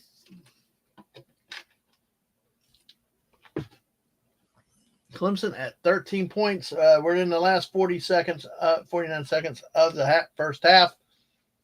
VCU and BYU have started. Oh my gosh, what a running lucky shit shot. My dad used to call them shit shots. I don't know how the guy threw that damn thing in. I was like, fewest points for Clemson this year was 24 against San Francisco. They managed to top that in half by 13. I mean, like, this is, man. I'm talking about. I'm pissed off, DT, is that I actually didn't want to pick Clemson, but all I hear is, oh, how great they are, and I had only seen them the one time and was wondering if it was my eyes, but nope. 31-13, McNeese leads Clemson at the half. We got our first possible upset, and I'll tell you what, this McNeese team looks pretty talented, pretty athletic. So with them, they could be one of our darling Cinderellas that could actually go a ways because they would face Purdue. I'll tell you what, I think they would kick Purdue's ass. Purdue did have the height. They had physical play, but I don't think McNeese would get pushed around like High Point got pushed around. Oh, wow, we got 10 people here. Hey, welcome. All right. We current games that are ongoing. We are at halftime of this game. We're going to take a recap and look back around things. But let me refresh the screen and we'll take a. Come on, dang it. We got there. Let's refresh and see where we're at with things. 10 of y'all here. Thank y'all for being here. More to come later. Okay, we've got 3 games underway right now currently. Alabama State, Auburn, and that game is resumed in the second half. Alabama State's cut it to an 8-point deficit. Keep an eye. Come on, Alabama State. What's so sad is that they gave up. They could have taken the lead, didn't. Teams like that can't pass up on opportunities. McNeese State with probably the shocker of the day. That's not really a shocker. I think the 31-13 is the part that's the shocker, the score. And Clemson, so bad with 13 freaking points. That's bad, guys. That's well less than a point a minute. That's almost like half a point a minute. And then now just underway, VCU, the Rams, and the Cougars are playing in Denver. That game is on the way and live early. We will catch up with the score of that and to be starting at technically scheduled for 4:35. I don't know what the updated game time is. Gonzaga and the Georgia Bulldogs. All right, let's take a look at everything real quick. Let me bring up another tab for the VCU BYU game. Let's see. I'm going to send something to Fallout Dave real quick. I'm curious about something. Let's see if we can.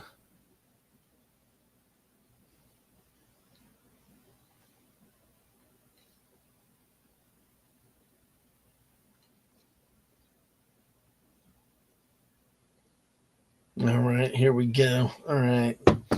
Let's see.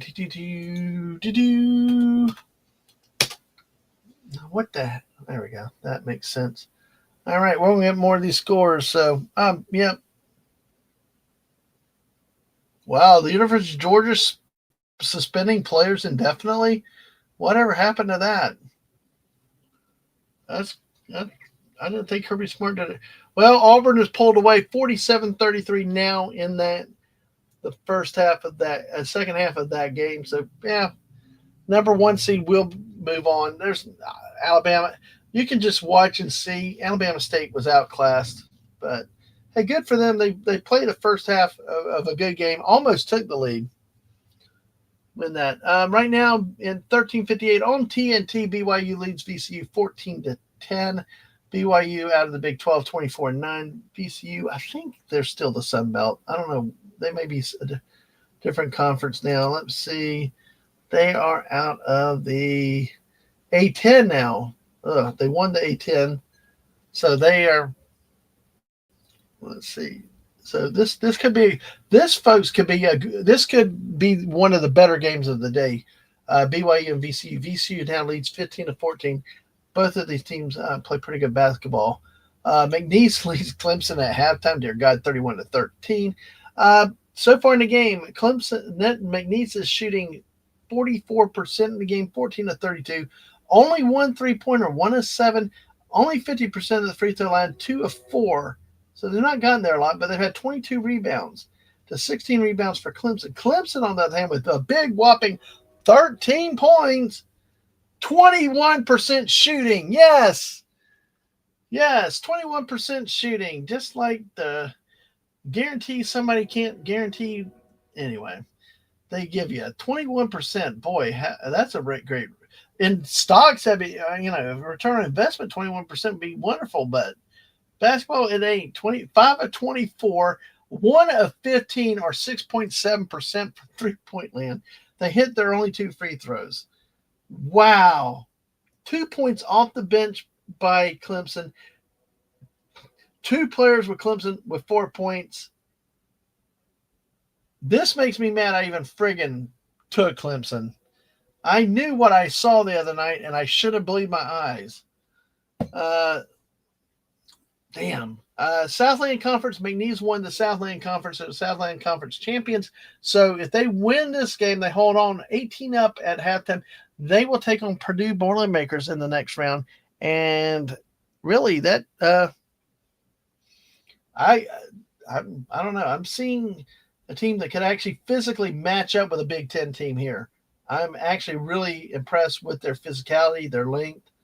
And honestly, though, the class of the Big 12 is the Michigan and Michigan State probably. Purdue did not overwhelm me. They're big, but I think if you shut their point guard down, you get somebody athletic enough to guard him where he can't shoot open threes, they're going to struggle. Purdue, they don't have the big men like they used to have. They have size, but just team-wise, they did great to win the boards, but I don't know that they dominate on the board against a physical team like a Florida or some of the other teams, Auburn's and them. So that's our update on Clemson McNeese. There's 2 games that are underway still. Alabama State, Auburn 50-36. Auburn come out extending the lead in the second half.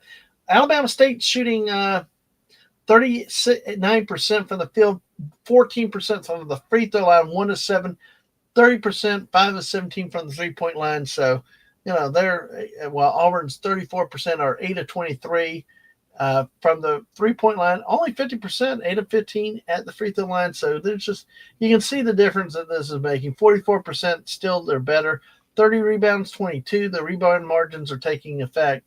Auburn's talent's starting to overwhelm Alabama State. So with that, we talked about BYU, VCU earlier. The Georgia game is about to start in the next 10 to 20 minutes.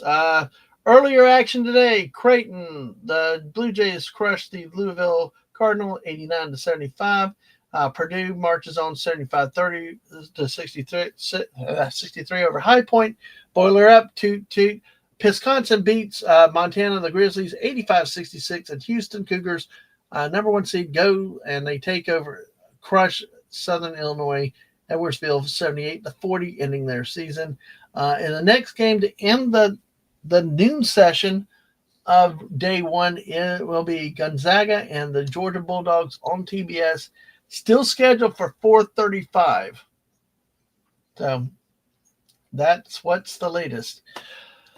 While we hit a lull between the games relatively, we're going to go ahead with one more. Oh, dear God. I got to delete another voicemail. I remember in the old days when these friggin' crank caller shits and all these advertisement shits would not leave you voicemails, and it really ticks me off. One time I had to change a phone number once because the damn county jail said somebody got the number and they kept calling all the time, and then they're like, collect call from the Duval County jail or whatever, and then it's like, but we can't leave a message, and they're like, well, you just left a friggin' message. What the hell? It's just, I don't know. Just never mind me. I only work here. So let me. Oh, I do.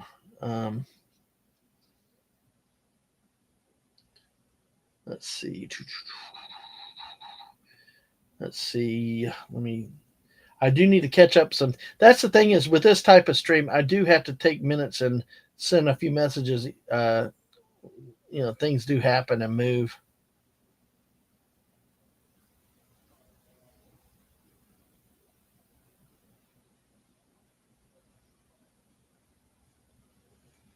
So anyway, all right. Oh, Max said we got close. We tried, considered it having in. We opted to fly above, below, and around the utility towers, not through them. Check your DMs. Dang it, man! I'm checking right now. So, folks, give me a second. I want to take a look at what Max. And it's like, oh man. Well, it's better to be safe than sorry, and that way you don't get in trouble. So that's a good thing.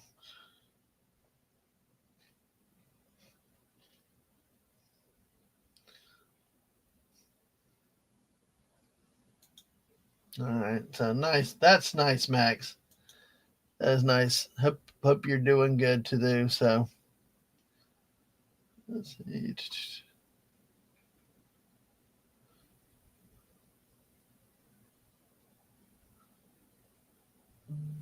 Yeah. Let's see. Yeah. Nice, Max. I like that. Electrical. Yes, exactly. So I guess Snow White opens up soon or tonight. Uh-oh.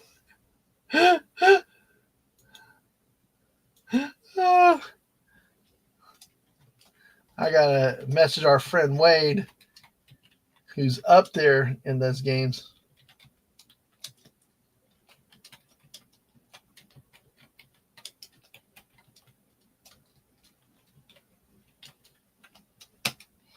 All right, yeah.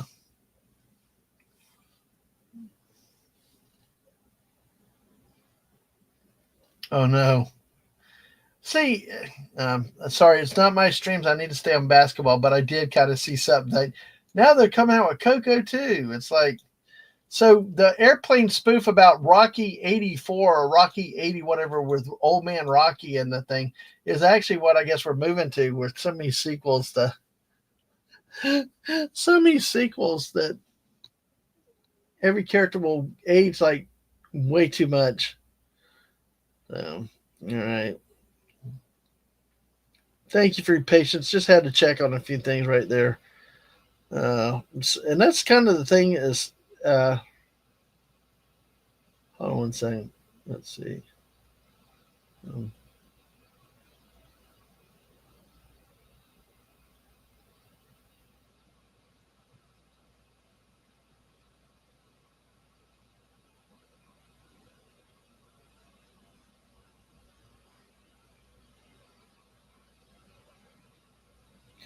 Yep, tomorrow's the anniversary of when we lost one of our dear friends, more my mom's age, a friend that used to work with my mom all the time in the beauty salon and all that. So, man, 14 years.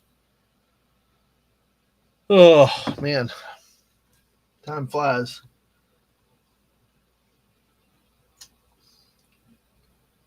All right, well, we're looking. Back to the stats 54-38, Auburn over Alabama State. Abar Knox was the guy that missed the two free throws earlier, but he's leading. He can't shoot free throws, but he's 6 of 14 shooting, 14 points overall. So I will say for a 16 seed, Alabama State has actually played well and performed well, considering. But like I said, that last minute, like I said earlier to Legatus, that last 4 minutes of that first half killed them. And then coming out in the first 6 minutes, they've not done anything. They've fallen 8 more points off. This last four and this first four are key in some of these type of matchups. So I don't know. Let's see. So I wonder when we get to go to the Georgia game. So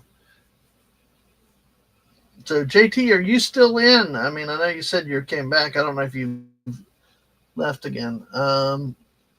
Question that they have is the SEC the new king of college basketball? A lot of people say that they are, and they got 14 teams stuck in here. But I'll be honest. When I complete my brackets and when I summarize them again, I'll be honest.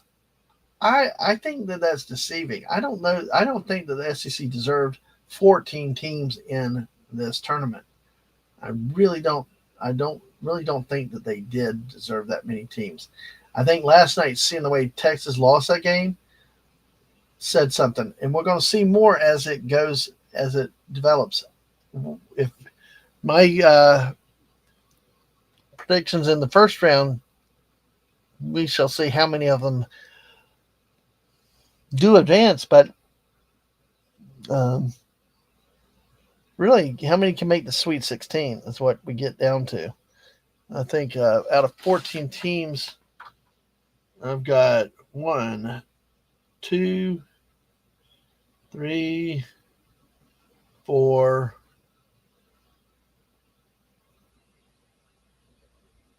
5, 6, 7, 8.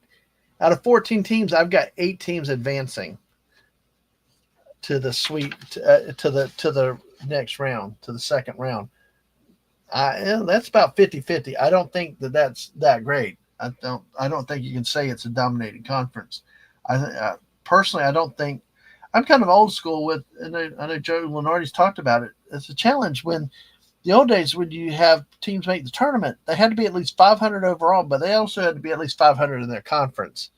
I mean, we're getting teams like 6-12 in the conference records making the tournament, mostly because they feasted on chump teams to get to 20 wins or whatever. I mean, especially now when you're playing 34, 35 games, it's easy to stack up your record early in the season. I don't know. What do you think?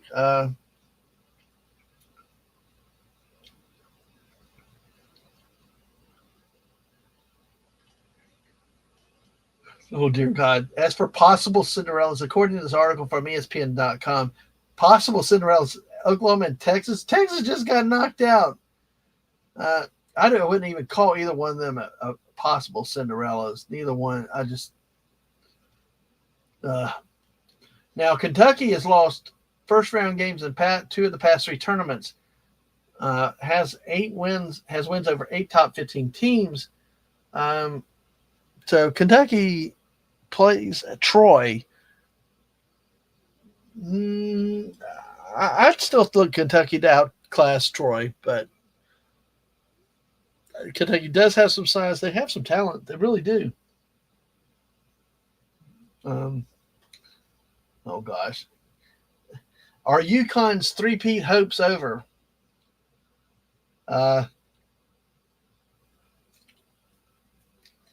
Yep. So I guess Dan Hurley was flirted at by the Los Angeles Lakers last summer, but I don't know. It's still They're an 8 seed or 9 seed. They play Florida in the next round. Look, I'm going to tell you, I am biased. This Florida Gators team is one of the best teams I've ever seen in my life. They've got size. So many 6'10" to 7-foot players. Even the 7-footer is not much offensively, but he's a hell of a rebounder and shot blocker. He actually, when he broke his leg in the SEC tournament last year, that was a critical loss to end of the Gators season in the NCAAs last year because they lost their defense in the middle. This year, I mean, they got 10 deep. There's still one player that's been out since the Georgia game or the Mississippi State game when Alex Condon got hurt, and he was out a couple weeks, but he came back. The other player, I can't even remember his name now. That's how deep this Gator team is. They can just sub in and out, guard dominated, but we'll see what happens. You know, when you play in these bigger gyms, depth perception plays a factor, and you never know what will happen. Solo balls, okay.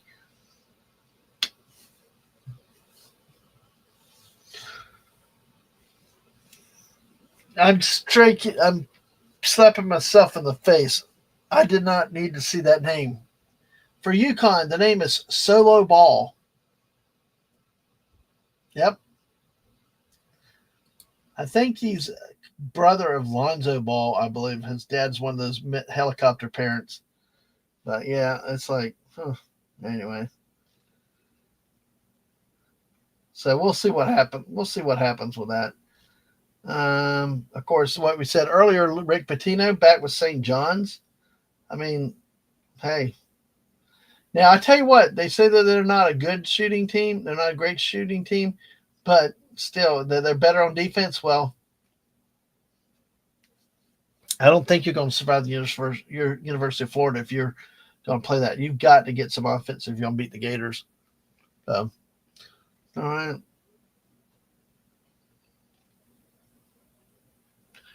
Interesting story, too. And I saw this earlier in the year.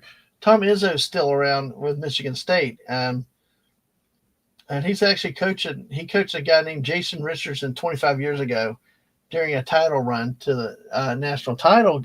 And I remember that because that was the year they beat Florida, Michigan State and Florida. One of Billy Donovan's first flirtation at a national title. His son, Jace Richardson, is playing for the team now. So, yeah, our oldest kid was born, and I watched that game with them. And some damn ass team named Michigan State beat the Gators, but it's okay. Now I tell you, the Michigan, and it talks about Michigan with the 2 7-footers that they've got. So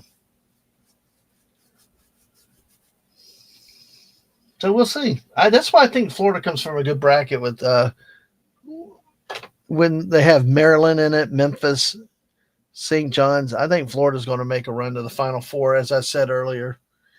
Let's go ahead and talk about the East Regional with what we're going to do. I've got Duke over Mount St. Mary's. Baylor advances over Mississippi State. That was a hard call for me, but Mississippi State was another SEC team just not playing great. And Baylor has shown some great ability in the postseasons. Oregon will beat Liberty. But I also say, hey, watch out for Liberty as a 12 seed. They've had a history in the tournament of causing some noise. Arizona wins over Akron. BYU will beat VCU. Wisconsin already won today. St. Mary's College will beat Vanderbilt over an SEC team. I've seen St. Mary's play before. They are very good. They've got 2 big players, and they're really a good team out on the West Coast Conference. Surprisingly talented.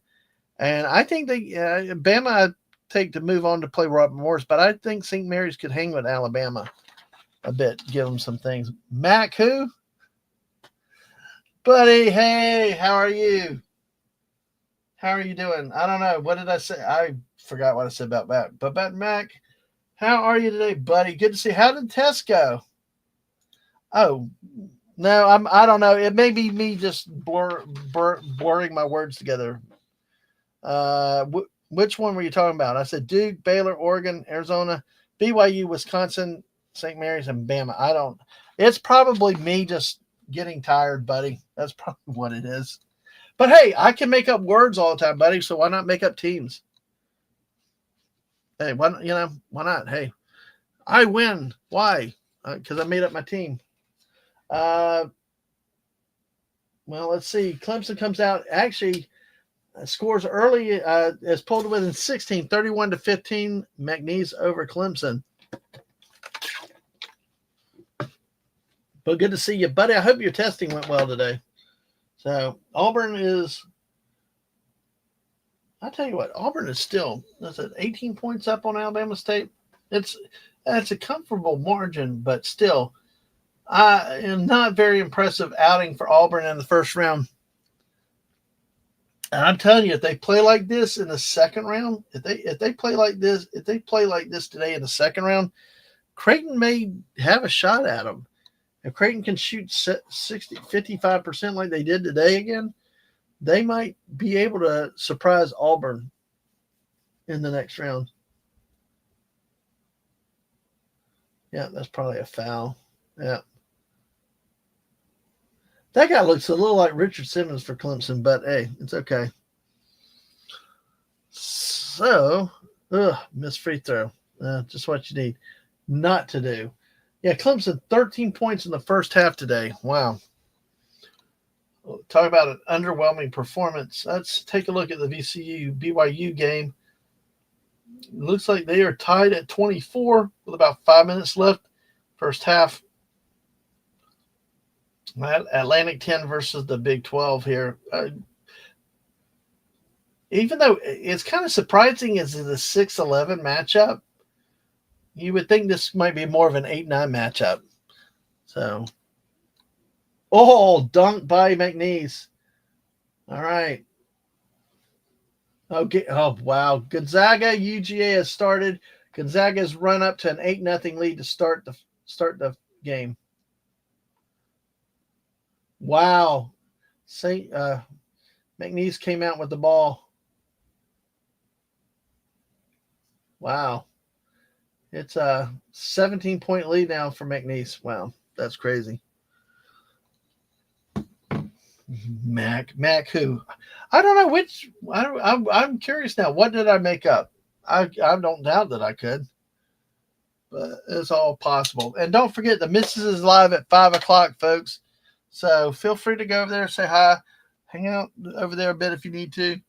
I'm just still watching basketball, monitoring everything else. So let me get this game up with Georgia here. We have the three. Actually, now we have 4 games in progress again. Some will be winding down. Others will be just launching, like we see.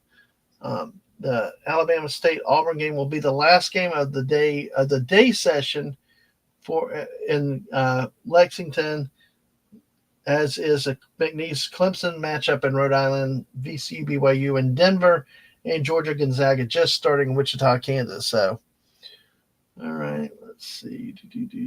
I'm going to do this. All right, so feel free. Any thoughts? What have you thought about the action today? If you've been able to see it, buddy, any thoughts? JT, anybody? If y'all got thoughts about it, what y'all seen already. If you need information, scores, let me know.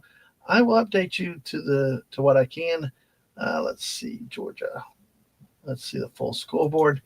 Let's get to Georgia. Georgia, Mike White goes into this. Dude, come on, man. You got to start. You got to get off to something. 13-0. Oh, my. Really? Really? This is Mike White, folks. This is why he was not loved at the University of Florida. This is why he was bitter at them for running his butt off. Because you get in here, you're friggin' in the national, and you don't even show up. 13-0 already in a NCAA tournament game. It's like, I'd be mad as a Georgia fan That's what I will say. Honestly, when he left, I did not shed a tear. I was not convinced or didn't know anything about the guy from San Francisco, but Todd Golden. But it's hey, the record's been proven since then with him. Let's see, we got this. Yeah, I guess Oregon State probably may have made the NIT, or did they not make the NIT? 20-12, but still, well, it's unfortunate. The Western Conference. This is the problem I have with SEC getting so many damn seeds. Tell me a 20-12 Oregon State couldn't have done as well as a 19-15 Texas. I don't know. Just it bothered me that they 14 teams out of one conference is just. I don't know. To me, it's just too much, But then again, that's me making teams up. Mac. I don't know. I'm good for that. Let's see. I can't not get the scoreboard on this Georgia Gonzaga game. So take a look because I want to get some stats on it early go. Wow. All right, I got it's 13-0. That's all I got. I got no stats behind the stats for you. So maybe in a bit we will. Let's see. BYU's up 29-26. We've got McNeese and Clemson at whoa, that did not update. It's funny. 40-18. Gosh. Wow. All right. So Auburn is pulling away for good now, 20-point lead, 65-45. Give Alabama State some credit. They came in, they fought, they hustled. But when you can't shoot free throws, 5 of 13 at the free throw line, you missed. You didn't take that lead when you had in the first half, and then just gave a 10-point lead to Auburn entering the half. It's not good.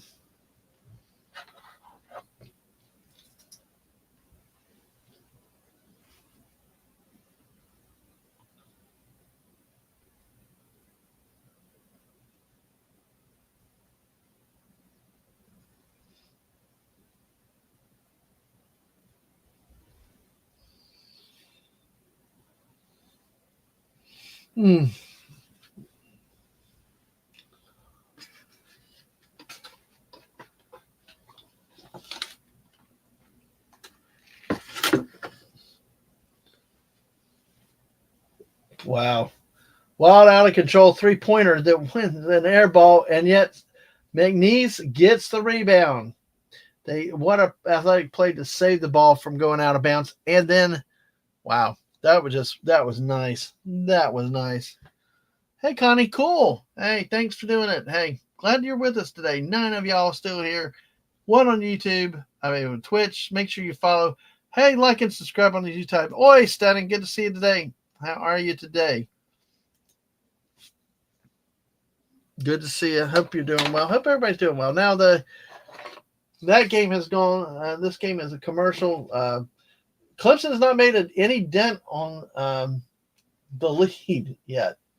So let's take a look here. Let's go into. Wow. I'm going to flip over and take a look. Auburn's pretty much done on CBS. We'll just keep an update on score. Georgia has scored. Yay, the Dogs scored 2. So it's 15-2, and they got fouled on a. Nope. No, they got fouled before the shot. So it's inbound 15-2. Georgia with the ball against Gonzaga. This game's being played in Wichita, Kansas. And they got called, Gonzaga got called for reaching in, bodying up, but it's. Oh, yeah, shoving them. Yeah, little 2 forearm shoved into the back. Yeah, you'll get that call every time. Well, most of the time anyway. So far today, no big upsets, no big drama. I mean, High Point had some promise, and so did So did Alabama State for a bit, but it didn't last. The big drama is right now 12 seed McNeese over Clemson 5 seed, but 12-5s are not as the upsets that they used to be. So we've got it's going to be interesting to see if Georgia can come back in this game. I've never been a Mike White fan, and I mean they're down 15-2 already. So we'll see what happens with the Georgia Bulldogs. Man, that's a bad lead to start to give up right at the beginning. Auburn leads by 21 with under 8 minutes left in the game. Like I said, give Alabama State credit for fighting. And VCU, BYU leads by 5. So, and Georgia hits the second free throw. So we are now down to a 12-point deficit for Georgia. By the way, as a reminder, Mrs. will be live in about 10 minutes to do Lego Fortnite. So, hey, feel free to go say hi to her. Hang out there if you need to or want to. And, thanks for everybody being through here. Come through here. Great to see y'all today. You're picking out some paints for your stream tonight. Awesome. That is cool. Those dioramas are always good work. So, let's see.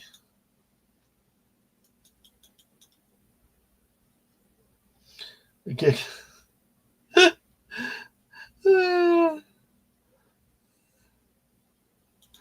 Yep. Yep.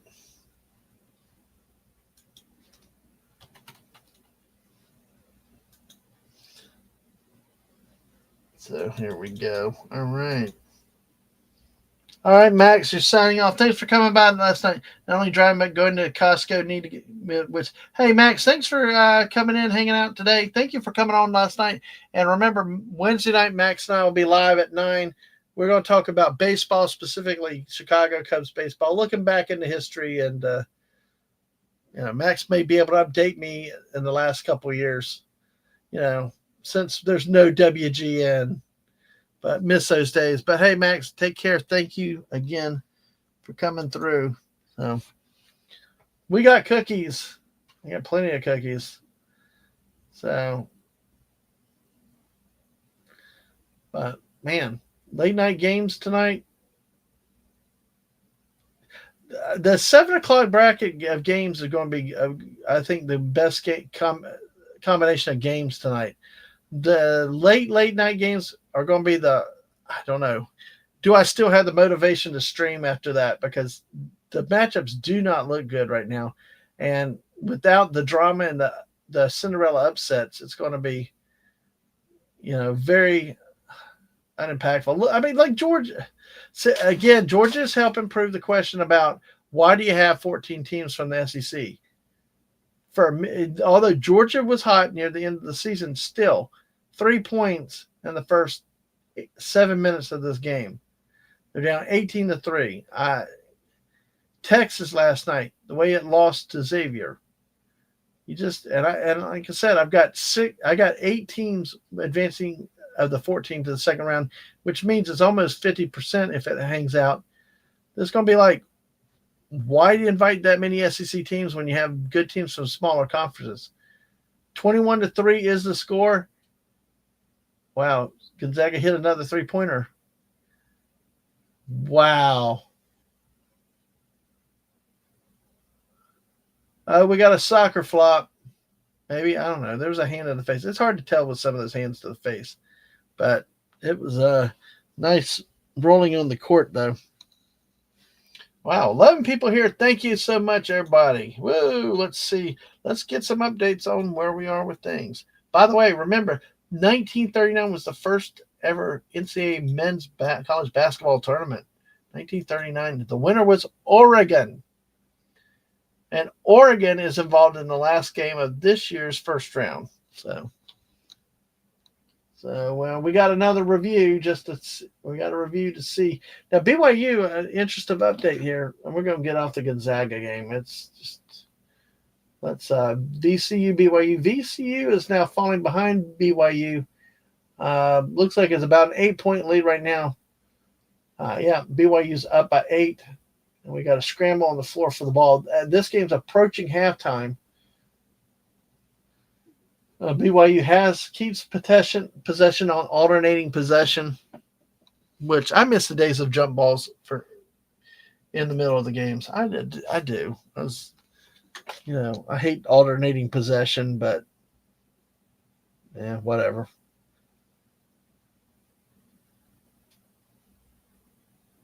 So.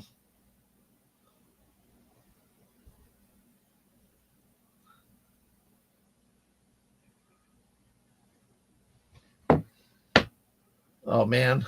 Ugh. I do want to look at the stats in a minute in this BYU game to see how they're doing from the 3-point line. So we've got VCU cuts it to 6-point game. There's a 3 for BYU, so 37-28. And of course, we got a timeout. Why? Because we have 420-second timeouts. Sorry. Man. So McNeese is they're up 20. They're at 21 on Clemson with still friggin' 12 minutes left in the game. Clemson's 4-12 in field goals this half.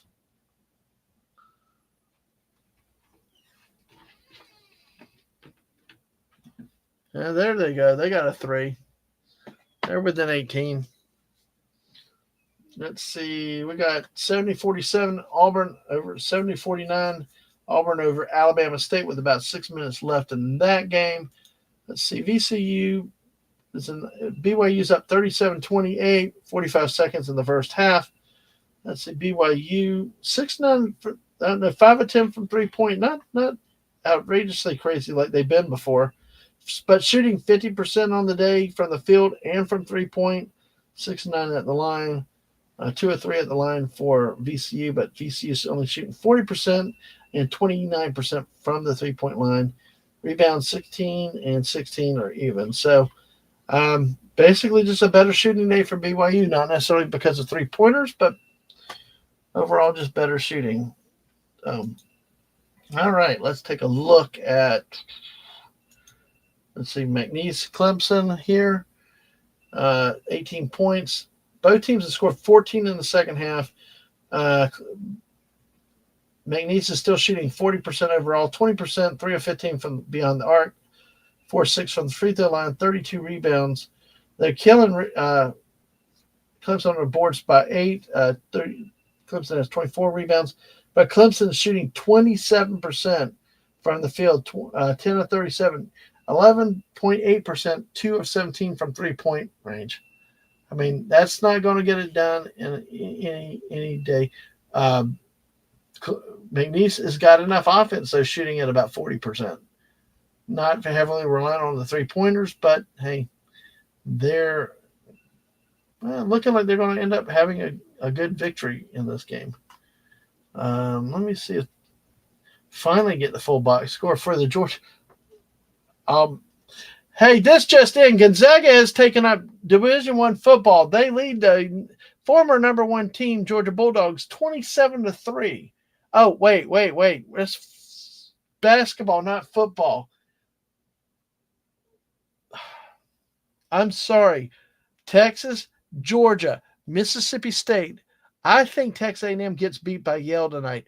Those teams are going to show why it was ridiculous for the SEC to have 14 teams in when other good leagues like the West Coast Conference and some of the other leagues that actually play pretty decent basketball but don't get access to the tournament because they're not big conference names. I'd rather have those teams in and them flop than having 14 from the SEC and watching those go in there and flop. Dang. And I've seen these teams play all year. Georgia is a very average team. The only reason they beat Florida, 2 reasons. At home, and when you shoot 70% at the beginning of the game for the whole first half, you're going to get a big lead. Had Florida cut that lead more in the first half, had they cut the lead down more, it'd have been a different story. Or had they guarded that stupid 3-pointer, Florida actually rallied from 23 points down, 24 points down in the game to actually take the lead in the last minute. They still lost, yeah, but I mean, Georgia did not do much after that. And, you can only shoot. Yeah, Snorapoopas, go Aggies. No, really, please just go. Yeah, somebody mentioned something about Texas A&M. I think Brogu might have said it earlier, but I think he had to leave. But yeah, go. Just please go. Yeah. Well, you know my feeling on Texas A&M too.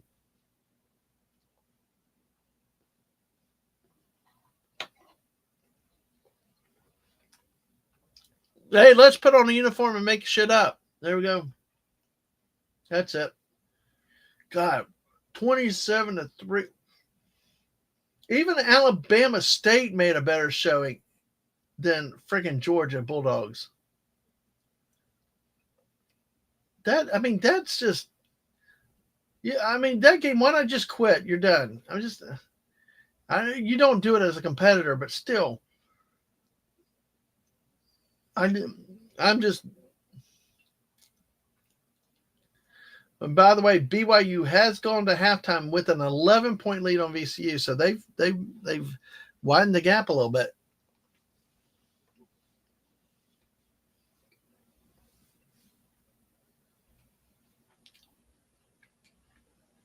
So, that looked like a carry or something there, but anyway.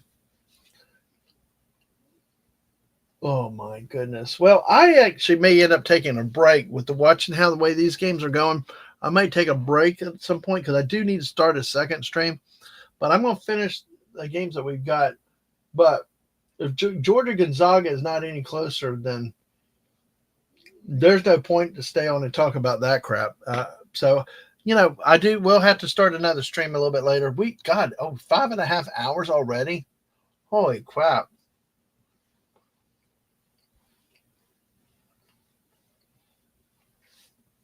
So I probably will start tomorrow's stream a little bit later. I might do it towards noon or maybe at noon. 27-5. This is just embarrassing for the Southeastern Conference. I'm like, how? Why?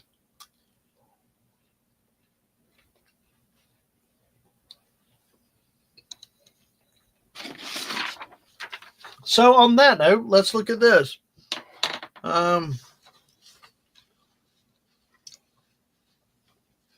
We talked about the East being Duke, Baylor, Oregon, Arizona, BYU, Wisconsin, St. Mary's, and Alabama advancing.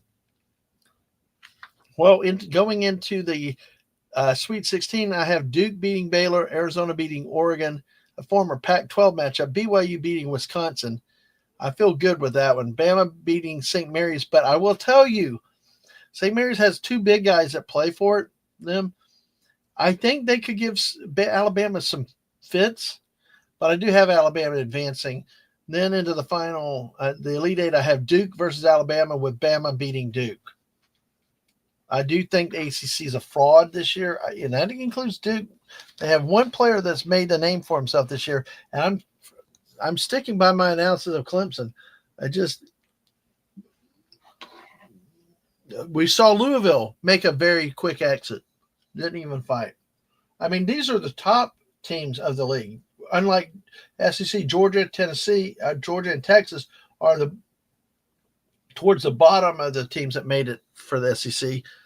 ACC's best teams are like getting just hammered. Chase Hunter, a guard, averages 16 points a game for Clemson, only has 1 point today. Well, like, when your leading scorers can't score, then you're going to have a long, long day. So I have in the Final Four so far Michigan State, Florida, and Alabama with the Midwest to be revealed. And I'll talk about them more later. So if you've got your brackets, feel free to share them. We'd love to hear what you think so far, where you predict things will be going. So that was like dodgeball. Wow. and this, like I said earlier too, this is a tough day to watch basketball because the games are not close. You really don't have a good Cinderella story. I mean, yeah, McNeese is beating Clemson, but I'll be honest with McNeese's coach, with their talent, I don't see. I mean, this is not an upset to me. Yeah, not like a true Cinderella. That would be Maryland, Baltimore County beating Virginia, or Alabama State beating Auburn, that type of stuff. Today, the day shift's been kind of rough in terms of quality of competition.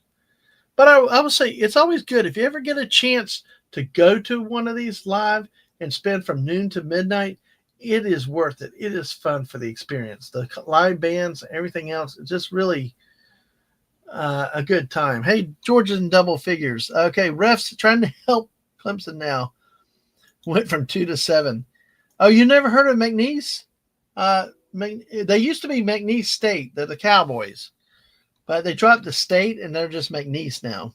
But, yeah. Yeah, exactly. I mean, the officials waited a bit long to finally start helping them. But see, right there, that missed free throw where McNeese gets the rebound, I mean, that's been indicative of how this game has gone today.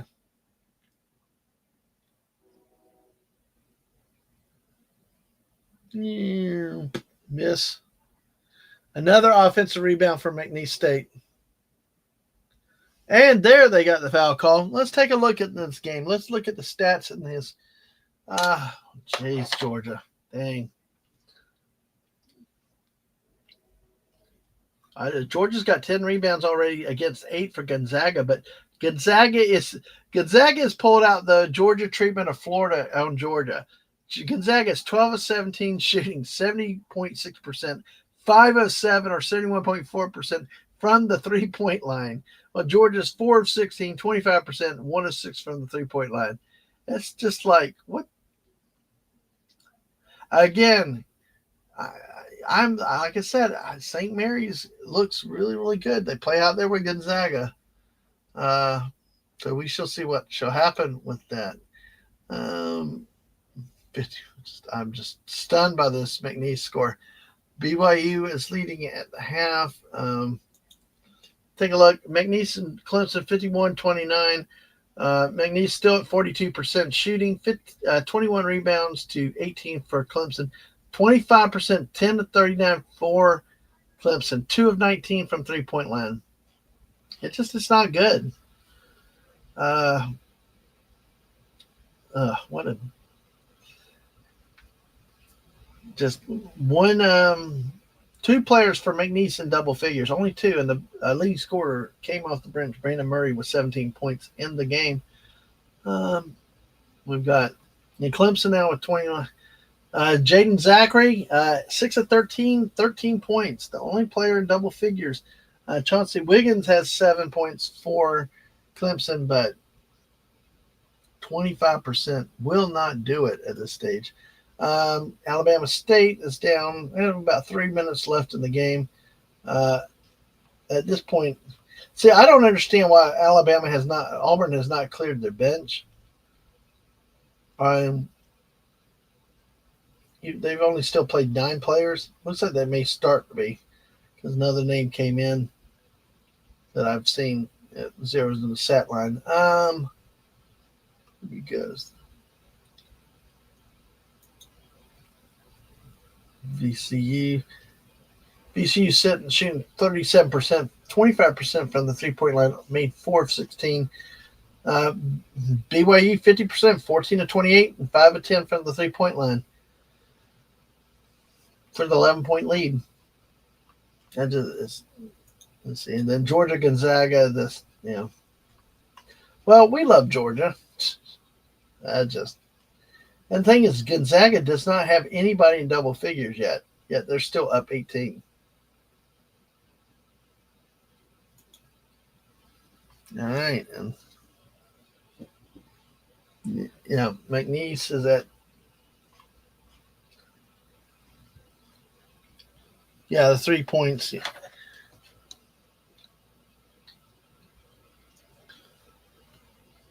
tell you, that's the difference. A 3-point game in college makes a huge difference. So let's see. Let me get back to the McNeese. That's commercial, so I'm going to try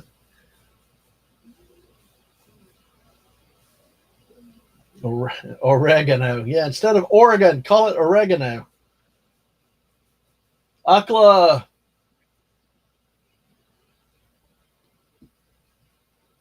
I mean, that's going to be funny watching Akla in Rupp Arena tonight. You're going to have Akla and Utah State, and it's like that place is probably going to be a bit empty. I think. I don't think you're going to have as many people watching that game. Maybe somebody like me would. And I remember now that one year when we stayed, and it was like midnight, the 10 o'clock game. Louisville played California, and my God, that was the most boring game I think I've ever watched in my life. And that was a Rick Pitino coached Louisville team, so I expected it to be a cool game coming in. Even at least Louisville would be hot and score and all, but no, neither one. It was painful to watch at 10 o'clock at night.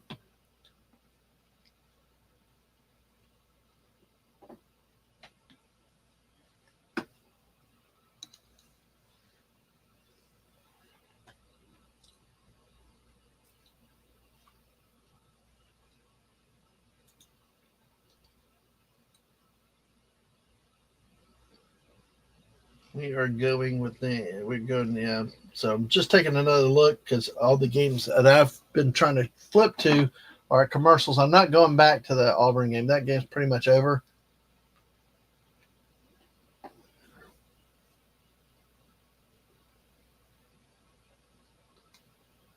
But Georgia and McNeese are seeming to be at commercials right now. Let me get back there.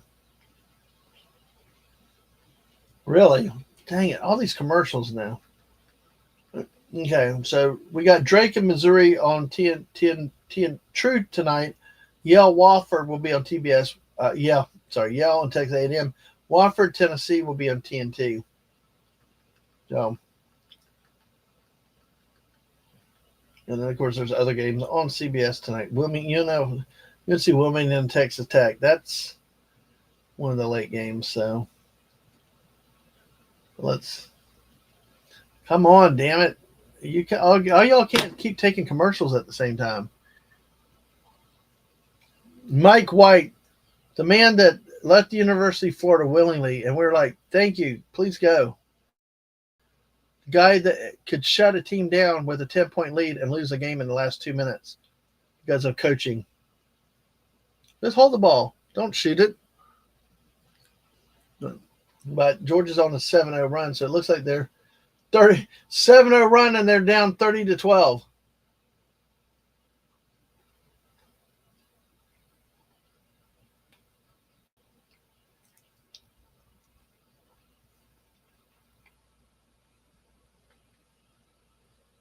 Well, Gonzaga getting 2 free throws. Well, it's the first one.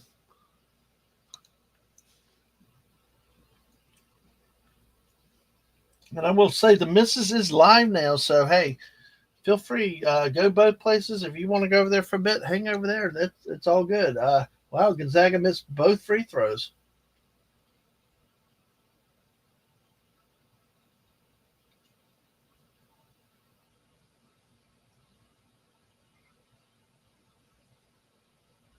And Alabama State, Auburn is about to go final.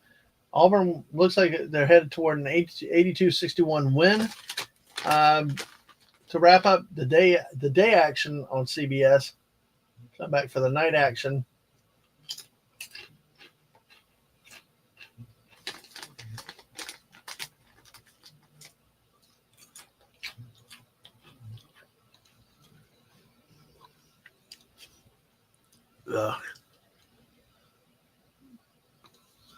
I love this time of year. All right, so let's see. Here we go.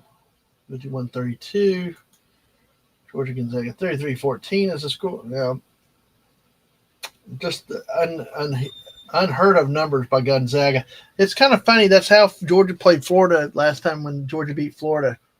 Was such an incredible first half. All right, so Georgia starting to chip away at it. So that's all you can do, just chip away. Um, increments, doing 4-minute increments. Like with Georgia, if they can cut it to 10 at the first half, that's really not bad considering as far down as they were. If I just read that stat right, I think this one guy has been in 4 different schools in 4 years. Another problem with modern college football, basketball, all college sports. So Gonzaga now, the lead cut to 18. Hey, you never know. Maybe Georgia could come back. Let's see. Yeah, I hear the missus in there, so she is live now. And she's alive. She's loud, but that's okay. That's good. We have a final. Auburn beats Alabama State 83-63. 20-point win, but a nice showing for a 16 seed against a 1 seed. I will tell you honestly, it's not a bad. Alabama State can hold its head high with the way the season ended. Yes, even Blake Mushalek got in for Auburn and hit 1 or 2 free throws. Yeah, there you go. When you see the scratch, when you see those guys scoring, then you know it's good. Miles Kelly scored 23 for Auburn, 14 by Johnny Broom. Tahad Pettiford and Chancey Johnson scored double figures coming off the bench for the Tigers. Depth shown and outclassed Alabama State. Alabama State shot 37% on the game, 24%. They made all their 3 points earlier in the game. Ended up 11 on 19 at the free throw line, 28 rebounds. Actually, they 36 rebounds, out rebounded by 10 by Auburn. Still, nice showing for a 16 seed. But hey, Auburn Tigers advance to Saturday's action where they will take on the Creighton Blue Jays. So we shall see what shall happen. That is that should be a good game between these two teams. We shall see. I do think Auburn is vulnerable, though. There's something about that team that I don't like, other than their Auburn. Wink to Small Town Republic and B for my apologies, but there's something with that basketball team. They're full of talent.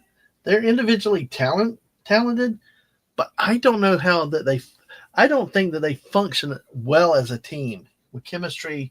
The way they can go on big runs and blow people out, but I don't think they do well moving the ball and setting each other up. And a lot of the other, like it's from a team game concept. They can out talent most everybody, but can they really, at the end of the day, play in the team basketball? Okay, so let me see what we got left going on real quick. With that game going final, which means the next game out of Kentucky should be after 7 o'clock. Let me see. Let me get to because I'm planning the stream schedule based on this because I think I want to take a break. That Georgia game is. If I come back, I'll come back before the end of it, just not to miss something. Because let's see, we've got. Where have we got? I like some of the matchups more tomorrow, though. St. Mary's and Vanderbilt is a game I look for the St. Mary's to win. I like the Ole Miss North Carolina matchup. Maryland Grand Canyon could be interesting. So let's see. So we've got Tennessee Wofford at 6:50. Okay, because it's 5:17. So let's see, if we go another hour, we can have at least a 30-minute break.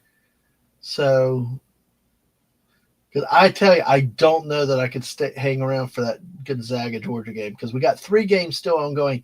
Clemson McNeese, when that goes final, then we got the second half of BYU VCU. So that's kind of what I'm looking at. And let's see where we are. Georgia, I'm just. That's like I said, it's a typical Mike White team. Typical Mike White coach team. They promise you, they tease you, and then they just go flat when you count on them. So we've got a 14-point game. Clemson is starting to inch away at this lead. So we'll see.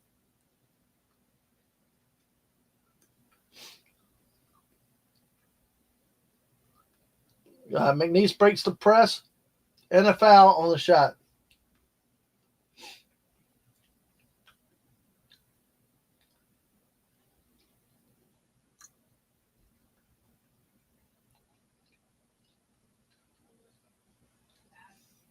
The looks of the coaches and the player, the big guy for Clemson are like, what? What?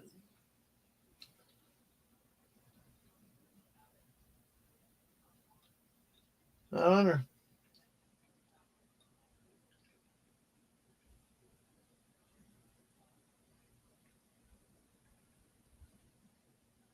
Technical foul, Victor Locken. Wow. Technical foul. Wow. Oh, wow. You can see everybody for Clemson is horrified. No, not the time for trash talking, dude. Yeah, I mean, yeah, you blocked the shot, committed the foul, but you didn't need that other little comment. I wonder what and he fouled out because of the technical foul. Yay, the new days. The old days, anyway, it doesn't matter. But hey, good 6:04 and they left of the game. And hey, at least Clemson doubled their score in the second half. They got at least more than 20 this time. Jeez. So, yeah. Oh my gosh. Wow. This game, like I said, it's been painful too. I mean, McNeese, not the most efficient offensively. 40% shooting, 4 of 18 from three-pointer, 22%, 50% at the free throw line. And we're seeing that.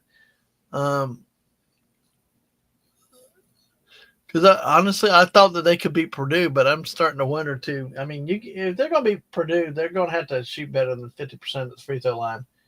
But they do have the length. I think they have the length, the horses, the talent on the court to be able to hang with Purdue and Purdue's size. But you got to make shots. You got to hit your free throws. Georgia has cut within 14 points against Gonzaga. So who knows? Maybe that game's not over yet. Dumb guy, LOL. Yeah, dude, it's like, don't just, I mean, your team's coming back. They pulled it within like 11 or something, and then he does that. I mean, if you're a close game, things happen, this, that, and the other, but to get a technical foul when you're trying to rally, it's not good. Jaden Zachary at the free throw line for Clemson. Actually, he's exceeded his high score. He's actually producing for Clemson today. Let's see.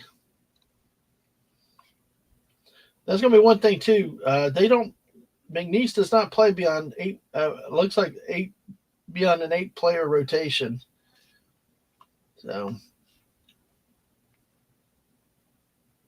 Victor Locken, 6 points, 10 rebounds, and fouled out. There you go. Let's see. All right. We got a 13-point ball game. Let's see if this by the way, 13 points is the margin BYU over VCU now. 17 points Gonzaga over Georgia.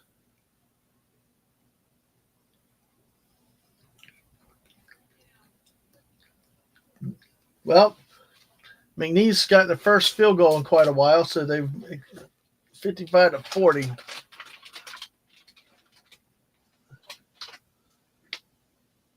Oh man, stretch of legs.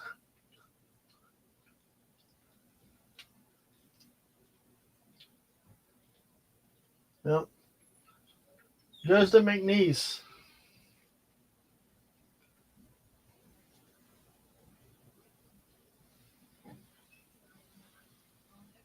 By the way, Will Wade, the coach of McNeese, will be is rumored to be taking the job at North Carolina State. I think it's more than rumored at this point, but hey, they see how he finishes out here with McNeese State and see how many of his players transferred to North Carolina State magically. Yeah, buddy, you're right. You can't teach tall, but tall doesn't automatically make you smart either. No, that was one of those technicals that it's like, what the hell were you thinking? Just especially for trash talking. You don't need to. Plus, the other thing, look at the scoreboard. So,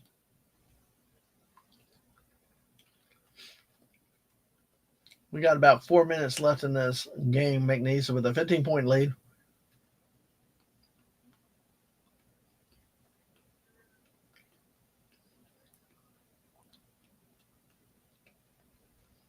No, it's up to 17.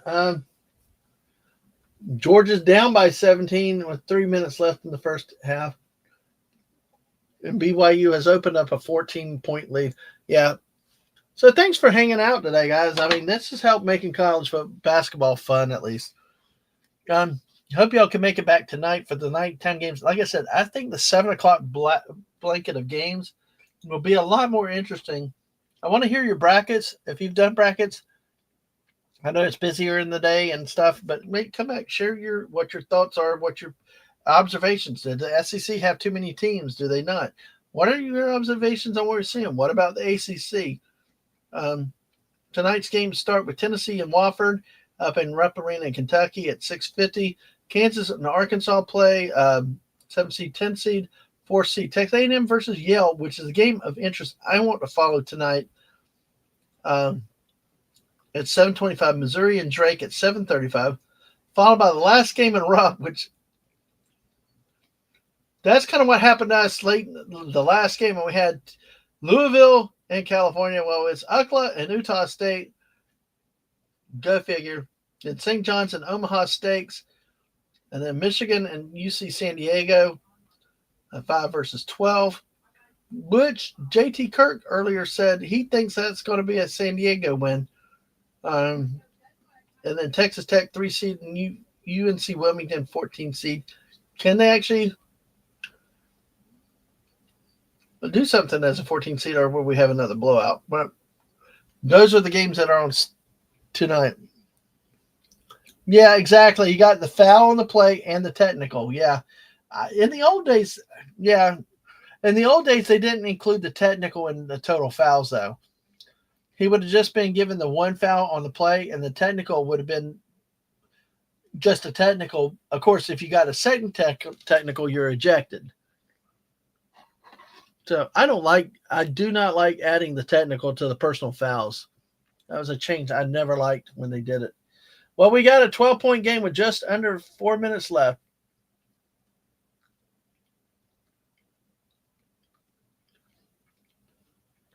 McNeese State's getting a little sloppy now.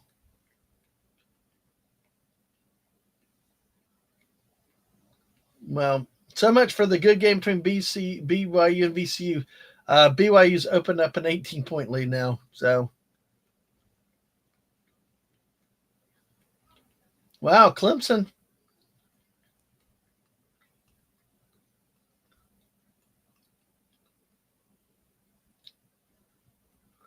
$10 points. Wow. Hey.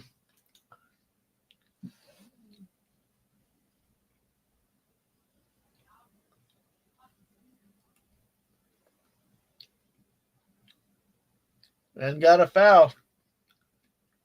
I got a feeling the last two games that we've got are not going to end up well. Unless VCU comes back big time on BYU. We've got an 18-point lead. It's about 40% shooting for VCU. BYU is still at 54%. That's just amazing. And then, of course, Georgia and Gonzaga. Georgia's shooting a whopping 30% at 7 for 23. 1 of 9 from the three-point line. Oh, yeah, that damn night against Florida. They couldn't miss from the damn three-point line. Blue King, who beat Florida. bastard, he can't score today. Anyway, even with rebounds, but Gonzaga's shooting still almost 60%. I mean, it's hard to overcome that type of shooting. Now we're back to commercials, so let me deal with something real quick. Yeah, I wish that I don't know. Too many friggin' calls that you get. Don't leave the voicemails. Thank you.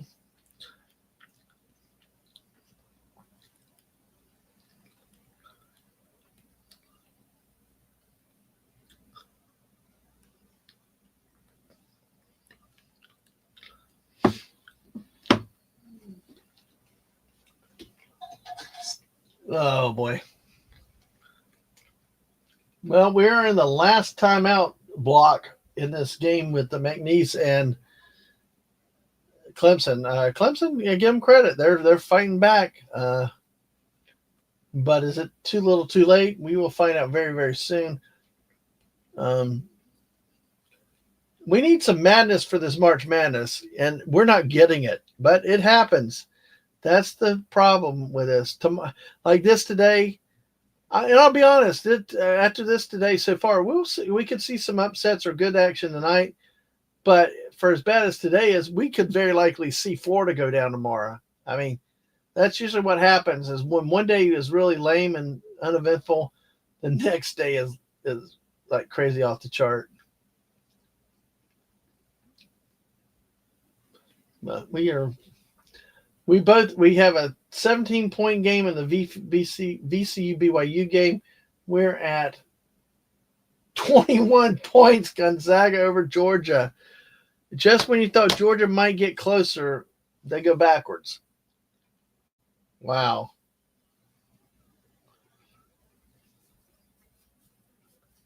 I'm just like,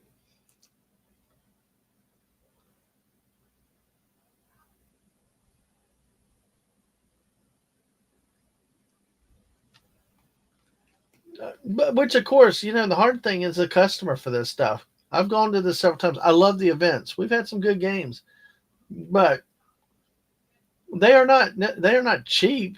I mean, I've paid worse for them. They're not outrageously priced, but still, if you look at paying whatever money for, and no game's close. Everything's been a blowout. I mean, not even competitive. A couple games have been slightly competitive, but I mean, you had there Georgia and Gonzaga. This game looked like it could be a good game on paper. 23 friggin' points at the half. I mean, it's just we got BYU VCU. It's hanging 15 to 20 points. Right now it's at 15 points. So you're like, what the heck? What are we paying for? So, and this is probably one of the worst days in a long while that I've seen of the early round games, because I remember many times missing some dang good cliffhangers in the early part of the day. That's why I love when I can take off work to be able to watch it. Wow, down to 9 points with 2.5 minutes left. McNeese over Clemson.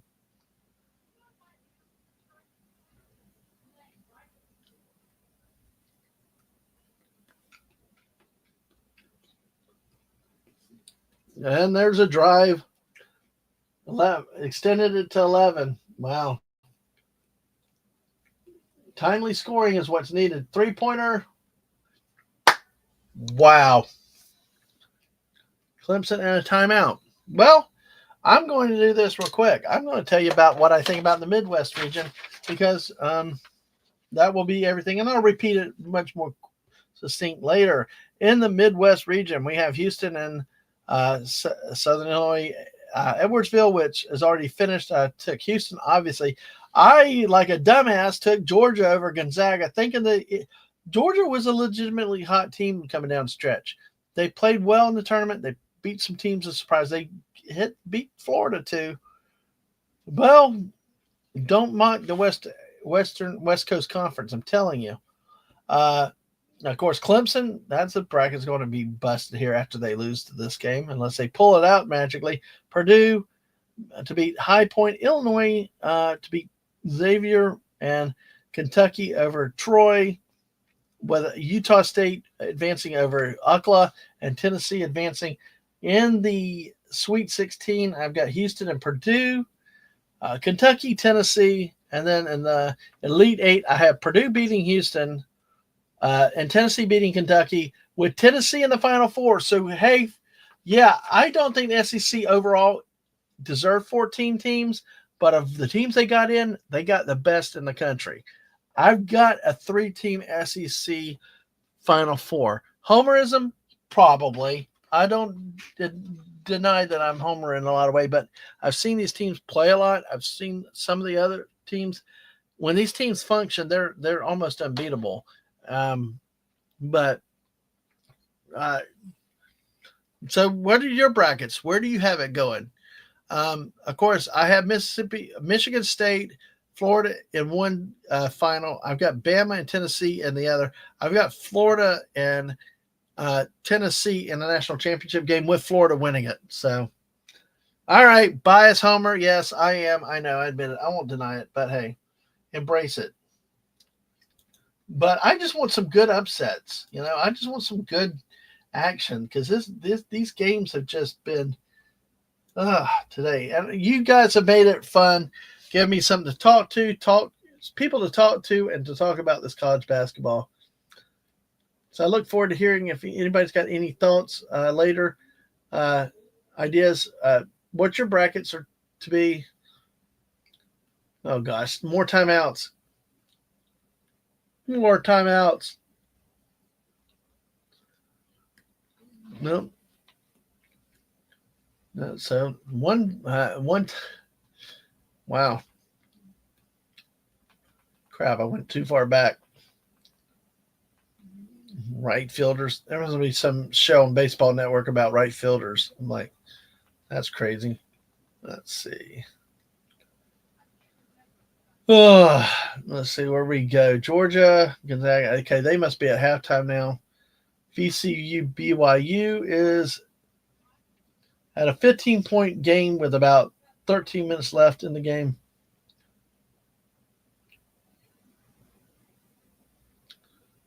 Now we got a hold foul on VCU.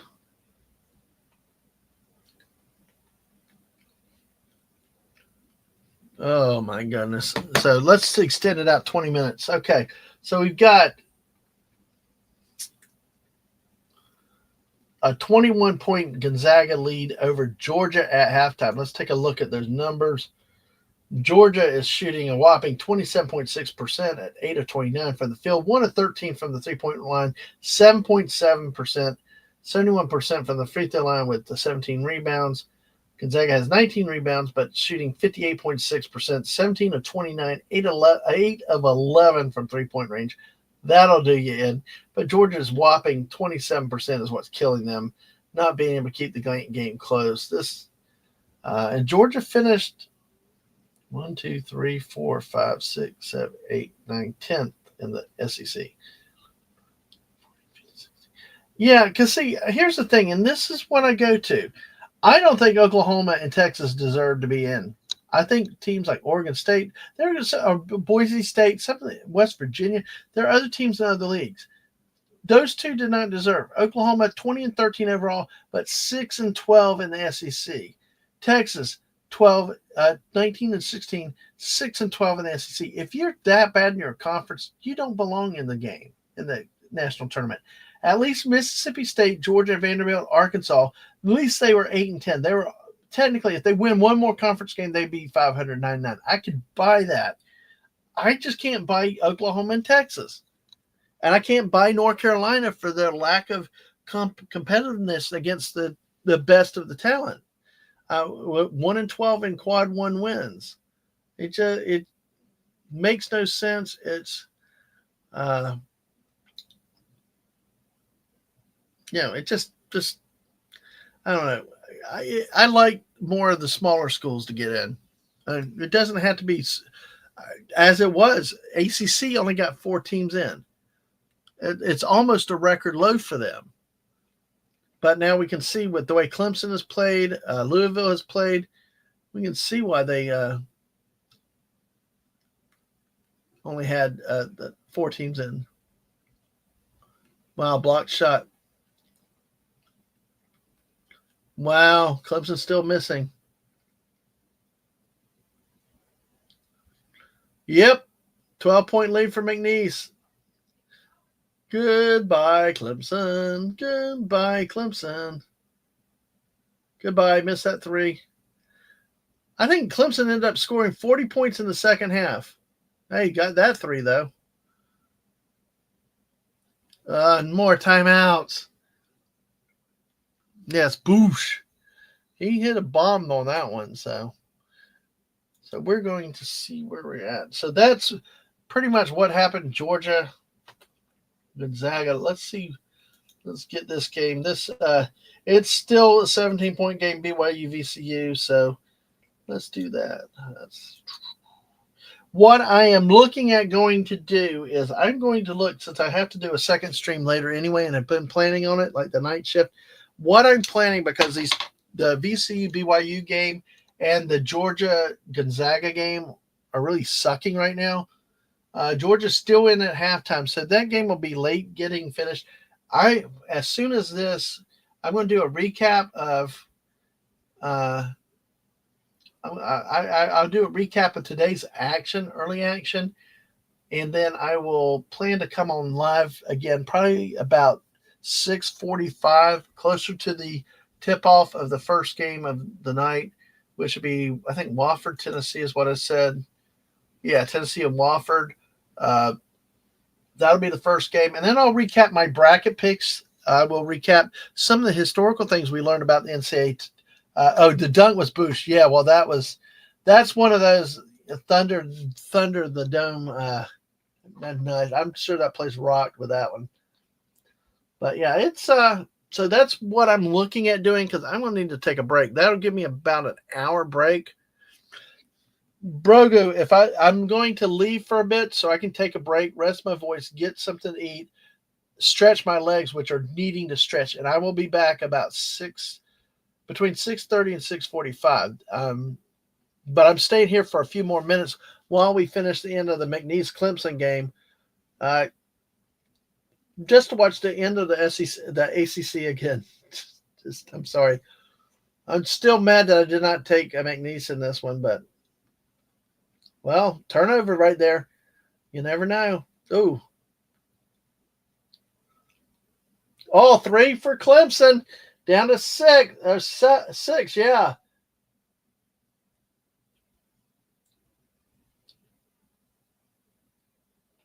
Could be a 10-second call. Now you foul. Oh, wow. Broke the press. You didn't foul him either, though. Now they're hitting 3s. How about that? Doesn't that make you mad as a Clemson fan? Oh, you don't have to leave yet, Brogu, but I'll be back in about an hour. I'm watching the end of this last one. It's just our games have gotten so bad in the second part. If I'm going to take a break, I need to take a break. And Georgia's down 21 points at the half to Gonzaga. VCU, BYU, which I thought was going to be a decent game, is now a 17-point lead for BYU. So I was going to have to start a second stream tonight, so why not do it now? A good break. But we're going to sit here and watch McNeese. What the heck, demonic look on that lady's face. Wow, that was like crazy. Clemson 1 of 15 from 3 in the first half, 7 of 13 in the second half. They have now just about scored 50 points in the second half. Just like, what the hell? Yeah, 49. Clemson has outscored McNeese 49 to 36 in the second half, cutting an 18-point lead down to 5. So, all right. Which, again, if you're a Clemson fan, it's going to piss you off that you'd rather get blown out and never be in the game. Yeah, if you don't foul, you better foul. Because I tell you what, that's the thing is, if they'd have fouled sooner, they might have had a shot. Because McNeese State has not been good on the line today. McNeese has been right at 50%, 10 of 20.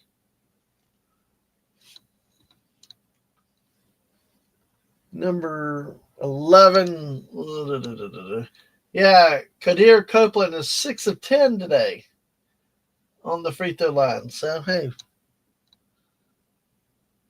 Well, see, that if you'd have started fouling at about 2 minutes left, McNeese, that's going to be McNeese's hill, is free throw shooting.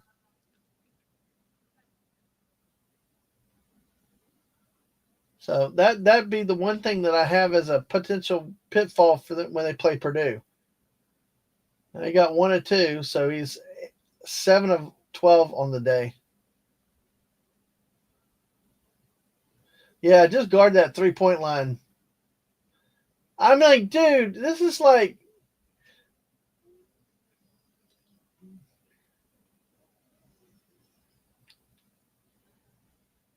I'm like, dude. This is why we're staying around on this game. Imagine had they had another 30 seconds on the clock with the way they're shooting threes now.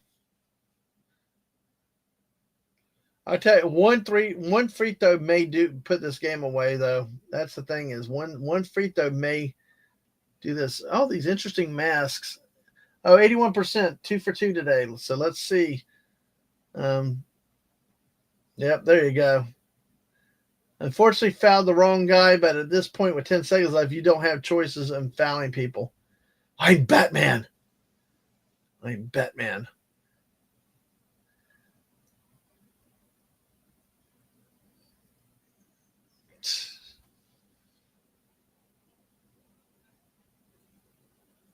It's a 4-point lead.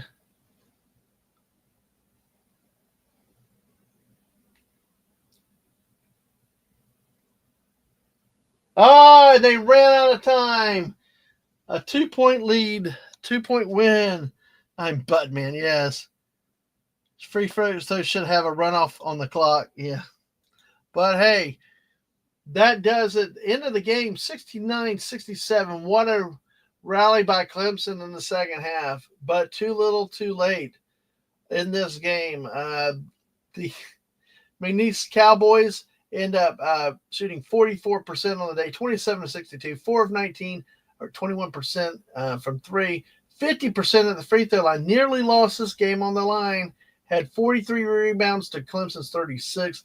Clemson ended up raising its shooting average to 37%, 30% from beyond the arc, 84.2% from the free throw line, but fall tragically short by 2.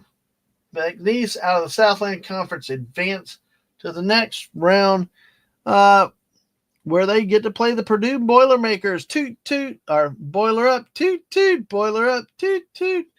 All right, let's see before we get out of here with this. Let me see. So let me take a look around. Georgia Gonzaga is still at 21. Let me see where VC.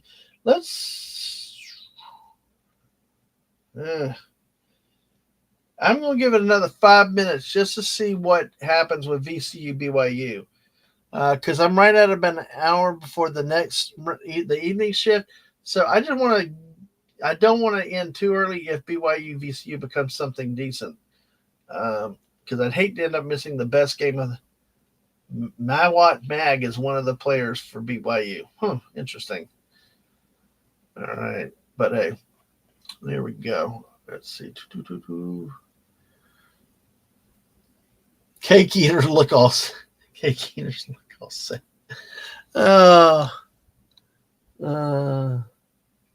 Good for them. Good for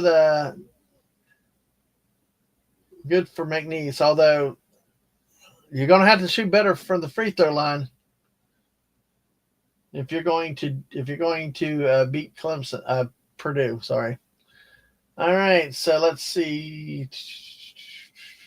All right, Georgia Gonzaga there, VCU, BYU.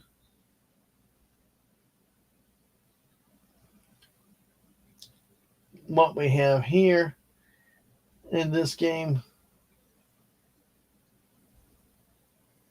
It's a 10-point lead. BYU leading VCU. And we get a foul call. Back to Bloodsport. BBC America. I gotcha. Yes, that's cool. Oh. Yeah, it's been an interesting day. Unfortunately, not great games and really not a lot of great games so far today. And that's that's what's kind of sad is that we got a lot of games, the beauty of the March Madness is the nonstop college basketball all day, but you like to have a little bit of drama, some fun games, some upsets. Oh, and a foul on the layup by offense rebound, BYU put back. So, all right, let's see. Let's see. Here we go. All right, let's recap today's games. We got Louisville, Creighton, 9th seed. Let's see. Let's go ahead. Let's do a recap real quick while I'm seeing where this game goes. Recap earlier games today. Let's see. Louisville in the South loses to 8th-seeded Creighton, 89-75. Purdue advances in the Midwest, 75-63 over High Point. Wisconsin takes care of the Grizzlies at 85-66. That game was from the I can't even write my own writing. From the East region, from the South, from the Midwest, Houston crushes Southern Illinois, Edwardsville 78-40. Auburn survives an early push by Alabama State's 83-63 in the South. 116 matchup. The game of the day, which came closer, probably the best ending game of the day. Clemson falls the 5th seed to McNeese, 69-67, in a game of two halves that were just like insane between the two. Currently, BYU leads VCU 64-52. The game actually just now had a bucket to. No, I guess that bucket made it 64-52. And Georgia is losing big time to Gonzaga 48-27. So there we go. And they went to a. And we have got a timeout. All right. I'm going to make the call here. Yes, I didn't complete these two games. Sorry, but one of them is beyond redemption. The Georgia game, and if need be, I'll come back live early. But pretty much Gonzaga's taking care of Georgia. BYU looks like they have this game in hand, but you never know. Georgia, like you said, to recap, 28% from the field today so far, 59% for Gonzaga. It's hard to see any chance of that coming back. But like I said, if conditions warrant, I will come back earlier. I will do a new stream link, a new YouTube link for us starting at Buddy. Buddy or Studying, if anybody could put Mrs. Link in there for me where she is live now, if you could, please. But I will be starting around 6:45. I think I'm going to move it close towards game time with Tennessee and Wofford. So hopefully you join me for that. Hopefully talk more college basketball tomorrow. Again, we're back at it again, probably starting more towards noon. Since I've done a lot of hey, Snortapoopas, thank you. There you go. Snortapoopas, the fast old bear. Thank you, sir, for doing that. Mrs. Buddy. Oh, you guys all responded, all three of y'all. Thank y'all so much. Hey, there you go. Hey, don't snuffle. You right. You beat the extras. But hey, thanks to all of y'all for doing that. I appreciate it. Also, Legatus, if you're around later, I'll come back to this question if I didn't come back to it enough earlier. But today's not a reason for March Madness because it just is like weird. Yeah, and I agree with Simply Steve for earlier with that one. So, but remember, you can support Mrs. on Ko-Fi donation page here at this link, and you can also send treatable cards, treats, and giftable items to us there at the P.O. Box. Please use it because we got to pay for it. We as the smarts, exactly. So, Gay, if you're not over there already, go say hi to the missus. Go support her. Go say hi to her and hang out with her for a bit. We'll be back about 6:45. I got to get my butt's hurting in this chair, and I got to stretch these legs. On that note, everybody, have a great day. Good night. See you a little bit later, and have a great evening. Come back for more great college basketball. Hopefully, we get some upsets tonight. If not, maybe tomorrow. Bye, all.